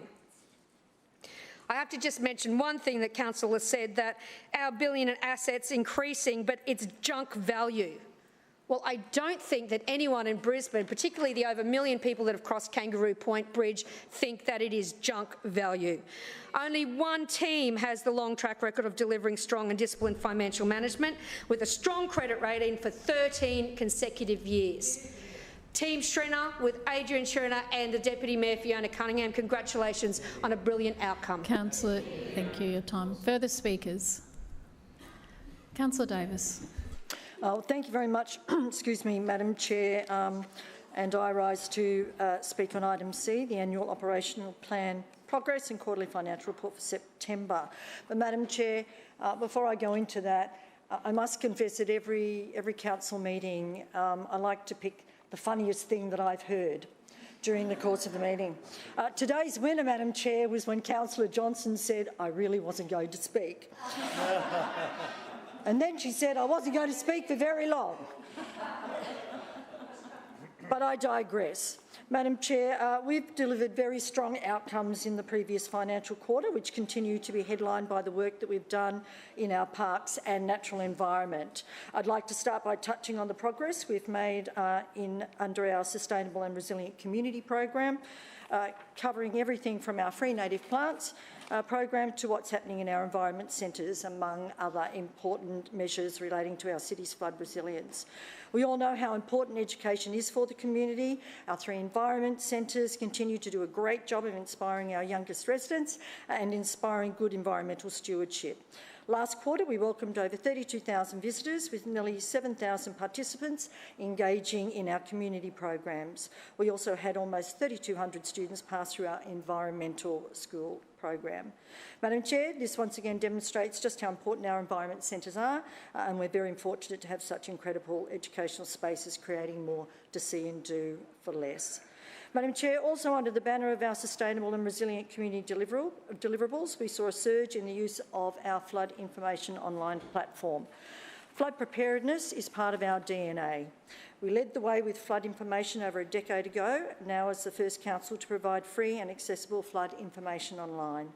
Our flood information online platform has been the cornerstone of our efforts, ensuring residents are informed and prepared for the risks.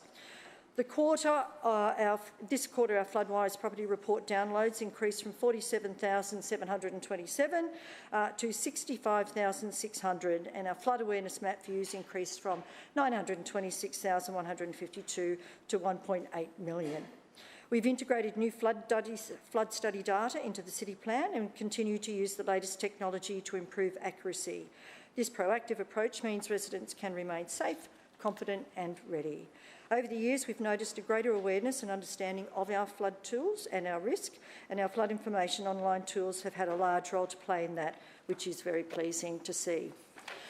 Now moving to our low carbon and clean environmental initiatives. Last quarter, we secured a 50-50 funding arrangement with the Australian Government under the Community Energy Upgrade Fund, and this will see more than $2.4 million flow into the delivery of solar panels across 18 council sites, 27 owned community facilities, as well as electric charging hub at our Regional Operations Centre. And late last week, we passed an important milestone, having installed 250 kilowatts under the program, which is the equivalent of 500 solar panels. This initiative will help reduce emissions and power bills so that community organisations spend less on electricity bills, on more and more on their teams and equipment. Sorry, Councillor Davis, I will have to stop you Madam there. Chair.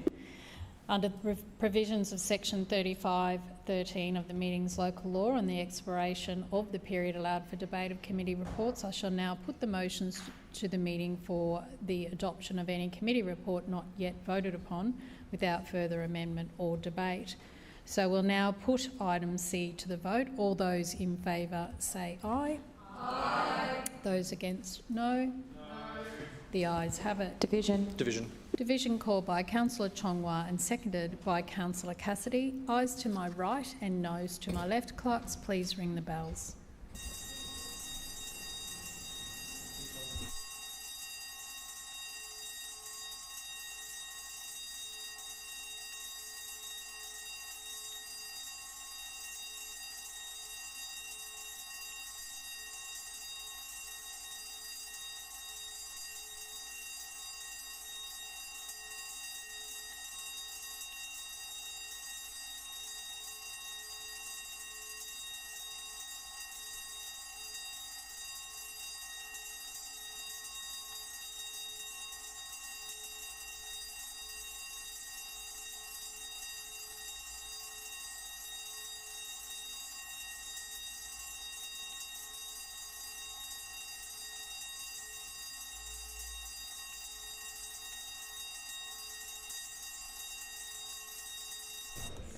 Clerks, please read the results. Madam Chair, the ayes have it, the voting being 17 in favour and 8 against. That is carried. Councillors, please resume your seats.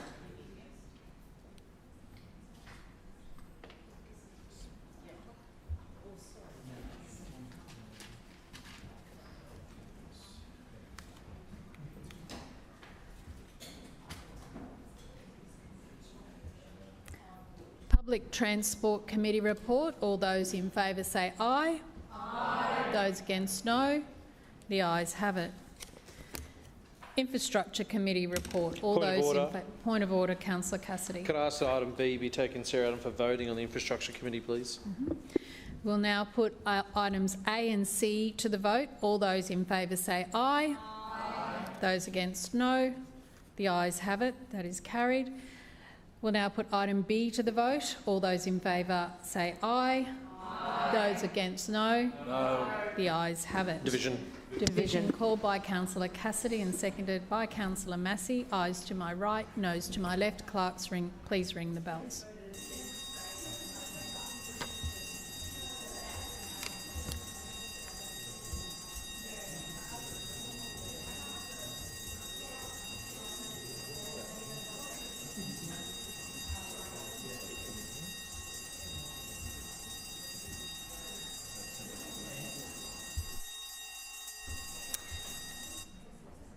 Clerks, please read the results. Madam Chair, the ayes have it, the voting being 17 in favour and 8 against. That is carried. Councillors, please resume your seats. Please resume your seats. It's carried.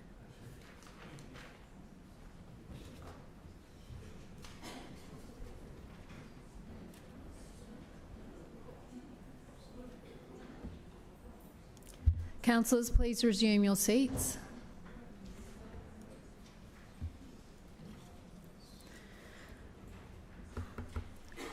We'll now put City Planning, Suburban Renewal and Economic Development Committee to the vote. All those in favour say aye. Aye. Those against, no. The ayes have it. That is carried. Division called by Councillor Dixon and seconded by Councillor Givney. Ayes to my right, noes to my left. Clerks, please ring the bells.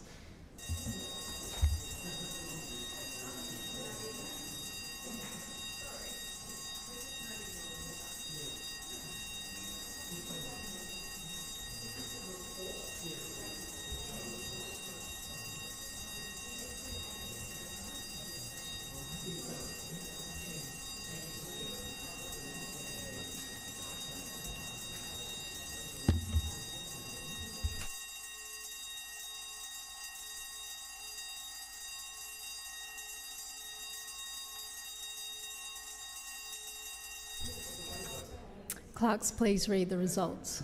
Madam Chair, the ayes have it, the voting being 17 in favour and 8 against. That is carried. Councillors, please resume your seats.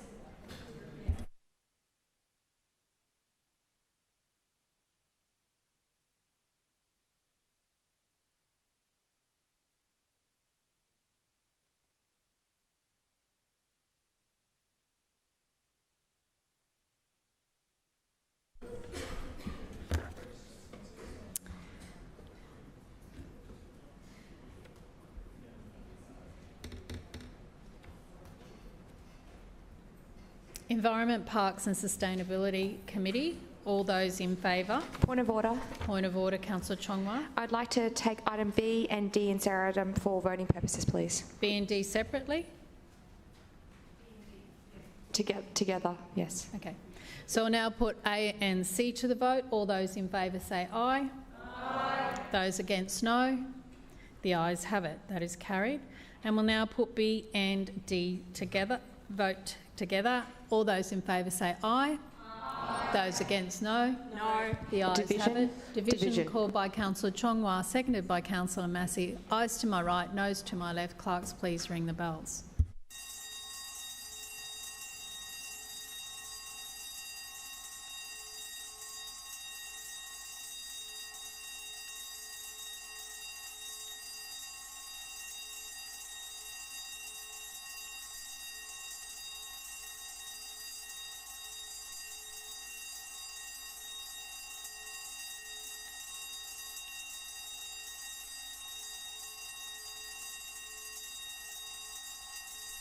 Clerks, please read the results.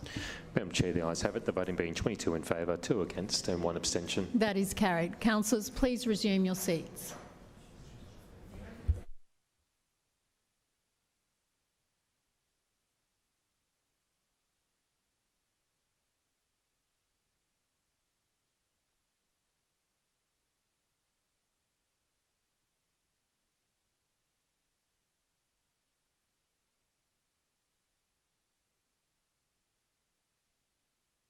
Customer Services Committee. All those in favour say aye. Aye. Those against no. The ayes have it. That is carried. Community and the Arts Committee. All those in favour say aye. Aye. Those against no. The ayes have it. That is carried. And Finance and City Governance Committee. All those in favour say aye. Aye. Those against no. The ayes have it.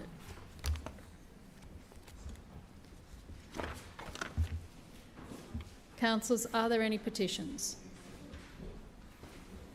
Councillor Allen. Madam Chair, I have a petition requesting Council stop development of multiple dwellings in Wavell Heights. Councillor Howard.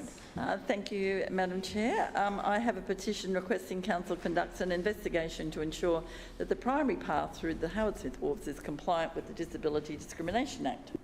Councillor Toomey. Thank you, Madam Chairman. I have a petition from the people of Mount Nebo for Mount Nebo Road. Deputy Mayor. Thanks, Madam Chair. I have a petition requesting Council install a speed bump before a stop sign in Denellen Street at Greenslopes.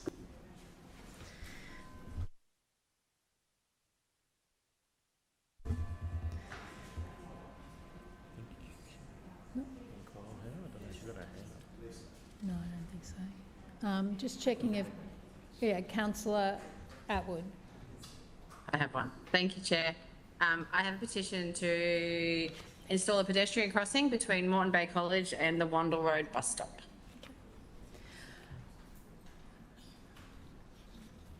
Councillor Dixon, may I have a motion for receipt of the petitions? Yep. Chair, I move that the petitions as presented be received and referred to the committee concerned for consideration and report. Second. It has been moved by Councillor Dixon and seconded by Councillor Strunk that all petitions as presented be received and referred to the committee concerned for consideration and report. All those in favour say aye. Aye. Those against no. The ayes have it. Councillors, are there any statements required as a result of an Office of the Independent Assessor or Councillor Ethics Committee order? That now takes us to general business. Are there any items of general business? Councillor Parry. Thank you, Madam Chair. And I rise today to reflect on the official opening of the new Onfay Italian Club in Stafford that I attended a couple of weeks ago.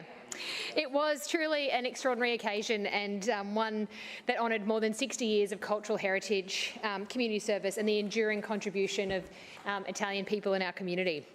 The Onfay Italian Club was originally founded in 1962 and it was established to support Italian migrants seeking connection, opportunity and a sense of belonging in their new home. Standing among the hundreds of people gathered at that new Stafford venue, some of those people are in this room with us today, Councillor Howard and Councillor Davis, my neighbours, and of course the old Italian Club was in Councillor Howard's ward for many, many years. I was reminded of just how profoundly that mission of the Onfay Italian Club has shaped generations of people. One of the most moving parts of the event was hearing the history of Onfay retold, particularly the legacy of its founder here in Brisbane, Commendatore Carmelo Caruso. His recent passing made the occasion even more poignant for his family and for the many people whose lives he touched. His vision and dedication... Sorry, Councillor Parry, can I just stop you there for a minute? Both sides of the chamber, there's a lot of chatter going on and it's very hard to hear Councillor Parry doing her general business. So if you can please take any conversations outside. Councillor Parry. Thank you, Madam Chair. And as I was saying, his recent passing made the occasion even more poignant for his family and for the many people whose lives he touched.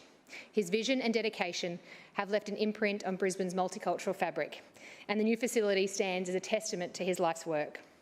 Of course, it would be remiss of me not to mention that the club was opened by Premier David Crisafulli and our own Lord Mayor, both of whom reflected on their own family's migrant journey.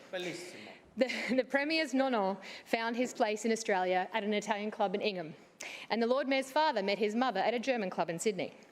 So just think of all the future premiers and Lord Mayors we can look forward to thanks to our much-loved community clubs. Of course, these organisations wouldn't exist without the volunteer committees that hold them together, that run these events, that make sure we're invited and do all the work behind the scenes. So I'd like to acknowledge the committee, particularly Rita Borzakella and Rosie Chikiti. They're going to hate me for pronouncing their names like that. And all of the other members of the committee, particularly honouring several long-standing contributors to their journey. Here we go. Signora Paolo Greco, who served on the committee as early as 1966. Concezio Ottobrandi, who devoted over 50 years as a secretary. Gianna Ridolfi, whose more than 30 years of service continues today. And Giuseppe Collegrande, who has contributed since the 1970s. Their combined service, grazie. Their combined service spans lifetimes, and their commitment is a reminder that the strength of any community organisation lies in the dedication of its people. The opening also acknowledged the generosity and labour that made the new club possible. Significant thanks are extended to Mr Damien Cavalucci, whose support was instrumental, and to Tony Maruka. Tony is an excellent man, and Chris Callis, who volunteered countless hours to help bring this new venue to life. Since the club quietly opened its doors 6 months ago in the great suburb of Stafford, more than 1,200 members have already joined. That overwhelming response speaks not only to the popularity of the new facility, but to the ongoing desire among families, young and old, of all backgrounds, to connect with each other and connect with their heritage. The new club has quickly become a gathering place for culture, celebration and community. The event was attended by an extraordinary list of dignitaries. I will read them out. I've already mentioned a few, of course, Councillor Howard and Councillor Davis here, but we also had the Lady Mayoress, Nina Schrinner. We also had Mrs Tegan Crisafulli. We had the Italian consul, the lovely Luna Angelina Marinucci. We had the Honourable Nicola Carde, who travelled from Rome for the occasion. We had Rosie Vecchio, who's the president of Comites. We had, of course, Mrs Maria Maruka, who is the president of the Unfair Italian Club, who is a wonderful lady and did so much work to get this together, despite losing her father weeks ago, was just incredible. And her beautiful mother, Mrs Rina Caruso, who was Carmelo's wife, who was there as well. And it was a very emotional day for them. And but gosh, they put on a show and lots of delicious food. And of course, all of the presence of these people underscored the importance of Unfair within the broader Italian community. What struck me the most about this facility was, even though it's new, it's modern and beautifully designed, it was a sense of continuity. This club is more than bricks and mortar. It will be around for generations to come. I extend my heartfelt congratulations to the Unfair Committee, to all the volunteers, sponsors, donors and supporters who brought this vision to life. And I look forward to this wonderful facility, a place that is full of family, community, pride and heritage will continue to flourish in Stafford for many, many years to come. Grazie. Grazie. Further speakers? Councillor Howard. Thank you, Madam Chair. Now I'm going to see Councillor Parry, her Italian and German, and raise it to the Greek community and talk about. I'm not sure I'm going to be able to do the pronunciations very well. However, I was absolutely honoured to represent the Lord Mayor at the Greek Orthodox Community of St George 50th Golden. Councillor Howard, sorry. Point of order, Councillor Johnston. Yes, just if Councillor Howard could state what she's planning to speak to at the beginning of general business, that is generally the role. Thank you. Oh, Madam Chair, I'm so sorry that I didn't do that. I'm so sorry. Could you all please forgive me for not announcing what I'm going to talk about? Because what I'm going to talk about is the Greek Orthodox Community of St George 50th Golden Jubilee of the Ladies Auxiliary. Thank you. Yes. So now, through you, Madam Chair, I will also be relying on Councillor Adaman, who happens to be married to a beautiful Greek lady, to help me with some of the pronunciations. But can I say that I attended this event on the same evening as the Lord Mayor was here with the Multicultural Business Awards, and so I know that many in this chamber attended that, and it's a marvellous event. But it was fantastic to represent him at the Greek Club, who also is celebrating 50 years. And of course, we were joined by Frida Velasakis, thank you, Now, Frida is the first female president, much like Maria for the Italians. Frida is leading the charge for the Greek community of St George and is doing an absolute marvellous job. And I have to put on the record that Frida and I have something in common in that both of her father and my grandfather were conductors on the Brisbane trams, and they both wore those beautiful little caps, and we always reminisce when we see each other. So it was an amazing event because it did celebrate such a milestone, and it was an evening of awards as well.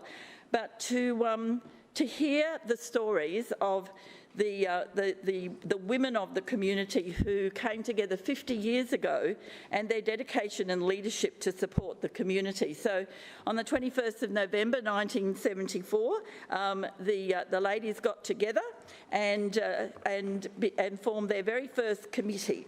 And their very first committee had Anne Critias as the president from 1974 to 1976, and Anne was instrumental in getting it all started. And of course, the committee also went on not only to support the church, but also to support Panegyri, to support Export 88 at the Greek Pavilion, and also fundraising for St Nicholas Nursing Home and for the Welfare Centre.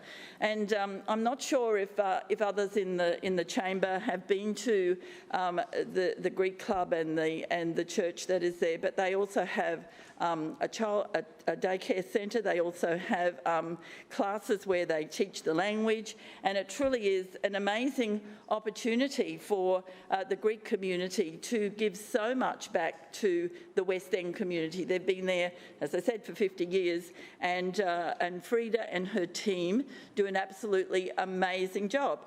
And what they will be looking forward to next year, of course, is celebrating 50 years of Panegyri. So it really is a great opportunity, and I just want to put on the record my huge appreciation for making me so welcome, because they did. The food was amazing. They sent us home with sweets that the ladies had made themselves. They'd made the desserts. It was just a beautiful, beautiful evening of everyone coming together. And I just want to say how fortunate are we in Brisbane to have such a multicultural community where we can celebrate Italian, Greek, whatever there is there.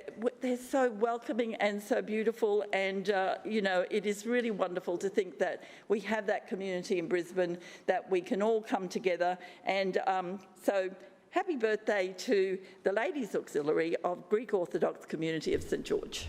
Thank you. Further general business.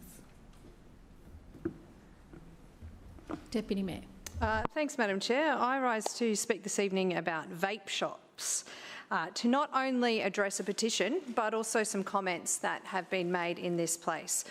Comments that, while they might have been passionate, were based on a misunderstanding of the law, mischaracterisation of council's role, and a willingness to promise community powers that council simply does not possess. So let me be clear from the outset. The Schrinner Council is committed to standing up for Brisbane when it comes to crime. But what we will not do is mislead residents by pretending we hold authority that sits squarely with the state government and federal regulators. As we have always said, crime is primarily a state responsibility.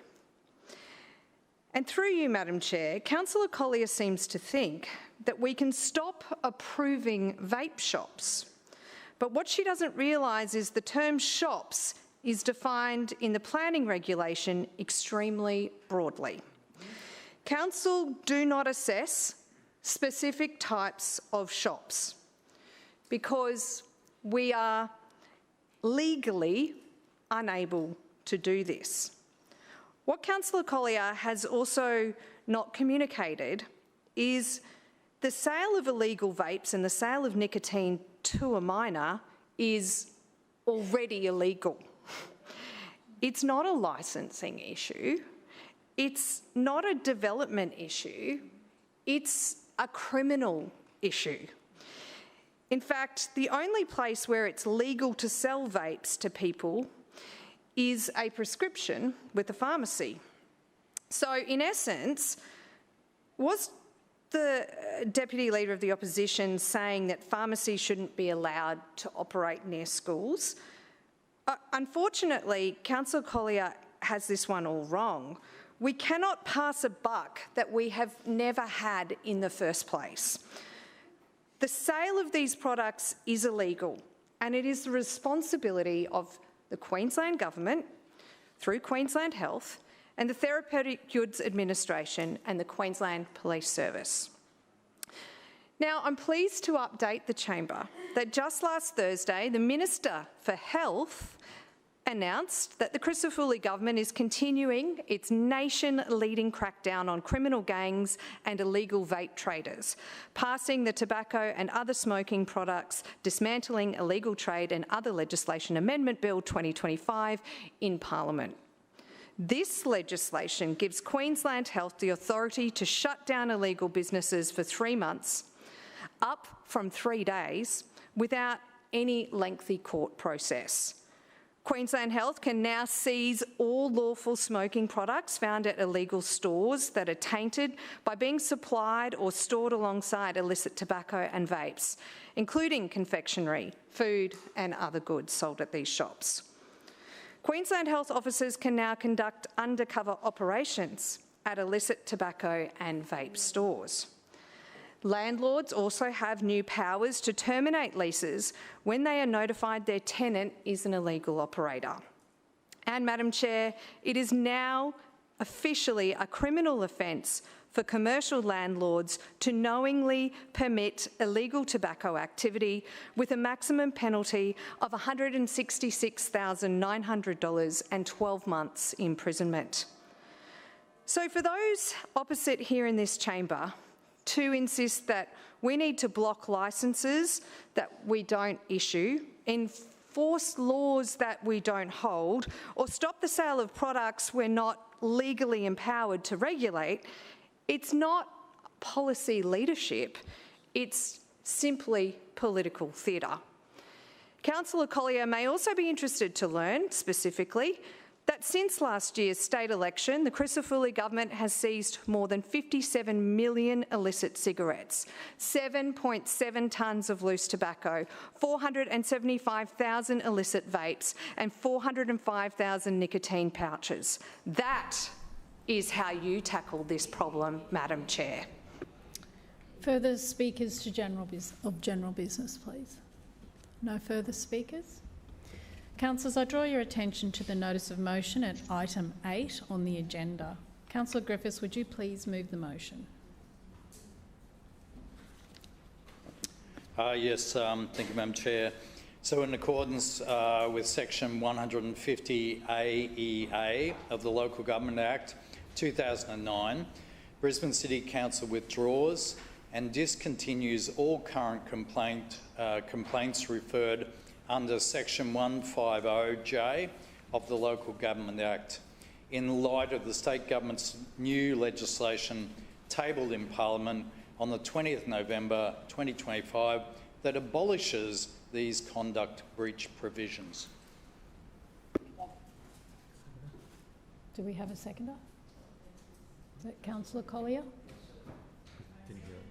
No, one moment. Councillor Collier? Yes. Thank you.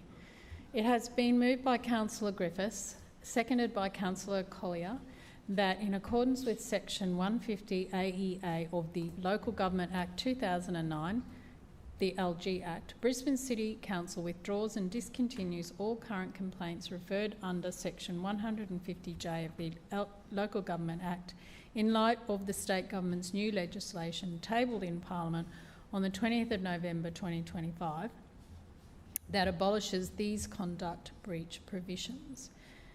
Councillor Griffiths. Point of order.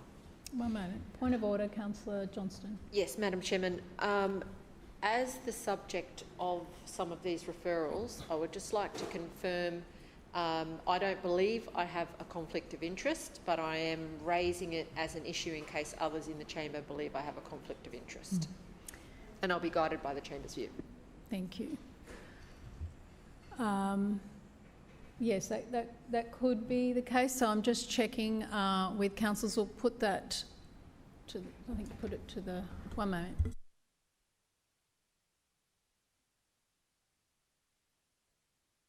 I think what we'll just put to the vote is whether Councillor Johnson should be able to remain for the duration of this debate and vote. So it's also voting.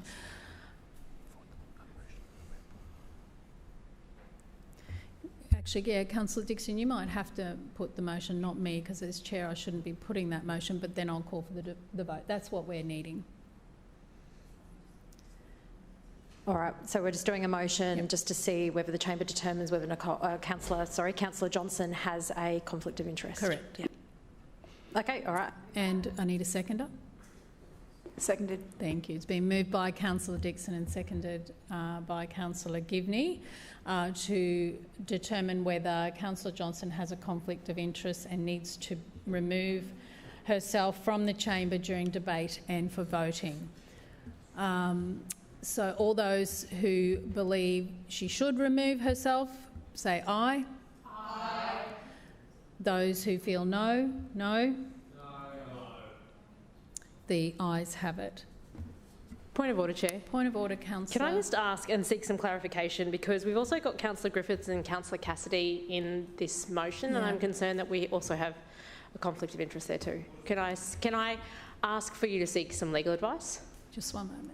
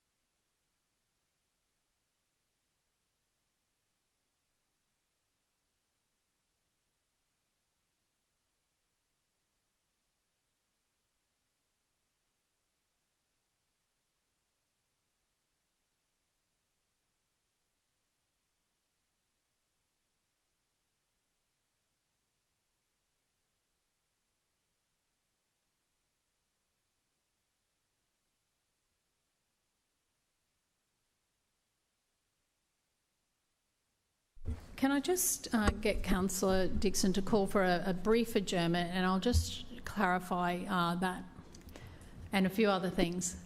Could I just move a motion that we adjourn for a period of 10 minutes to work through a few things? Yep. Seconded. It's been moved by Councillor Dixon and seconded by Councillor Givney for an adjournment of 10 minutes. All those in favour say aye. Aye. Those against no. The ayes have it. Councillors will be back in 10.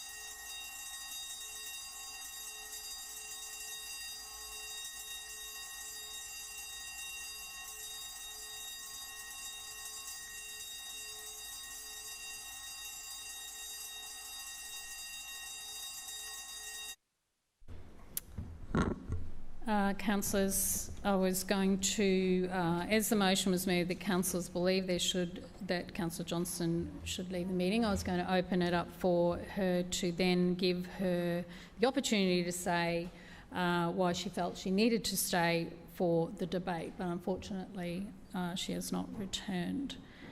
So Point of order, Chair. I think it's best that we move a motion to lay this on the table. Seconded. Okay. Councillor, a motion has been moved by Councillor Dixon to lay the motion on the table and seconded by Councillor Gibney. Point of order. Point of order, Councillor Cassidy. Just in terms of procedure, I'm just trying to follow along here. You just said that the vote we had before on the voices about excluding Councillor Johnston, and then there was the adjournment, and you just said now it was going to be debated after the vote, and now we've had a before Councillor Griffiths could even introduce the motion, a motion laid on the table. So just when a councillor, when you know, they do not want to leave and don't feel they have a conflict of interest, you're going to be given the chance to say why she felt she needed to stay, and then obviously it's your responsibility, councillors, if you feel you have conflict of interest, to declare that, and if you don't, then we can continue. But Councillor Dixon has stood and said that, and moved the motion that we lay it on the table. Point of order. Which I need to put to the vote. Councillor Cassidy. Just in terms of, there has been something raised before this adjournment by Councillor Hutton about Councillor Griffiths and I, and you were seeking legal advice. Yes. We haven't raised those issues, but it has now been raised. Yes, and so I'm telling you, that's Hutton. why I said it's your responsibility to determine whether you feel that you have conflict of interest. Councillor Cassidy. Point of order. It is also, there's a positive obligation on other councillors to raise that if they believe there's a conflict of interest. So given we were halfway through Councillor Hutton raising that, can I just, is that a live issue right now for the chamber, or was the advice that it is not? Well, we were about to go into that debate of whether there were any more conflicts of interest, but Councillor Dixon has raised a point of order and asked that it be laid upon the table. Point of order. Yeah, I'd just like you to provide us with the advice you received. No, I haven't got any written advice. And looking in the meetings local law, I've looked at section 14, subsection 7 myself, and debate and vote as to whether the councillors can participate in the decision making. So that's what we were going to do. Just 1 minute.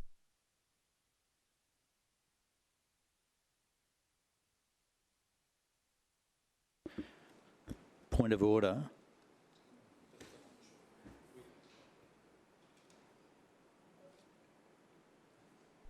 Yeah, and as it says, you know, it is also for councillors to decide whether they have a declarable interest, and, you know, obviously you would have the opportunity then to say whether you do or don't. And that is in section 14, subsection 7. Yeah, so it has been requested that it be laid on the table. Obviously, when that then comes off the table, then that is when you will have to still do that. So, yes, that just got... well, somebody has already called for it to be laid on the table. We haven't put it to the vote yet, but it is important that when someone has moved for it to be laid on the table that we vote. And I'm making it clear now that when it does eventually come off the table, if it does go on the table, then we will have that debate. Point of order. Point of order, Councillor Cassidy. Can a procedural motion for laying something on the table be done outside of debate? So, for instance, Councillor Griffiths had moved this motion, seconded by Councillor Collier. He was about to start speaking, and before he even said a word, what I think is a procedural motion, point of order, has been made to lay it on the table. Is that allowed? I understand what you're saying. It can be done during debate, and so, you know, and we would have gone side to side as well. So the councillor has raised that we do a procedural motion. So yes, it can during that debate. I'll get the... I didn't, point of order, I didn't get the opportunity to even speak to the motion.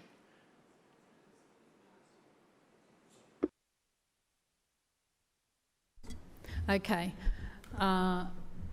We will allow you, councillors, to do that. Sorry, Councillor Dixon. We'll wait until they've had their... Which is probably better, councillors, frankly, to get that sorted. Point of order, Madam Chair. Point of order, Councillor Adams. If we are continuing with this debate, I believe that Councillor Cassidy and Councillor Griffiths have a conflict of interest in this motion and should exit themselves from the chamber.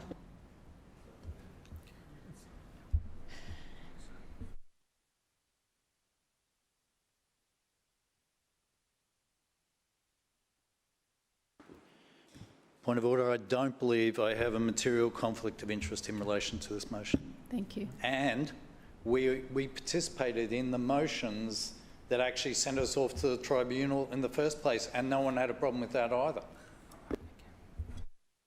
Point of order. Councillor Cassidy. I don't believe I have a declarable or material personal interest in this matter. Okay.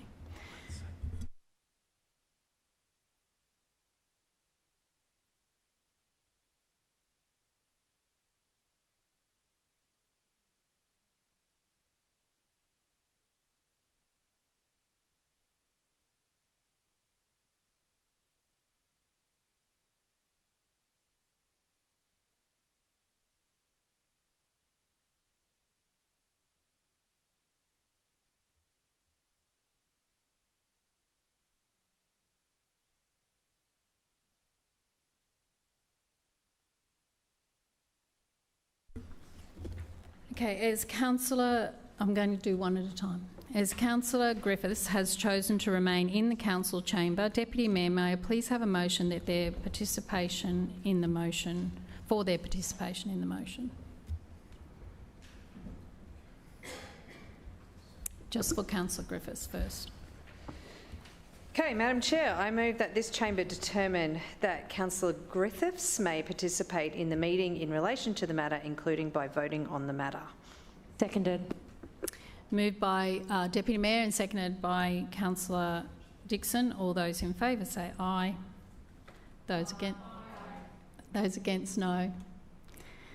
Now, so that is carried. So they've just voted the motion to stay. Yeah, and now we'll move for Councillor Cassidy to stay.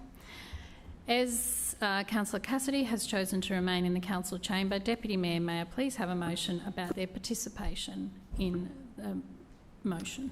Madam Chair, I move that this chamber determine that Councillor Cassidy may participate in the meeting in relation to the matter, including by voting on the matter. Seconded. Thank you. It's been moved by the Deputy Mayor, seconded by Councillor Dixon. All those in favour say aye. Aye. Those against, no. Thank you, Councillor. Sorry, that was a bit clunky. We haven't had to do that before. Now we'll now move to the actual motion. Councillor, are there any speakers on the motion? Councillor Griffiths. Yes, and I think what we've seen here today is the absurdity of the current legislation that which David Crisfulli, as Premier, has said he does not support in relation to the Council Code of Conduct. So, and this legislation, from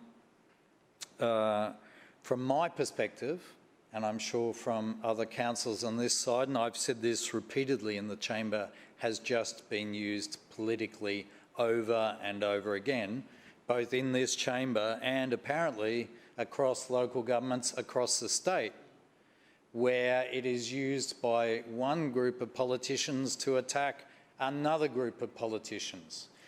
I know I've been through this 8 or 10 times in my 22 years in this chamber. And I think the point that the Premier has said is that this doesn't apply to state or federal members, and it shouldn't apply to councillors. That the way you get rid of someone out of the chamber is through the ballot box. If you don't like the way they're performing, you don't attack the person and use a legal process to get rid of them. I actually support him.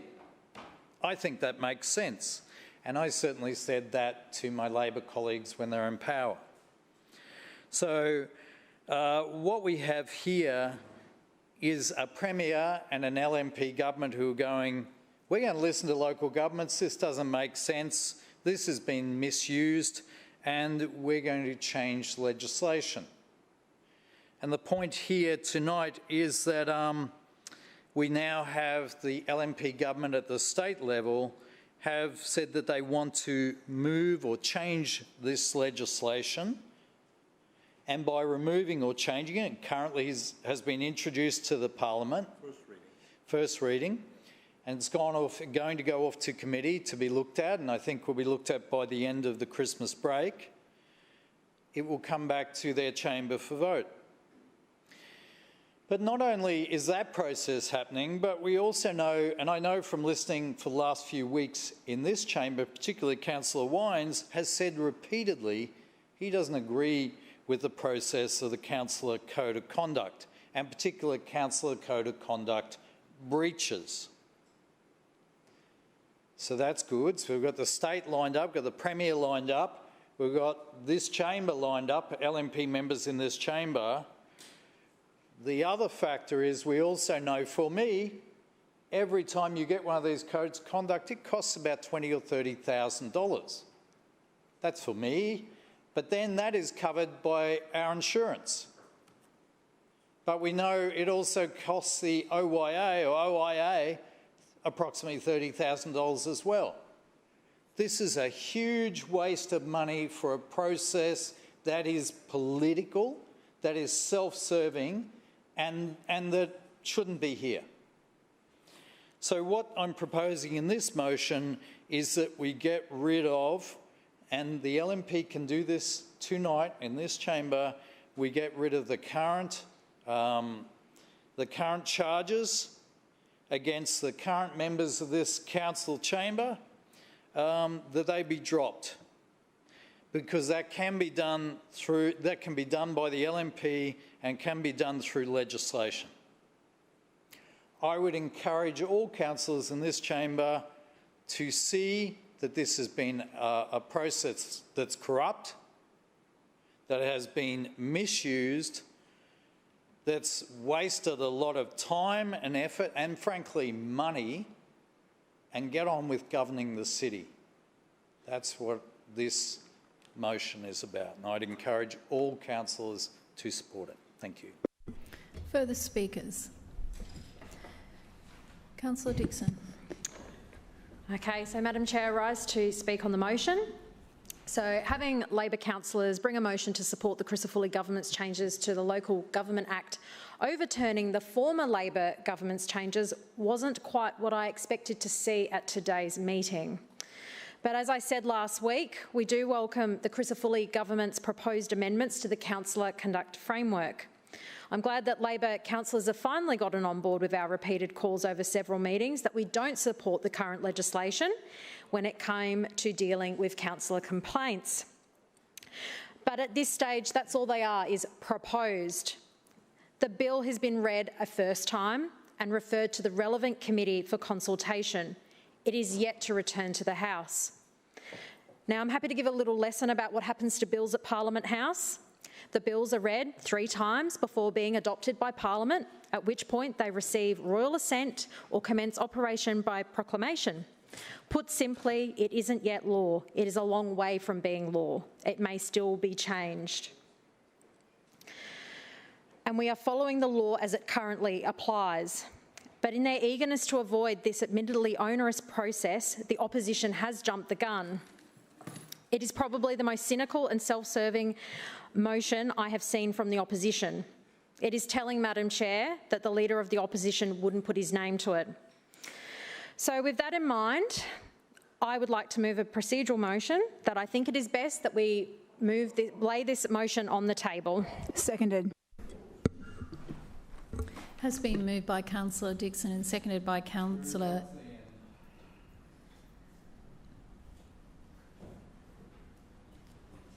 Givney to lay the motion on the table. All those in favour say aye.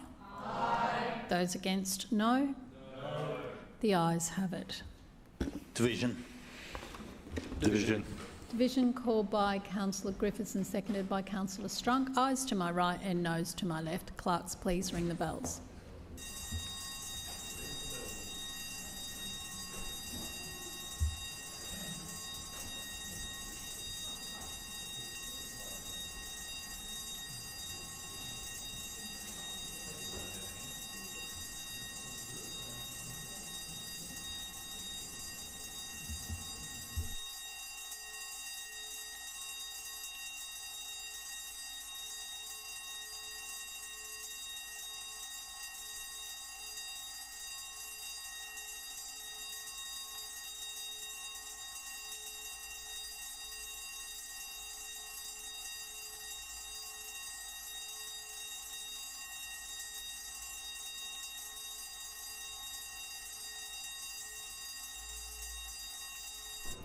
Clerks, please read the results. Madam Chair, the ayes have it, the voting being 14 in favour, 4 against and 1 abstention. And that is carried. Thank you, councillors. That now ends today's meeting.